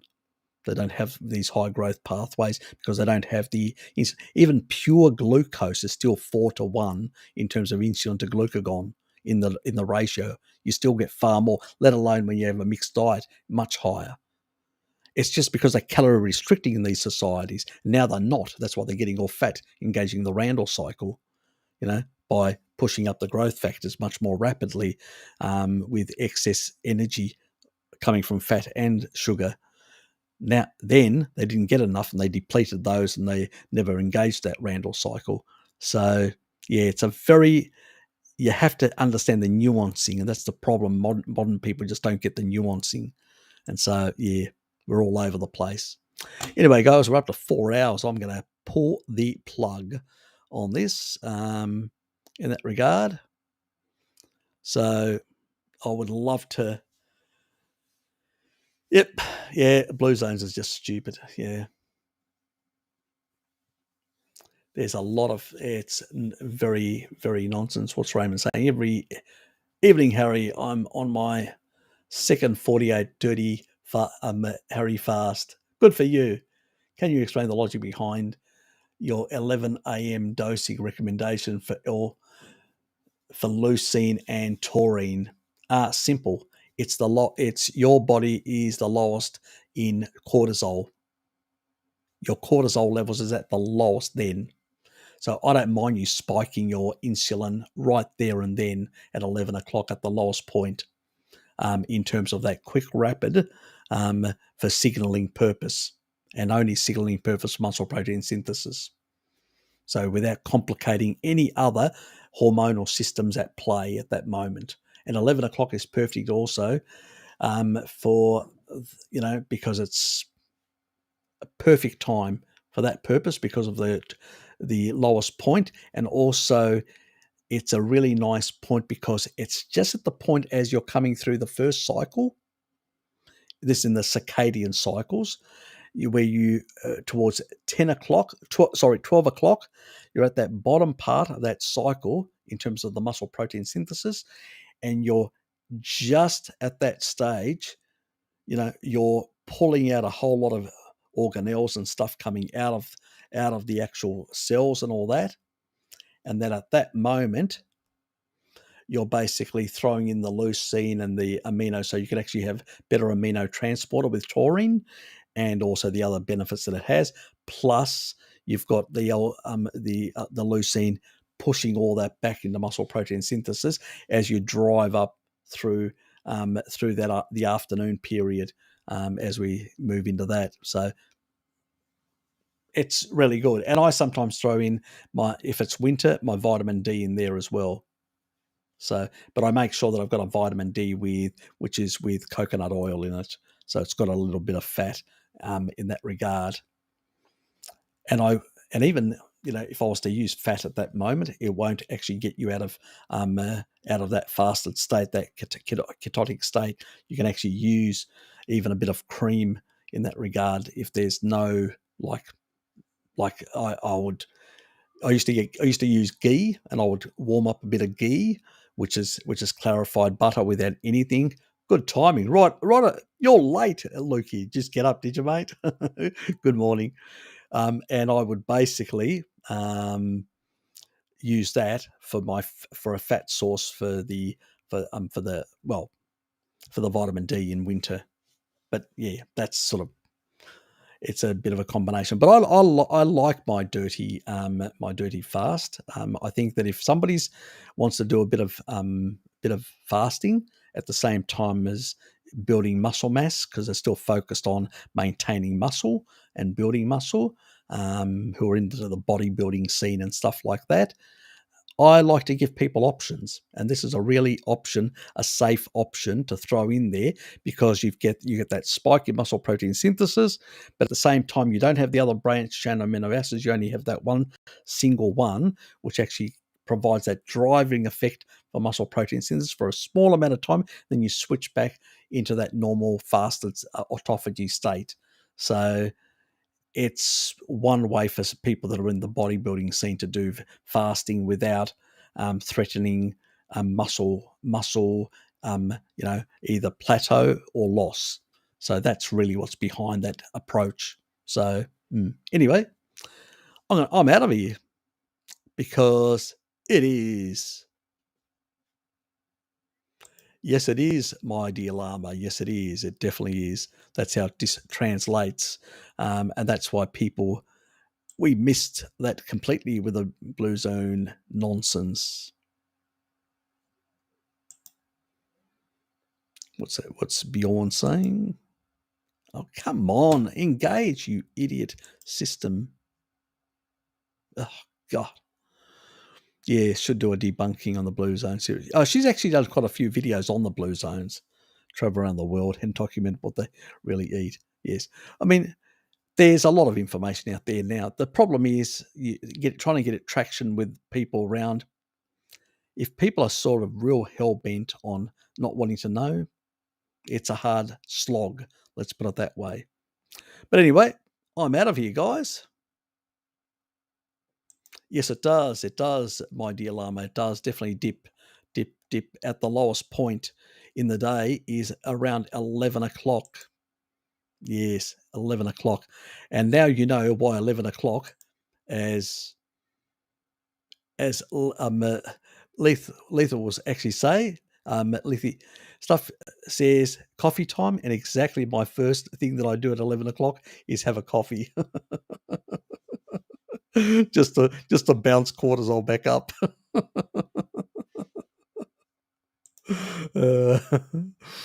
Yes. Good day, Tom. Good to see you, mate. Yeah, thanks for being here, Michael. Bjorn, always a pleasure, mate. Keep up the gains with your bodybuilding. Good to hear. Keep putting that protein in, mate, and pumping that iron. Anyway, guys, see yous, and we will chat next week. Same time next Sunday. I should have a couple of additional videos out. I've got the second cancer video later the week as well.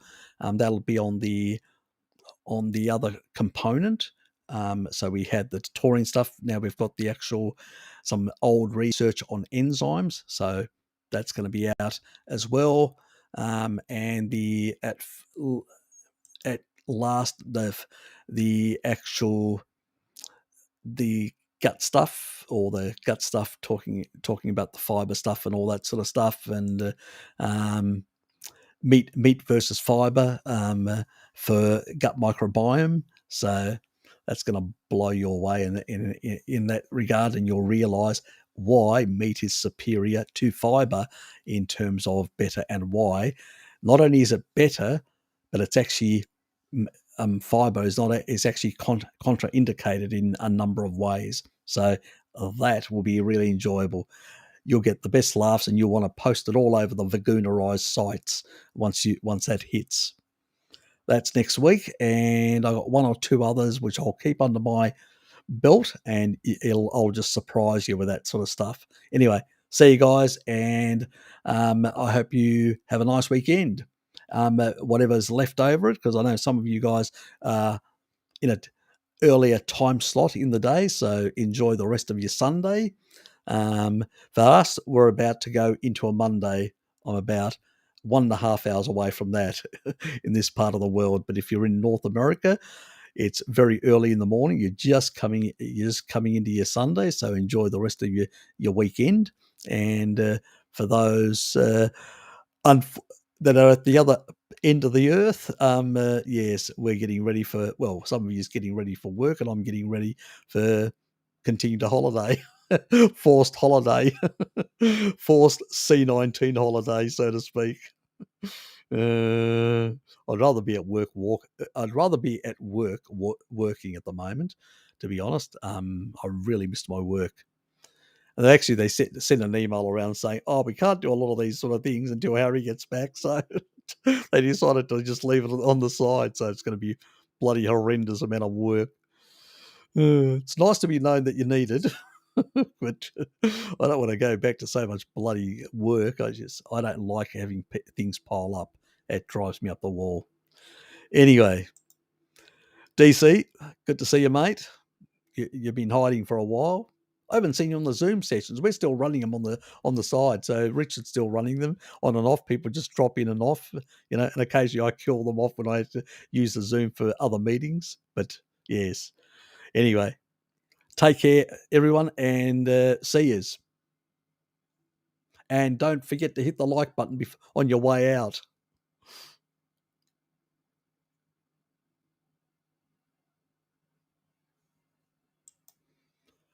Hopefully after the 21st, so I can get back to work. 21st of February is when they said they'll be available. I'm going a week back before, but I'll have an appointment done for that following week. So that'll get them off my back at least. Anyway. I've basically already got lifetime immunity. I got it. I survived it, which was nothing. Just a bit of diarrhea one day and a bit of discomfort, and then I was fine the next day, and I'm still negative. So anyway, shit happened one day. Really, literally. Thanks, Tracy. Take care and see you guys.